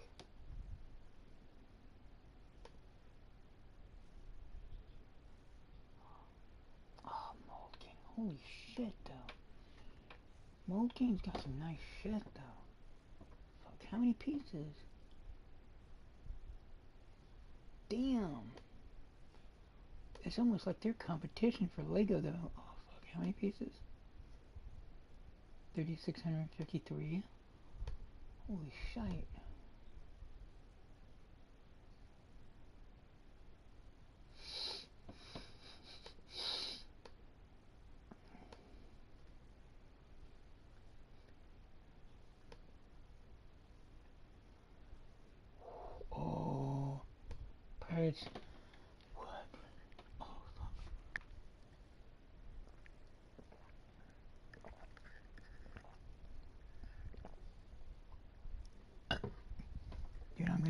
gonna do something with that big ass tree house that I got. I could have finished building that thing. I showed my mom, she liked it.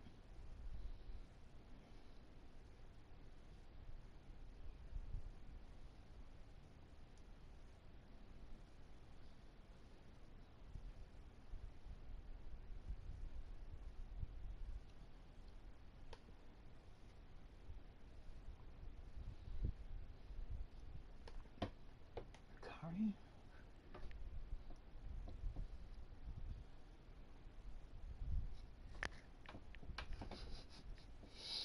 Dude, I love this thing. Oh, 400. I'm not even trying to look at that price.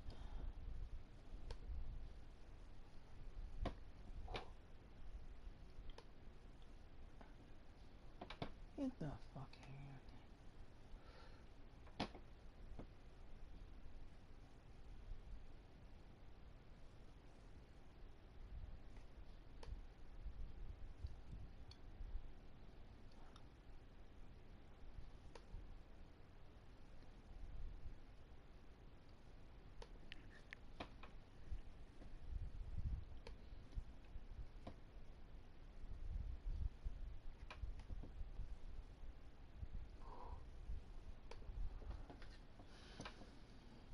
$389? What the fuck? Pirates.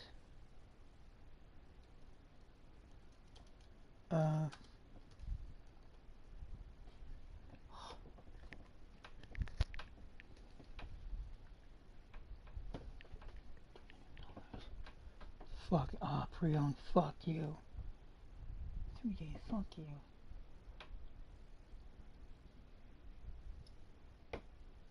$390, pre-owned, fuck, man.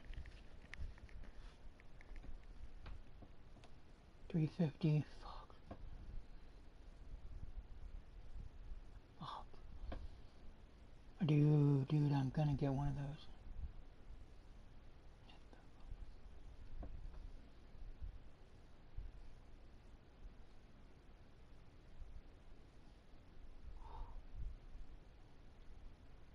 Ooh, get the fuck out of here, $400, pieces of shit.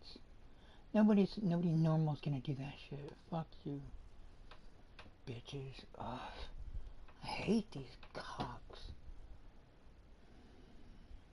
You know, fuck you. I'm gonna price it right.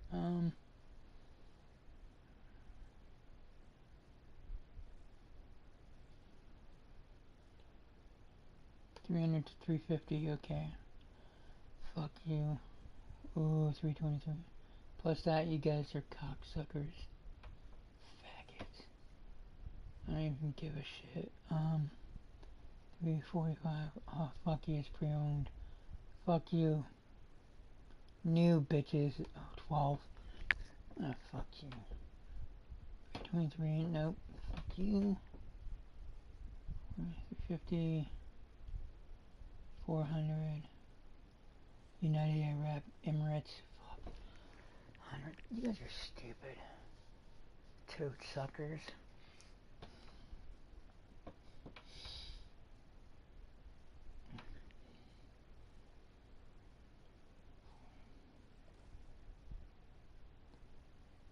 Fuck you. No, fuck you.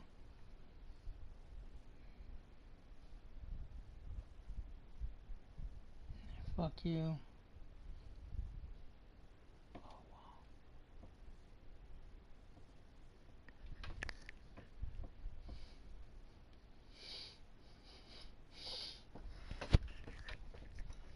Oh, I've got that. Oh.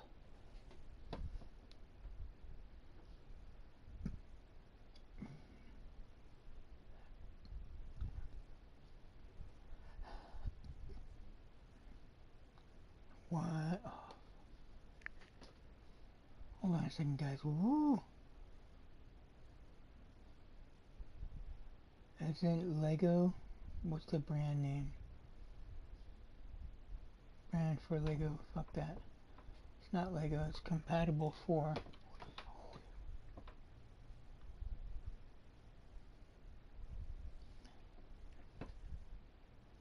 You know what? eBay, Amazon. Amazon.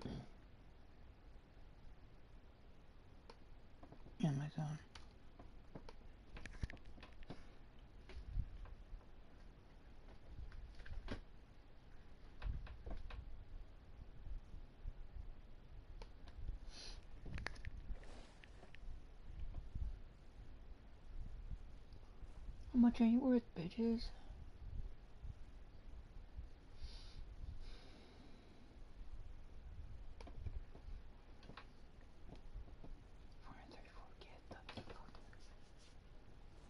I had to pay my card off that.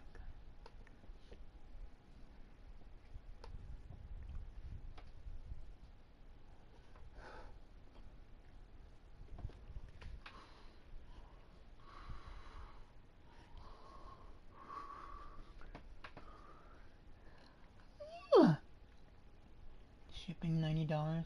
Fuck you. No, fuck you. It was too good to be true. Ugh. Oh, look at you though. Pirate ship.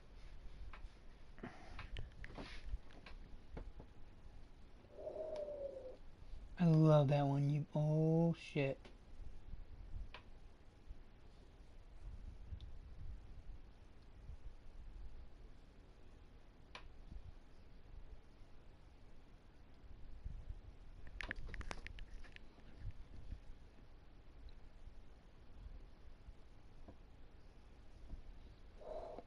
Oh, that house looks nice.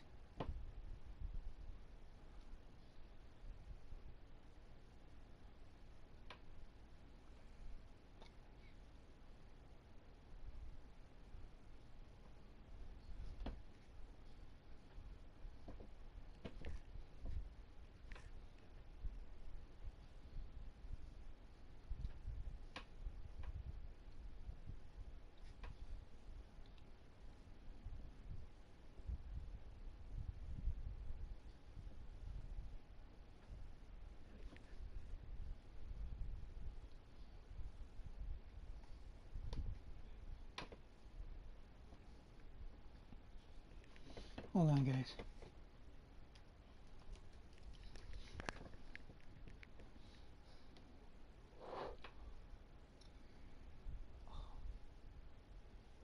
Oh.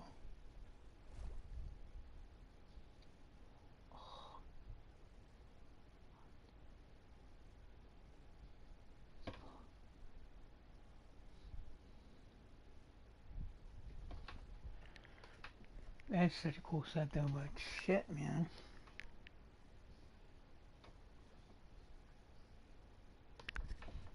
I'll probably have to stick with the 400.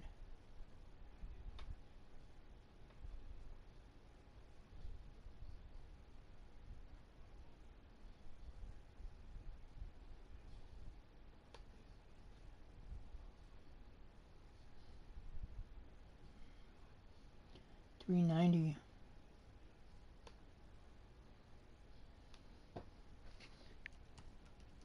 I just have to wait and hope to God it's for $390. Oh, get the fuck out. You fuckers.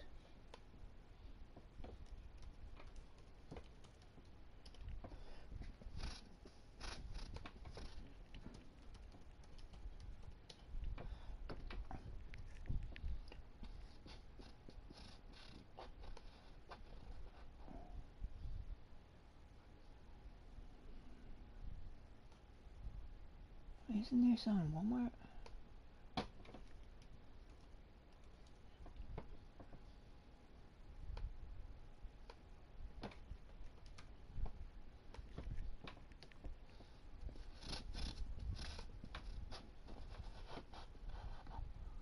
Wait, what? Oh, fuck that. If I can't, I just buy it at Walmart. Fuck. Hell yes. Oh, fuck yeah. That's gonna go good with that fucking island. You don't have to follow the instructions and figure out what you have to do every time. You could probably get the process down maybe by half the time. You could probably get it down to 15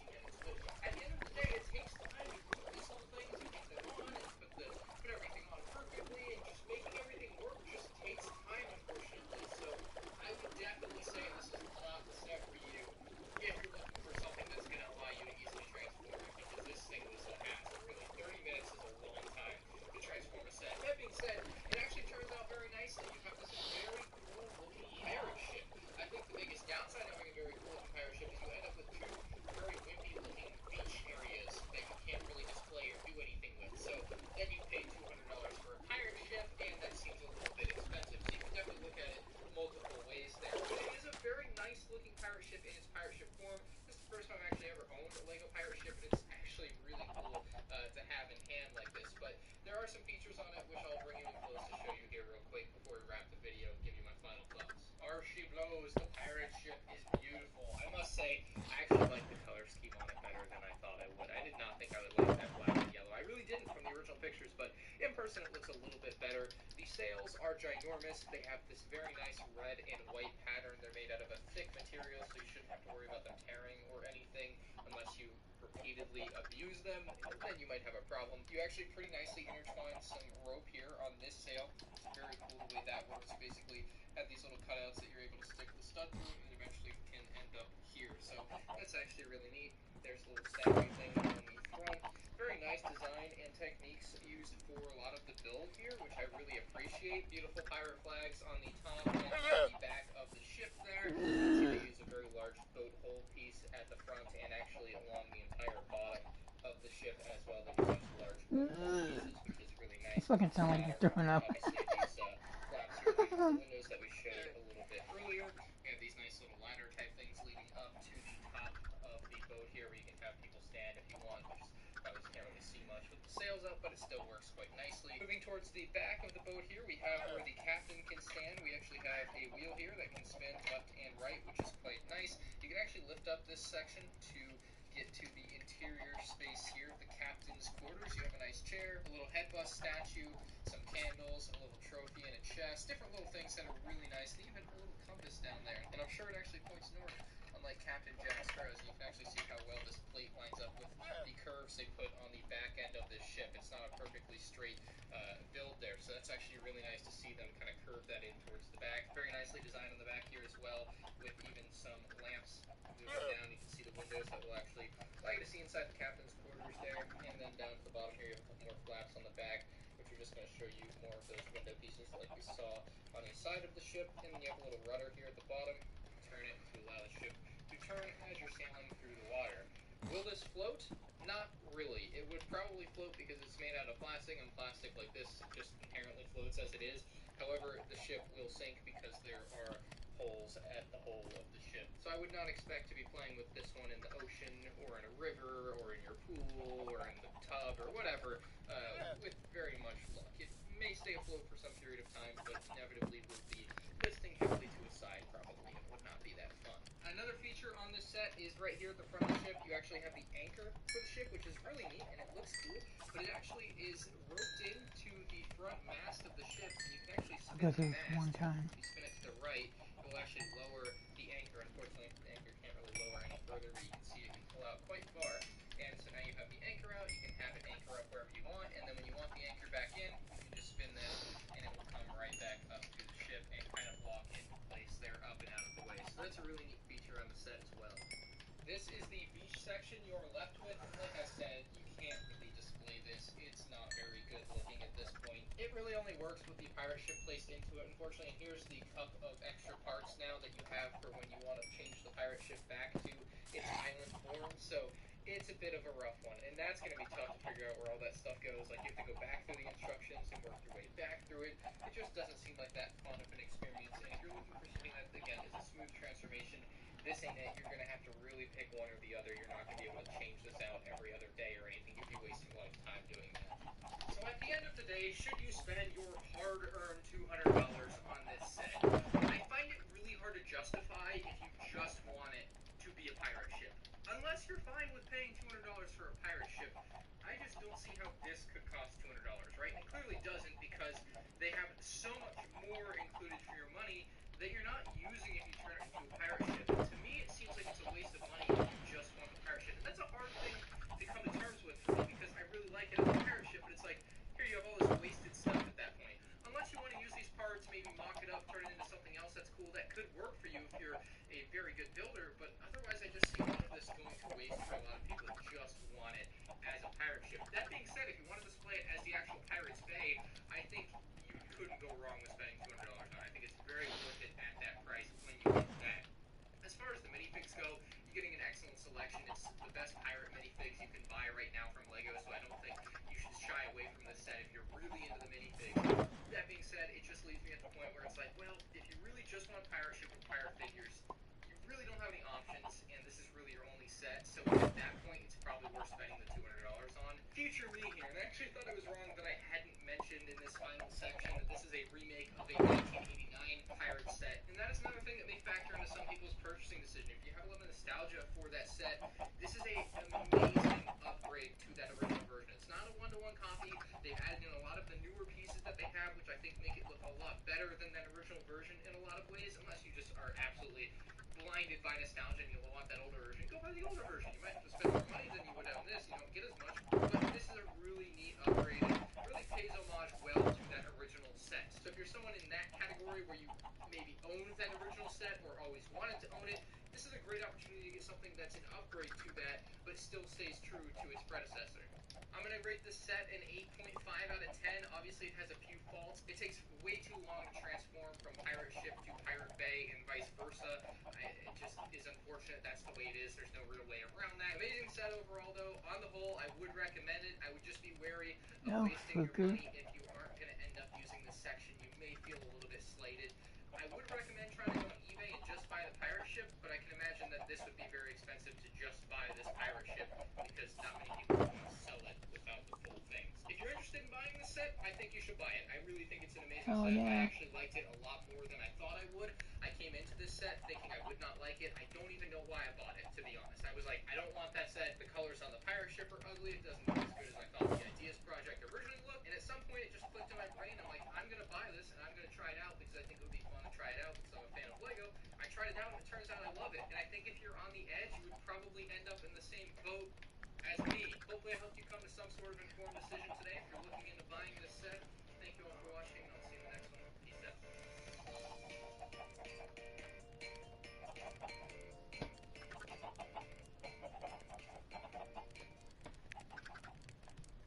Numbers of products if they're going to be trying to go into the mass market. So this is not a mass market product.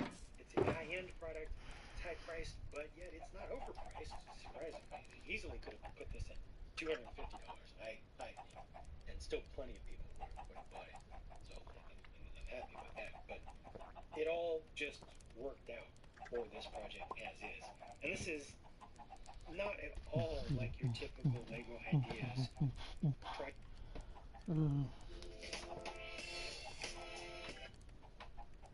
Thanks to a 5th Indiana numbers of products if they're going to be trying to go to the mass market. I like this. I already liked it. Numbers of products if they're going to be trying to go to the mass market. So this is not a mass market product. It's a high-end. Thanks to a 5th Indiana Jones movie in 2023, Lego Indiana Jones is back, and this is my review of the 77013 Escape from the Lost Tomb. It has 600 pieces and is supposed to cost $40. So in today's review, we'll find out if it's worth that price tag. Next to the original, the new set is a much larger and more detailed build. It's also more cohesive in its color scheme. Having not bright red snakes goes a long way, it seems. The statues also look much larger in the new one. Inside the box, you'll find 4 numbered bags, an instruction manual, and a sticker sheet. The set includes 4 minifigures with Marion, Indiana Jones, Sala, and a mummy. The first minifigure here is Indiana Jones. They have added the satchel onto this one because that's what Okay, I'm gonna have to make this shoe go somewhere else.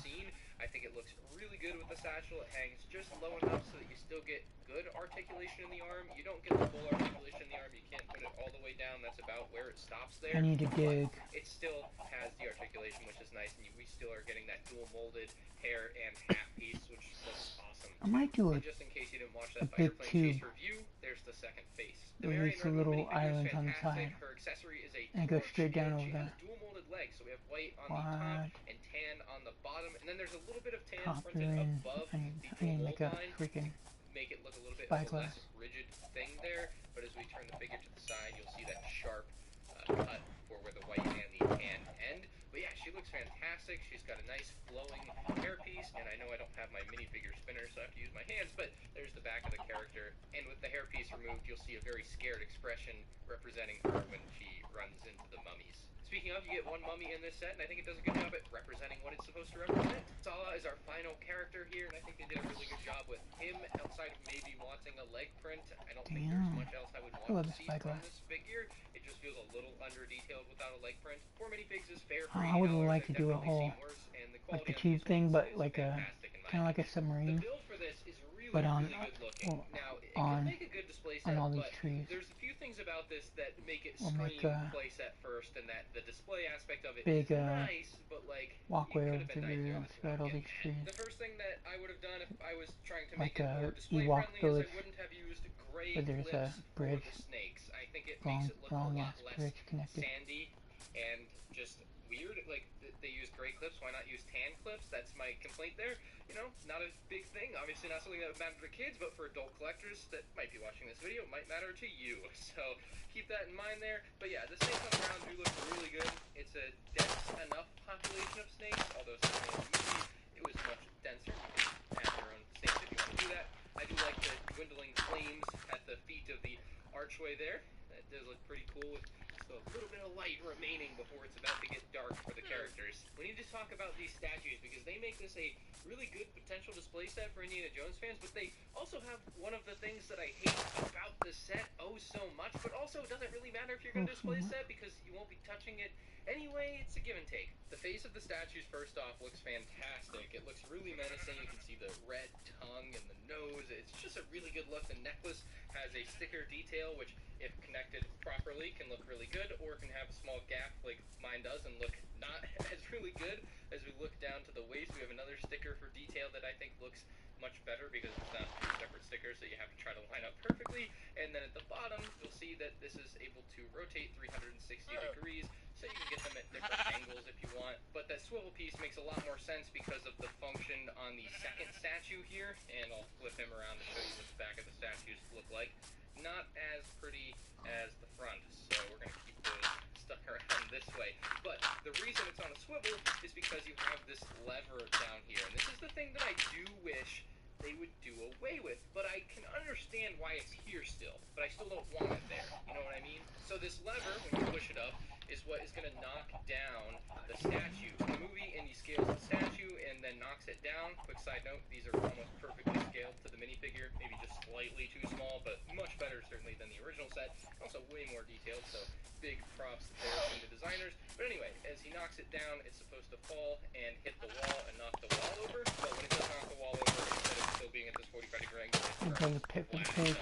that's kind of why I'm on this. You'll see that when I use the lever function to achieve that. But this is why I don't think the lever is necessary. So when you push the lever up, it will fall down, right? You can just do that. Just like that. You can see how it will fall flat like that, and it does look pretty good that it's flat, because otherwise it'd be like this, and I guess it would be awkward and not particularly realistic that a statue would be holding itself up like that. It probably crumpled and fell, right? So that's how they had it. But my use with this, what I've noticed is, the second you touch these statues, they're ready to fall. Like, they, or I guess Indy's probably weighing it down a little bit there, like, they're ready to go. Like, they want to fall down the second you touch them. And so I find the lever to be redundant and unnecessary, and it's something that doesn't look particularly pretty anyway. Like, everything's just popping out down here, when, if anything, it should just be hidden within the stand, and it's not. So I think they did a poor job disguising the play feature, but here's my understanding. Here's why I think it's the bad way that it is. The answer may shock you, and I think it's because kids are dumb. I just think that LEGO thinks you have to make the play function so clear and obvious that it just detracts from the look of the set. Like, otherwise, they might not think it's a play feature, and they might think it's a flaw with the set, but no, it's actually a play feature, and it's supposed to fall down. It's a good play feature, I just don't like the way it looks. The other thing I would have done too is add like a stud on top here, because the second you go to pick this set up, it falls down every time. I think I've got my point across on that, but on the back side here, you'll see a piece of rubber, and this is actually to dampen the ball on the wall that falls. So when the statue hits it, it falls. It just kind of dampens the fall, so it's not like gonna destroy your table. Having broke through that back wall, you can have your characters walk through like Marion here, and then when she gets about here, I have to put the thing with bank, chicken dust, bank, and yes, freaking I guess if you had her stand here, it can be in her face. Like, there's not really a whole lot to like get her to stand in a spot where the mummy would actually be right in her face, unless you put her on like green here, which I guess maybe is what you're supposed to do. But then the mummy can't really fall down all the way. I don't know, it's a bit weird of a feature, but it's cool that it's there, and I think it's something that would be fun for kids, and it's an additional thing for the value. Like, it's not a bad thing, it's just a little funky to work around. There is also a nice sticker detail underneath the area where the mummy is kept. The final section on the back is the snake dispenser, and it's another thing, much like the statue, that is easy to fall out when you go to move the set at all. Like, this thing is not held in there by anything, But it is pretty cool that you can just drop it down and a snake will fall into the tomb. Here it is from the other angle. You have one of the snakes coming out of the wall that Indy notices, and then, yeah, the snake can literally just fall into the pit. It's pretty cool. And that brings us to the final area of this playset, the Ark of the Covenant and the hieroglyphs on the wall. The big archway here has some artwork, and this is another thing where you have to be careful with your stickers. I know they make a 2x6 tile, so I'm not sure why they didn't use a 2x6 tile here and then one sticker piece. They use a 2x4 tile and a 2x2 tile. This is just classic Lego not making sense, honestly, here to me. They have the piece. They literally used it for the mummy piece back here, but they didn't use it for that. It doesn't make any sense I put to me 64 of them in here. separate pieces, and then you end up with split stickers that you have to, like, perfectly line up and take your time with. So another downside to this set, I suppose, on a pretty small scale. I had already taken some out, duh. Because R2-D2 and C-3PO have made an appearance again in a LEGO Indiana Jones set. It looks really cool there. I'm a huge fan of them having this detail from the movie there. It's actually in Indiana Jones, so it's nice to see them bring it into the set. It's kind of expected, but it's nice, and I love it, and obviously as a big Star Wars fan, it's cool to see that nod there. Then we have the Ark of the Covenant hidden within, and if we pull it out, you'll see there's really nothing special to it. They use the gold Lego colors, but then they don't go all the way. They use yellow for, like, the middle, and that's kind of lame to me. Just use gold all the way. But, yeah, it doesn't do anything. It just, this is it. It's this brick made of these pieces, and it looks decently good. Then there's even more art on the wall, including a couple of those scary yellow eyes peering through the darkness. But we also have some other nods. I believe this is a Space Police nod. Obviously not in the Indiana Jones movie, unlike R2-D2 and C-3PO. And this is a Bionicle nod here. So a couple of nice pieces on the art there that LEGO is able to include. Definitely something that many people, like R2-D2 and C-3PO. And this is a nod. Obviously not this, but we also have some other nods. I believe this is a Space Police nod, obviously not in the Indiana Jones movie, unlike R2-D2 and C-3PO, and this is a Bionicle nod here. So a couple of nice pieces on the art there that LEGO is able to include. Definitely something that many people would never notice, especially kids. They'll just never figure out that that's supposed to be a nod to something. But for the adult fans that are into this sort of stuff, like, that's a really fun thing to see in sets like this. And it's something I've kind of been doing in LEGO a lot in the last 4 or 5 years, and obviously we're seeing it continue here. And then above that on the wall, they just have a little bit more sticker detail, especially there, obviously, other than maybe the skull. But I think they did a great job giving the wall a realistic look with a few different colors in there, different cracks in the wall, the snakes peeking through the wall are even cooler, and the functionality of the wall, having a snake fall through the wall and having the wall fall down and into the escape room here is just fantastic. I feel like this is more or less, in LEGO's monopoly market of LEGO sets, a fair value compared to their other offerings. I need to check out his, Oh, did you already buy that? Wait, have I already seen that?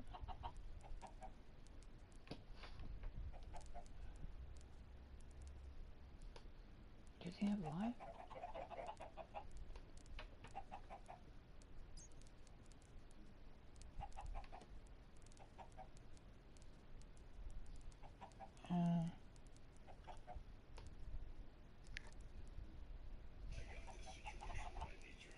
Oh, it's gonna be a badass fucking movie.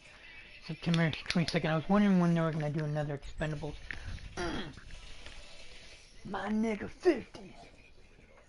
50 Cent. 50 Cent. Oh. Expendables forecast. I was gonna have him. According to MovieWeb, You the fourth fucking installment in idiot. the Expendables franchise is currently tracking to make an anemic $13 million to $18 million. Fucking retarded. Oh, Megan Fox, Tony Jaa, Randy Couture, Andy Garcia, Dolph Lundgren, 50 Cent, Arnold Schwarzenegger.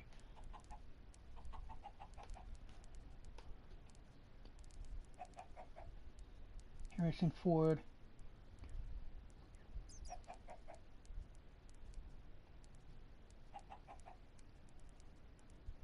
Jean-Claude Van Damme, Tony Banderas. Arnold Schwarzenegger's in there.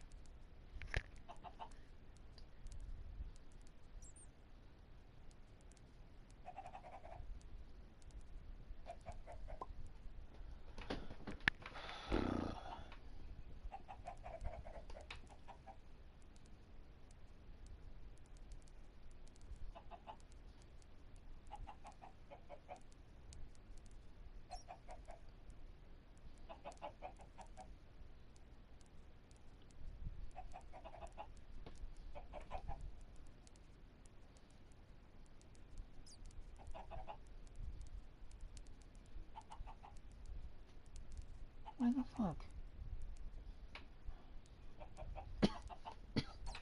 Hey everyone, Hoggard Productions here, and welcome to my review of this Lego building here, being brought the one on the right.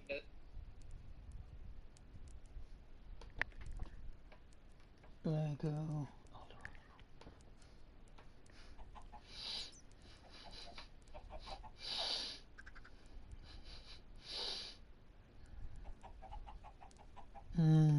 Just too good. Hello, Just Too Good here in the long-anticipated El Dorado Fortress remake, releasing July 4th, 2023, has been revealed by LEGO in some strange ways. Now, this was just randomly dropped on LEGO Shop at Home. Okay, I'll take it. Thanks for the reveal, LEGO. Should have been a press release, but okay. And this has a total of 2,509 pieces and retails for $215 in the United States. This set has a total of 8 minifigures, 9 if you count a skeleton, with 6 Imperial soldiers and 2 pirates, and also some other animals like a monkey, parrot, and so this is really the LEGO pirate set, which was all the way back from the first year of 1989, El Dorado Fortress, which is one of those holy grail sets I never able to get my hands on. I say that, but I do have a sealed Black Seas Barracuda, so maybe one day I'll get my hands on this. And I would always look at that set because of that amazing raised plate.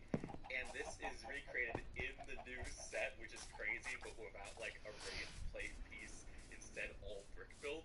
And the design of this has quite a modular feel, where you could rearrange this via Technic pin connections. There's so many ways to do that, but just look at the original set and then how quite a modular feel, where you could rearrange this via Technic pin connections. There's so many ways to do that, but just look at the original set and then how they have it around the front of the box. But you could have that section with the crane and the jail to have it displayed side by side, which I like that versatility as well. This gives me a lot of feelings of the Pirates Barracuda Bay set, which was a LEGO Ideas release from 2020, and that design was an updated idea on an older LEGO set, except that time it was the Black Seas Barracuda, which they made it into this play set. And this goes perfect side by side with the Pirates of Barracuda Bay. I would love. Now, instead of using castle wall pieces, this is all brick built individually, which gives it just a much more complex look and gives it an update to that piece count. So in many ways, this does have all the same volume of that original set. Again, with that raised plate recreated, instead of resorting to a lot of wall panel pieces, it seems like we just have Let me see where the built walls as well. I really love the translation here. It doesn't look overly detailed. It still captures the panel pieces. It seems like we just have a lot of brick built walls as well. I really love the translation here. It doesn't look overly detailed. It still captures the spirit of the original set. The biggest difference to me is that they have this ship right here. And this ship is the one from the Imperial Trading Post set from 1992. So there's another remake in this set, which is awesome. I love seeing that show up, which is a very cool design where it doesn't use a lot of larger wheel pieces. And it's kind of mid-sized compared to, say, the Caribbean Clipper, but it's awesome to see that recreated in this modern style. For some more details of the set, I love the roundness of the city, which is captured using some pieces. I love seeing that new additional people from LEGO City, which I haven't seen used so much. And then the minifigures actually have a really great selection.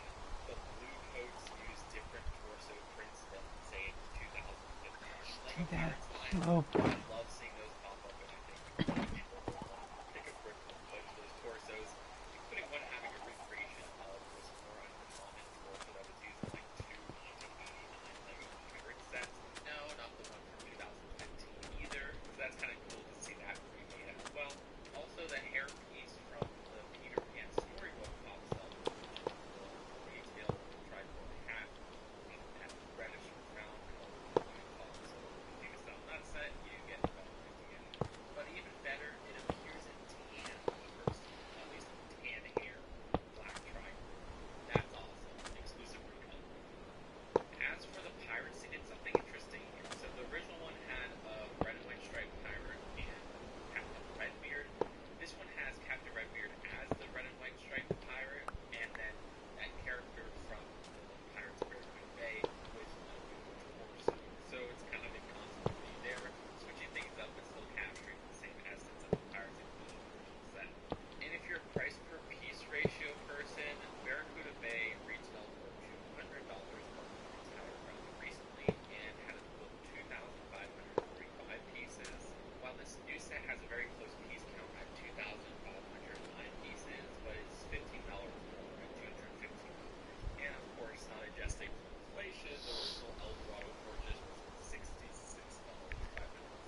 Trying to figure out how.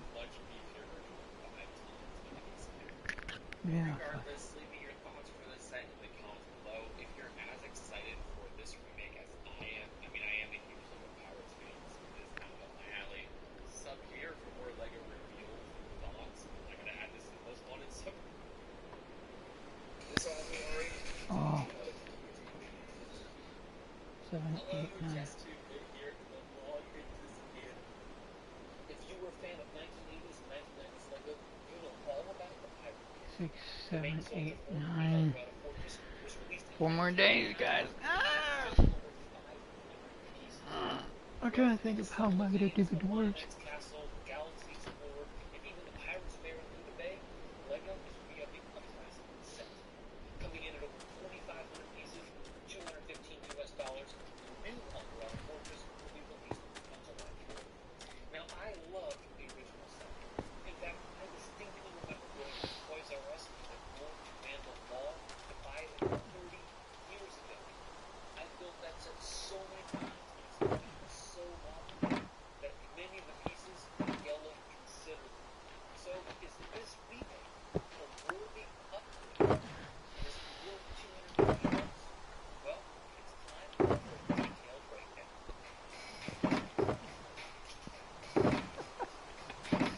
Lego gave us as many images as they normally do when they announce new 18+ sets, but we can still see the Lego in detail. The first thing that jumps out is that this set is similar in size and scale to the original. It has a 32 by 32 stud footprint, basically, a raised fortress that's bound yellow and white, and this set is similar in size and scale to the original. It has a 32 by 32 stud footprint, basically, a raised fortress that's bound yellow and white, and 8 minifigs. Now, if it's the case that it's the same size, how do you go from 500 pieces to 2,500? Well, the start of that answer is how they get the raised base plate. In the original, it was just a ramp and thick base plate. In the remake, everything is built.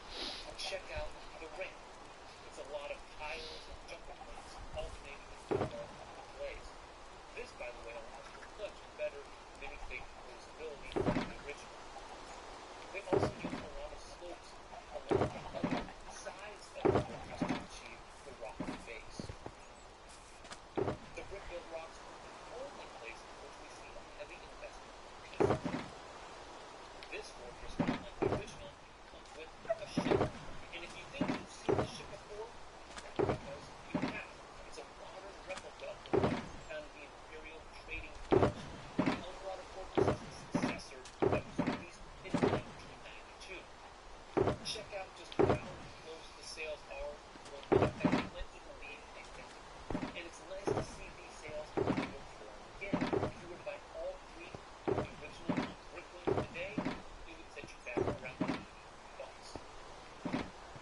Like the original ship, this one is entirely brick-built. It uses more sail techniques. For instance, the original ship uses 1x2 inverted slopes to build the railing. But this one uses 2 slopes affixed to jumper plates and 1x2 brackets.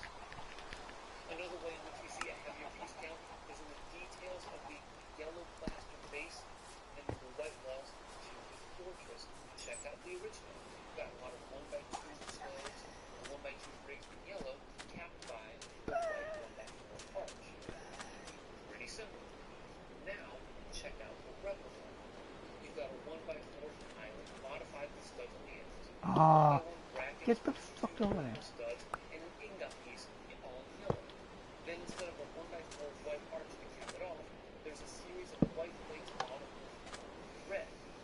Finally, note how each brick is finished with a tile or ingot piece, which were not present or necessarily available originally. Oh, you know what? Bottom line, these construction techniques in piece-intensive builds are definitely geared towards bulk and result in increased pieces overall.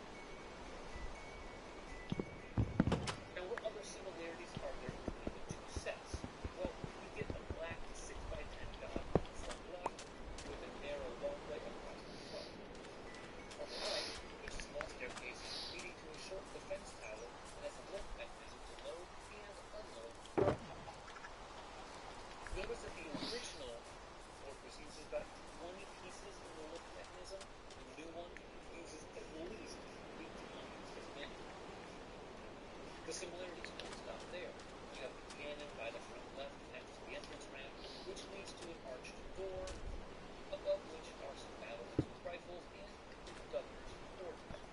The back right is a jail, again, consistent with the 1989 version. But there are some key differences in how they execute this set. First, the new version utilizes significantly less yellow than the original. Check out the cannon on the front. The supports were yellow in the original, but are now white. Whereas the small stairs on the right were yellow in the original, they're now black. The small tower is now white, and the same holds for the jail walls. Plus, there's a bit of dark red This is the jail. the effect of these color changes is that the set has more of a feel of We're gonna do oak, I think. Okay, so. rather than the original 1989, although of course the set is very much related to the 1989 set. Another difference is that Looks the like prefab wall panels.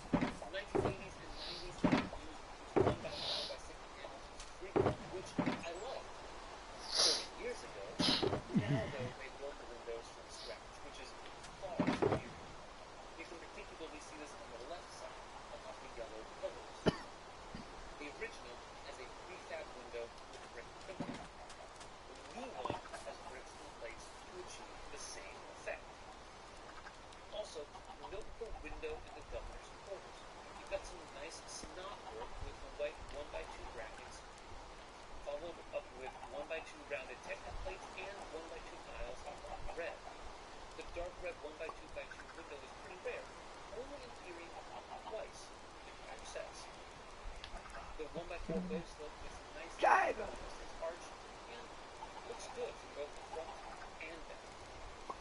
Still another difference, albeit smaller, is that there are ladders scattered throughout the set that allow the lunatics to actually access the different defense towers. Since we adults tend to have almost no imagination, it's nice to see that we don't have to teleport our minifigs from the ground to a battle. A subtle departure from the usual is the use of a water feature. Located under the prison, the water empties out into the ocean. From where it originates, I'm not too sure. Perhaps a spring under the rocks? Anyway, an important play feature that I spotted from the video on LEGO.com is the ability to drop a prisoner on the floor and open up a space. The new version is also much more homely than the original. There's a table with goblets and bowls, a larger storehouse with some supplies, and tasks. I gotta, The last difference I gotta go over I like here. is the minifigs. There's a more even male-female breakdown here than in the original, which had no female. Now we have a female lieutenant and a soldier along with a female pirate. The soldier forces are a splendid update, harking back to the original blue coats from 30 years ago, rather than the red coats from 2009. The governor's torso is wonderfully detailed with buttons and colors on it. There are also a number of interesting pieces in this set.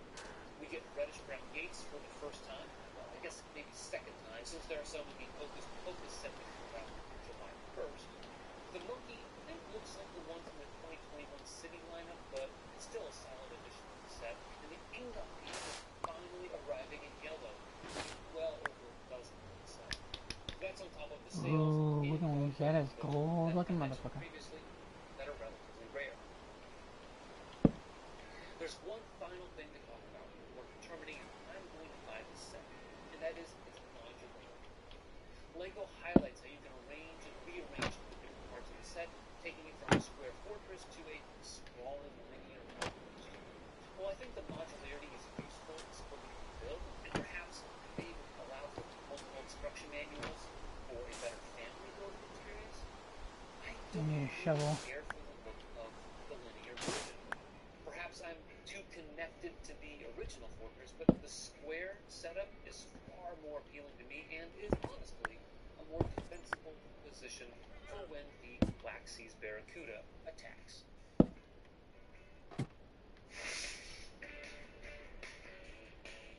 Okay, so am I buying this? Well, First, it's a solid value. $215 for 2,500 pieces is pretty good.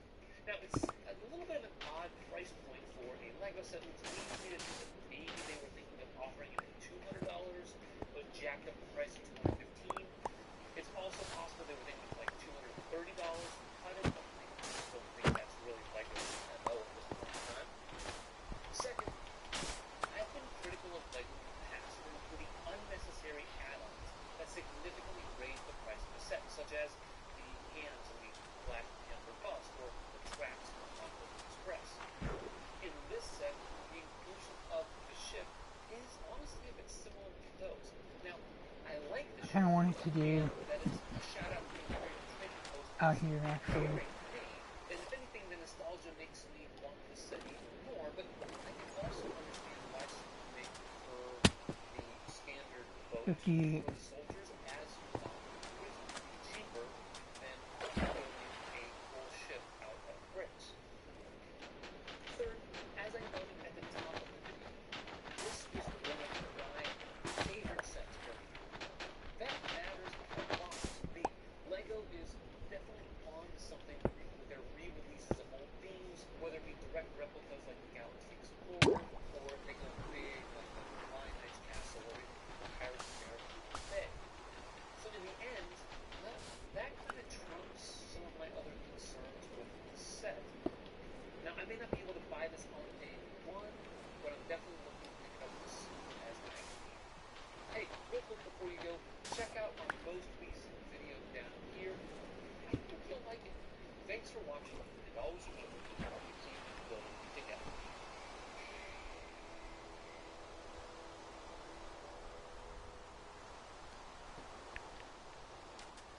Love the looks. It's July 4th, which means Lego has just released for VIP members the Eldorado Fortress. And here it is in all its glory with 2,509 pieces. The Eldorado Fortress set is massive. And there's actually box art. Look at this. Got all these people up here. Turn this around. Got like this pirate ship. Boy, am I so glad to see it.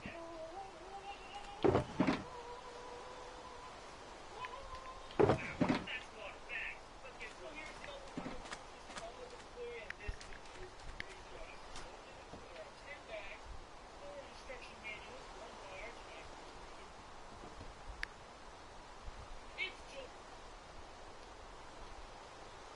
it's July 4th, which means Lego is a fort, and I don't think the box art does it.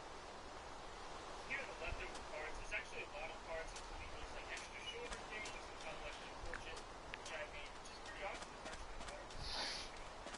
So let's talk about it. This is quite the fort, and I don't think the box art does it justice. I don't really show this portion in the back here very well, but yeah, this is actually an entire section, pretty big section back here, that isn't really shown on the box art. So, I mean, I was really happy, pleasantly surprised when I saw that. Yeah, this never ran this place, so, we did a lot of rock stuff, and then, of course, this bridge, they, put all this stuff on. They did actually put 8 of these things with the studs, so if you wanted to, you could actually fit every single figure on the bridge, I don't know, battling it out or something like that. But you have this dock right here. This fits your rowboat, so you can go right up there and get off. This kind of part over here is better for this kind of boat. Although I suppose you could try to do it on this lower section as well. But this set has multiple different layers of docks, so that's super awesome. This rowboat, by the way, is just kind of a basic rowboat. You got a couple benches in there, some oars, and the pirate flag.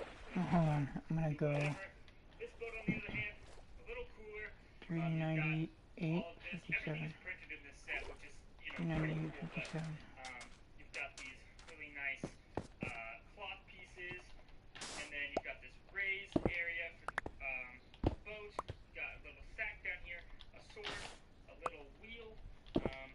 They have this girl on the box art driving the boat. So, that's that little lantern on the back, and this rudder, which you can actually use.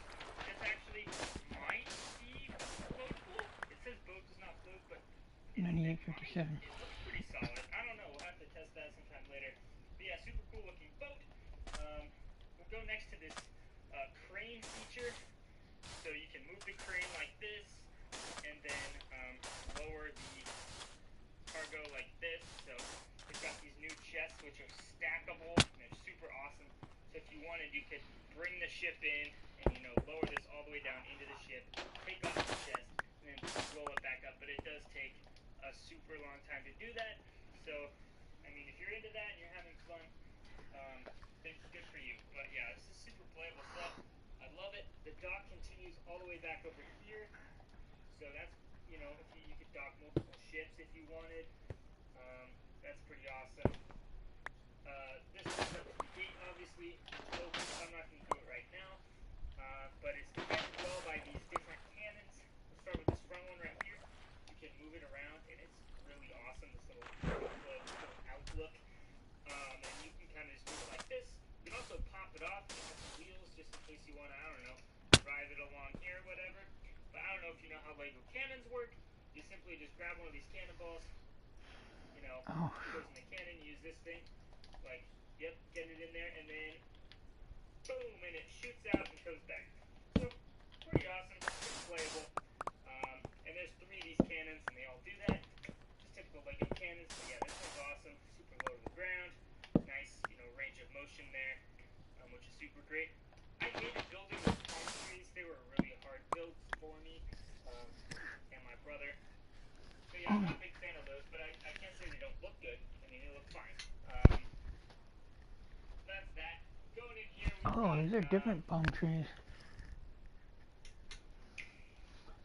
No, you didn't, bitch. Get the fuck out of here with the stupid ass ads. No, fuck you, idiots. It's July 4th, which means pretty nice. Of course, there's a crab. Can't forget about the crab. You can see a couple extra cannonballs and all sorts of random stuff. And then in here is the jail cell, which actually you can pop the top of this off and take a look on in the jail cell, as well as popping this off the side, which is pretty cool. There's more on that later. In the back, you see some more sandy areas, some more palm trees, so that's pretty nice. Of course, there's a crab. In the back here, there's our 3rd cannon, and take a look at the Admiral's office, which, if you go up here, has this cool door, which can open up, and then, you know, once it's open, your Admiral dude can go inside, and then, you know, once it's open, your Admiral dude can go inside, and then there's a map there, printed, like I said, everything's printed. It's got a big flag here, which is great. So yeah, you got a lot of different tower areas, and they look pretty good. You got the yellow, you got the white. It all looks pretty good. Now we're gonna take it apart, because there's definitely a way you have to take it apart. These 3 sections all pull this way, so it can be a bit rough at times. Take it apart, so I kind of feel like I'm breaking it. So there you go. Kind of just pulls apart like that, and then this pulls apart as well, and there's a whole bunch of stuff you can do with this, but as you can see, the back is got, everything's pretty much got rock work or something to make it look good, and here's a little crate with a little love letter or something, pretty nice, put that in there, and then down here, you've got another one of these beautiful porches, a crate, there's a monkey that's pretty cute, you can see all the different weapons racks in here. That's just awesome. There's so many muskets, it's crazy. And a better view of the table. This actually is the trapdoor though, so if you had a person here, you could actually move this, and it just falls and they would fall. Don't know why that is useful, unless maybe you're using this as like a dock, and the pirates are coming, and you can just like make them fall in the ocean. That's pretty cool. But yeah, I mean, it's a cool feature. I feel like it's sort of unnecessary, but I'm not going to complain about playability. I love playability. So that's all. I gotta find. Over here, you've got a broom. You've got a couple of random barrels. Down here, there's a little beer tap and another chest. I gotta go. So that's pretty cool. And then a 3rd chest. I gotta get some sponges. Which I believe is the Imperials. They can access that. Looks like you've got some cool bars and all sorts of other stuff like that. And then lastly, It'll be hidden. you've got the jail cell over here, which you know you can get into using a regular door. And actually,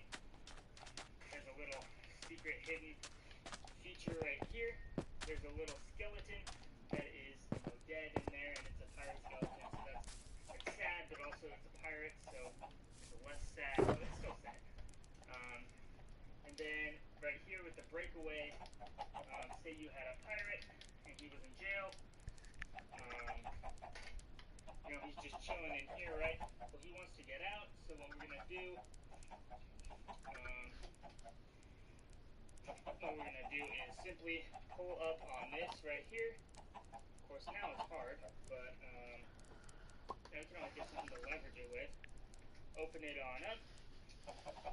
Get your pirate dude, have him jump on in, and if you're holding it at a normal angle, he'll come right out. So, you know, obviously I was at a bit of an angle, so the gravity wasn't able to do its work, but yeah, great play feature, classic Lego.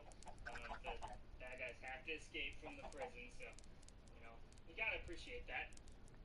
There's also another way to display this that Lego, you know, specifically says that you have to display this. So, here it is. You know, very drawn out. This is probably for, you know, your shelf display or something. And this really makes the set, you know, look like it's worth its full $250 price point, which probably should just be $200. But, yeah, pretty cool. And they actually specifically made this dock to not only be, you know, the middle where they're eating and everything,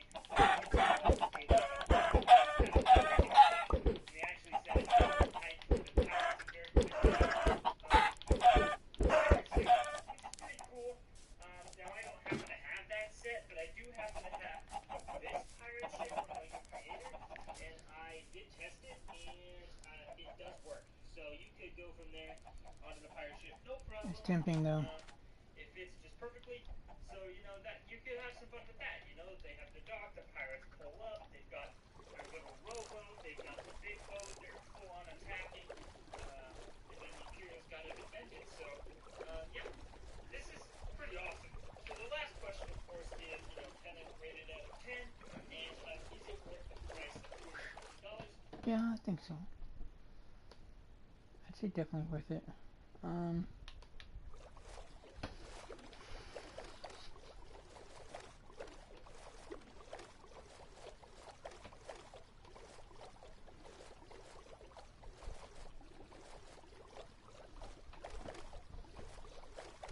September 10th. I would be shocked. 6 a.m. It's got to be here by tomorrow. I would be shocked.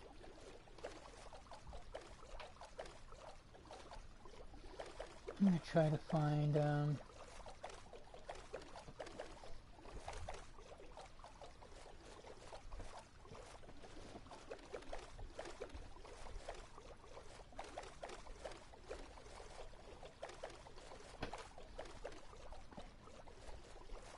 some is this a monument? Oh yes. Some, what do you call it? It's gonna be a pain in the ass too.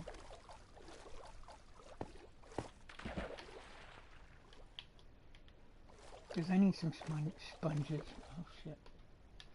So, let's say that, you know, its price of $250, obviously that's inflation, that extra 15, it should just be 200. So that's why I said it should just be 200, but I do think that it is a great set. It does, you know, Fuck it, I'm do a gonna very cheat. good job for the $215. I think it's a very big set. I think it's a great set. $215. Rate out of 10, I give it an 8. That's pretty good. So, yeah, I mean, I'm loving this set. It's great. First, happy 4th of July. And remember that these Imperial officers are, you know, modeled after the British, which, you know, we destroyed in the Revolutionary War. So, yeah, America, happy 4th of July, happy Independence Day. Hope you enjoyed this. I got an on-release day. Showing all of this, and you're seeing it the next day. So, for all you people watching on Wednesday, thank you so much. And I'll see you guys next one. Peace out.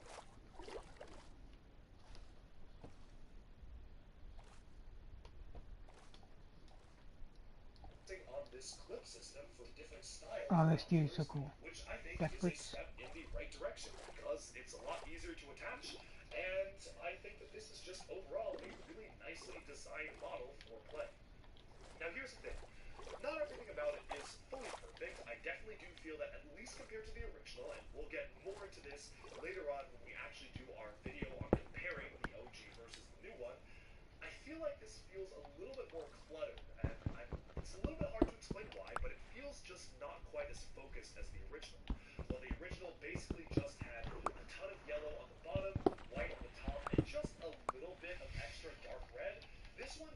try to scatter the dark red around the build itself, making it feel more realistic with the crumbling bricks, but also drawing your eye away from the color scheme and making it feel a little bit more than maybe it was supposed to. I could have used for just a little bit less dark red exposed bricks. I like the idea behind that, but I also feel like they maybe overdid it just a little too much for this particular set itself. Overall, though, that's really the only complaint I have. Like, I am struggling Your eyes are slanted. You're not supposed to talk like that. I might buy a second copy anyways, just because I want to be able to expand the fortress. I just don't have that many bad things to say about the set. I like the inclusion of the boat. A lot of people were saying that maybe they should not have included it and just used parts to either make the set cheaper or to make the set bigger. But I honestly disagree. I really like the inclusion of the boat. It ties it into the Pirates line in general, and this is really just only one pirate set releasing in 2023, so fans who actually want a boat can get a boat in this set as well. Lastly, I do want to talk a little bit about the price. So the price is $215. It comes with 2,509 pieces, which makes the price to part ratio pretty good. And overall, I actually think this is pretty good value. Sure, it feels more compact when it's all combined like this, but as we just saw, you can stretch it out into a large, massive fortress if you want to, and that's what really matters about this set. I really do like that you can do that with this build and really come up with your own configurations for how you want the modules to work out. 215 seems pretty fair to me, especially with a ton of new minifigures, which is the last thing we're going to take a look at right now, the minifigures themselves. So I'm going to go ahead and grab all of the minifigures from the set itself. It does come with a good selection, probably could have come with more, especially for a set the size of it. I would have loved to have it be packed full of all sorts of different soldiers, but I do like the minifigures that we did, but I do feel like the lineup is generally pretty good. For the most part, we mostly just get a focus on these brand new Imperial soldiers. A lot of them have backpacks just like the original, in fact using the same exact backpack mold. They're using the same hat mold. A lot of these are pretty much just the same as what we got in the original set, just with updated printing, of course, with the metallic printing, gold and silver on the torso, and nice new facial expressions. Some of them are using the dual molded pirates hat and hair combo piece, which was introduced for some of the female pirates, which is really nice that they're utilizing it for these admirals as well. This gives you a good look at the back of the torso. It's nothing super fancy, but I just like the way it's done. And I especially like some of the minifigure head prints used, like this one with the mustache, because they feel suitably to the era. They feel suitable to the era for LEGO Pirates. The same can go here, where you can see a good mix between male and female Imperial soldiers. I like the diversity included in the set of different types of genders and different characters as well, so I think it's really cool to be able to get so many different types of minifigures, although admittedly they are basically all identical, and the one thing that is a bit unfortunate is that the white printing on the blue is, yet again, just not that crisp. Let me check something real quick. Between what white is supposed to look like with the white plastic pants and the white printed on the blue here, it's just really faded, and it's an issue that LEGO has been having for the last few years now. I don't know if they're ever going to really address or fix that. Some minifigs are better than others, and these ones, it definitely feels like, well, it's supposed to be white, but it really isn't that white compared to the actual white pants. My favorite minifigure of the set is the Governor or Admiral right here. He has a brand new print for the hat here. It is actually molded in white, which is really interesting how we get a white hat with just a black print on it. We got this exact similar style of minifigure in the original Eldorado Fortress. Oh, here we go, fucking finally. So I really do appreciate how they've done something very similar for this, but even up the detail even more. You can see a great flower design on the side of the hat itself, and he does have an exclusive specialized torso print where you can see a more regal stance for this Admiral or Governor right here. Now the pirates themselves are basically unchanged from the Pirates of the Barracuda base set. This head is actually from the 2015 Pirates line, so this one is nothing super special, but I guess it's just kind of a standard pirate. This one right here is sporting some additional detail as well as a nice torso for the Get the female fuck pirate over there, you skull on the front there, cock. which I do really like. Overall, though, nothing super fancy going on with the pirates themselves, but they aren't the focus of the set. Do I wish that they included more variations of minifigures, or maybe even more different types of minifigures? How I love him. We could have used some of that. The minifigures we do get make a lot of sense. The set isn't really focused on minifigs after all. It's really mostly focused on just being able to be a good build for presenting, a good build for display, and that's one thing I just really appreciate Piece of about it. shit Is when you that stop do that. so much Die, set bug. itself. It is fully modular, so you can really play around with it and come up with your own configurations for how you want it to be set up.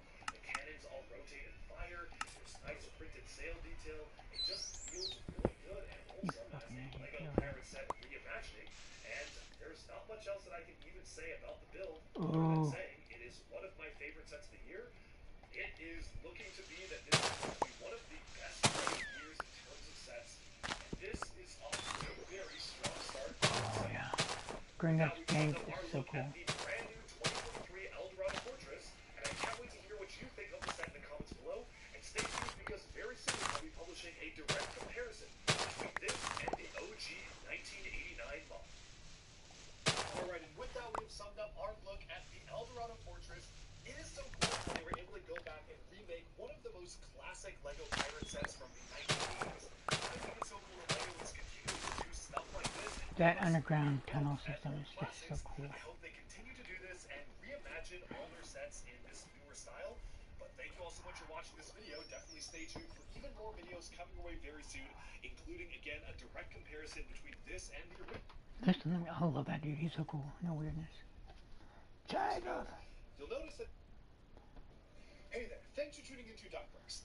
This is the brand I was new waiting for Lego that fucker to Eldorado fall down Fortress. the stairs. However, this is actually a remake of an old classic Lego set from 1989, also called Eldorado Fortress, which is one of the most beloved Lego pirate sets ever. Featuring a raised baseplate and a ton of classic designs, that original Eldorado Fortress is one of the most memorable pirate sets Lego ever released. And now in 2023, we are getting a full-on remake. But here for this video, we're going to be doing a direct comparison where you can see the original model from 1989, as well as the Imperial Trading Outpost from 1992, because the boat from the Imperial Trading Outpost has been reimagined and added into this set as well. So I really like how this is kind of a blend of both of the classic models. Yes. So let's go ahead and jump right into the direct comparisons between the 2023 version and the 1989 version. Of course, I have already put out a full review of the set, so do go check that out if you want to see the full review. But right now, we're going to be doing a comparison, showcasing what changed, what stayed the same, and which one is better. Let's go right now. The new one, but the old one's pretty cool though. Don't even get me wrong. So here are the two Eldorado Fortresses. This is set number 6276 Eldorado Fortress. It released in 1989 and retailed for $66 US, which translates to around $161.47 today. Note that this boat did not come in the original Eldorado Fortress set. Instead, it had two rowboats, whereas this boat actually comes from the Imperial Trading Post set, which came out a few years later. So I've basically taken two sets and combined them into fucking one Mojang because that's pussies. exactly what they did Those for are this cunts. This Fucking is the retards. remake of the Eldorado Fortress. Retards. Set number 10320. It retails for 190 British pounds, $215 US, 215 euros, and comes with 2,509 pieces, as opposed to the simple 506 pieces of the original game, which means that the new set is pretty much 4 times the pieces for around $40 to $50 more in today's money, which I think is a pretty good deal. Now, I want to start off by taking a look at the comparison between the two boats, because I think that's simplest to take a look at. One last thing I do want to note, though, is that the minifigure selections for each of these sets is practically identical. The original set came with 8 minifigures. Unfortunately, I don't have them all on the building right now because I have them on display on my minifigure wall collection, but it came with an admiral, a lieutenant, 4 officers, and 2 pirates. Puts a bit wider.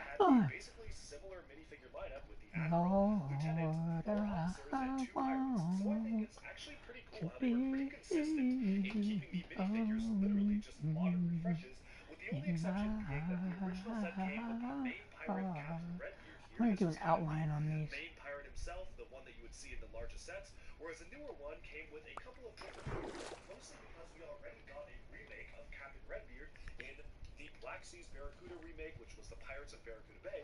So this time they decided to give us a couple of different variations of pirates, just because we had already gotten the main pirate in the other set. Now, moving onwards, we can take a look first at the two boats themselves. This is really, really cool. First of all, these boats are not even from the original Eldorado Fortress set. Again, this one came in the Imperial Trading Post, which is kind of the successor to the Eldorado Fortress. But I, for one, really like they included the boat in the newer set because, again, you don't have multiple pirate sets on shelves. So if you want to get a pirate-like boat or even just an Imperial vessel, you can just get it in this set as well. Now, the design of the boat, aesthetically speaking, is remarkably similar, right down to the decal on the sail itself being pretty much a one-to-one recreation of the original, just with updated, more crisp printing, a few more details added on to the lines of the anchors, which you can also see in some of the other flags. They do a similar visual update for the style, but for the most part, this is pretty identical to this, right down to some of the same exact pieces being used many, many years later, which is honestly just really cool and impressive to see some of these pieces still being in circulation. Now, one thing that I really like about the newer set is that obviously you're using much more advanced building techniques. I talked about this a lot in my individual review, but you're utilizing these nice curved elements that were introduced for some of the Creator 18 Plus Icons cars to really get a nice curvature for the bottom of the boat itself. Obviously, the OG one just used a couple of prefab, pre-molded pieces, which totally worked for its time, but this just The feels so rounded much more circular advanced. parts. The same goes for the side detailing. Here we have kind of these four black pillars being utilized with studs on the side building techniques, whereas all of these, just using the three pillars, use just basically standard bricks going up and down, and despite their general form factor being very, very similar, these two builds are completely different in execution, and it's honestly so impressive to see just how much LEGO has changed over the years. Hold on, guys. I think, honestly, this is a really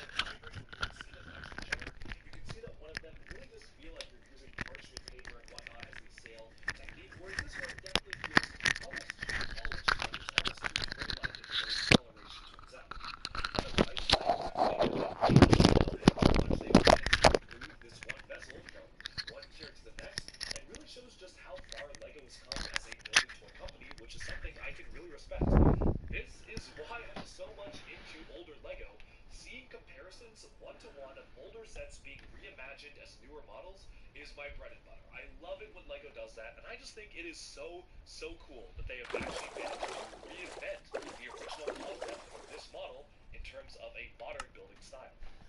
Moving onwards from these builds, though, we can move on to the main fortress itself. I do just want to quickly showcase one thing I did find quite nice is that these builds are so identical to the extent that even the rudder is a bright Fucking red idiot, color, get just over like there. the original. Fags. Even got the lantern built Because they're using very stupid. similar techniques. I just like how close they kept this to the OG design. Setting this aside, though, we can take a look at the Motion's main a fucking fortresses idiot. themselves, which of course is really the main focus I'm of gonna this beat your showcase. fucking ass, get Now, over if there. you have seen my review of Fucking the main retards. new El Dorado Fortress, the review that I published just yesterday, so I just had this published a few hours ago, you'll notice that it's modular. But for all same intents and fucking purposes one. for this comparison, I'm going to mostly be focusing on the build in its current configuration because I really want to do just a one-to-one comparison in this regard. So first of all, as you can see, the original uses a molded base plate. Oh, we'll have This to is a do really something here. specialized piece that LEGO pretty much never has used since a lot of the olden times. The last one that we got was for Pharaoh's Quest in 2011, and it's really nice. There's a lot of nostalgia behind this, and it makes building really easy, where you literally have a platform with printed detail that you could actually use to just start building. It makes the building process really simple, really fun, and makes it that most of the set is already pre-made beforehand, so you can actually go ahead and use this as a base to build on. I like how this is obviously on a square, so you can use this alongside other molded base plates, and there's just so much vintage charm to this amazing molded base plate. I have nothing bad to say about it, other than the fact that, well, the thing is, it is one single base plate, and I think if there's one thing that the brand new set has showcased, it's that when you move outside of just the square footprint of the base plate, you can accomplish a lot more interesting things, especially when we get to the modularity aspect. Now, taking a look at how this model actually looks like in terms of the front to back comparisons, I definitely do feel like the original set does feel a little bit more clean in its aesthetics. Don't get me wrong, I love the way that the newer set looks, and it really is absolutely improved visually, but there's something just very striking about the very heavy emphasis on yellow being used on the older set. You have very clear borders of yellow snaking around. You definitely have some even yellow walls going up, and really the color scheme is predominantly yellow, white, with just a little bit of a hint of the red brick showcasing through, which kind of adds to the more deteriorated and aged nature of the building itself, showcasing that sometimes the bricks are breaking through. For the newer set, they have taken that concept of the red bricks being showcased through the walls of the building, but pushed it to a level that honestly I feel like maybe is a little bit too much and just makes the set feel just a little bit cluttered compared to the original, where predominantly you mostly just had yellow, white, and just a hint of red. Really the only red that you can see in front of here and here for the window. Here they really push it to showcase that the brickwork is kind of weathered and beaten down over time, so you have different hints of dark red bricks scattered all throughout the model, which I think is a nice touch, but I feel like they went almost too overboard with the front, where if they just removed a little bit of it, then it maybe would have felt a lot cleaner than it does right now. Still, that being said, you cannot deny that the amount of detail that has been added to the new set compared to the original is absolutely phenomenal. You have a full-on rounded defense cannon right here for this kind of application. Here, that was kind of what they were going for, but obviously using the bricks of its time, it feels very blocky. It feels very much like it is fixed in terms of the way that it's set up. So I definitely do see that this has improved so much over time, which is so impressive to see. Rotating this around, you can also notice that a lot of this has been kept very, very similar. These are very close in terms of design. You have the ramp up, except this time it's fully brick built, so you can actually pose minifigures on it, which is really nice. I like how the new version actually does have this bit of the sand island detailing, which kind of peeks out from underneath, which is a really nice added touch. And I also like how they've basically taken these vintage classic wall panel pieces, which were printed to show the brickwork, and just done it via a brick built manner. Get Sure, the the fuck dark over red there, is you maybe piece a of little bit shit. too much, but I definitely really appreciate how they were able to achieve basically the same effect, but actually have it be built out of bricks. Now, one big difference here is that you can see that this passageway is kind of fully open up, and that adds on to the modularity aspect, where if you take off the back element, you can kind of put it on this side to allow this to be one continuous passage, which is really nice. I also like how they've managed to even include the sideways mounted door just being fully brick built, which is really nice to see. And even the placement of the flag is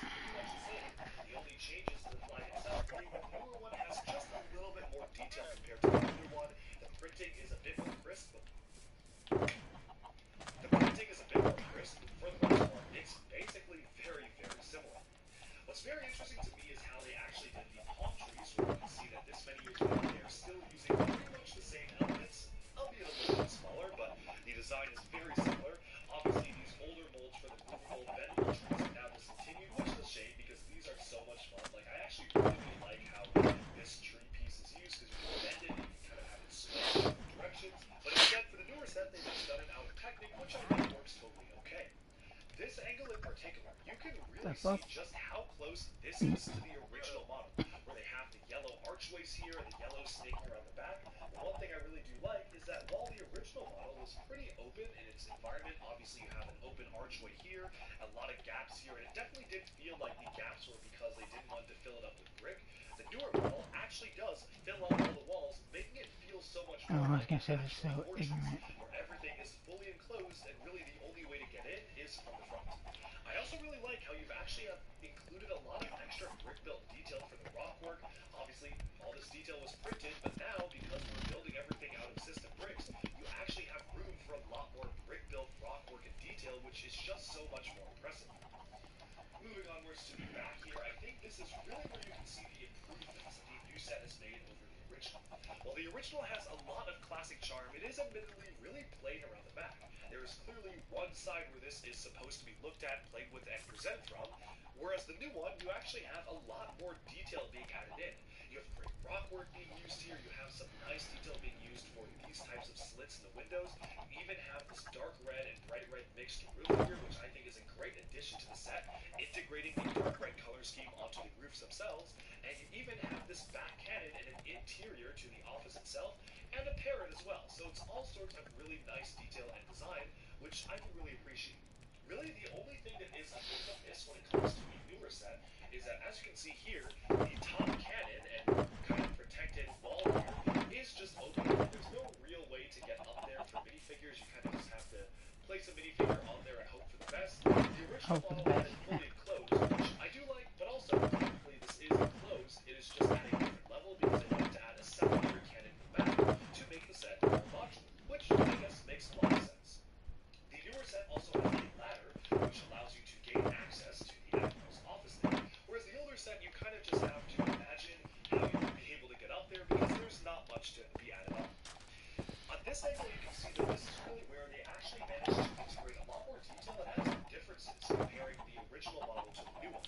Whereas the original had a very predominantly yellow color scheme, a lot of the brickwork here is yellow, they decided to do it a little bit more balanced in the new one, which I think makes a lot more sense realistically speaking, but also does hurt the color scheme a little bit because when I think of the El Dorado Fortress, I think, oh, it's like golden, it's gleaming, I think of the strong yellow and white color scheme of the original, whereas this one, the yellow is more of a secondary color. It's not as prominent as it was in the original model.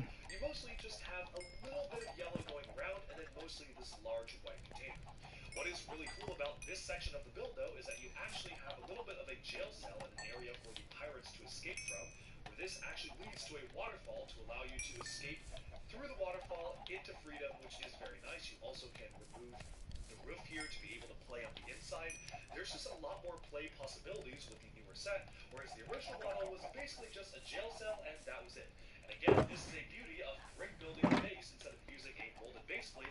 It's that you can do stuff like this and integrate new play features by allowing your pirate captives to escape, and also add much more unique rock work going on. Okay, I'm going to sleep. Moving on to this angle here, I think one of my favorite parts about the newer set is how they handled some of the older prefab pieces, which they initially were using for stuff like castle walls, whereas here you get the That the same trees would exact be kind of different. angular sculpture of two angles. Like, comment, subscribe. I'll catch you guys in the next video. Thank you for watching. Peace. Is actually really well done. See ya. Where you have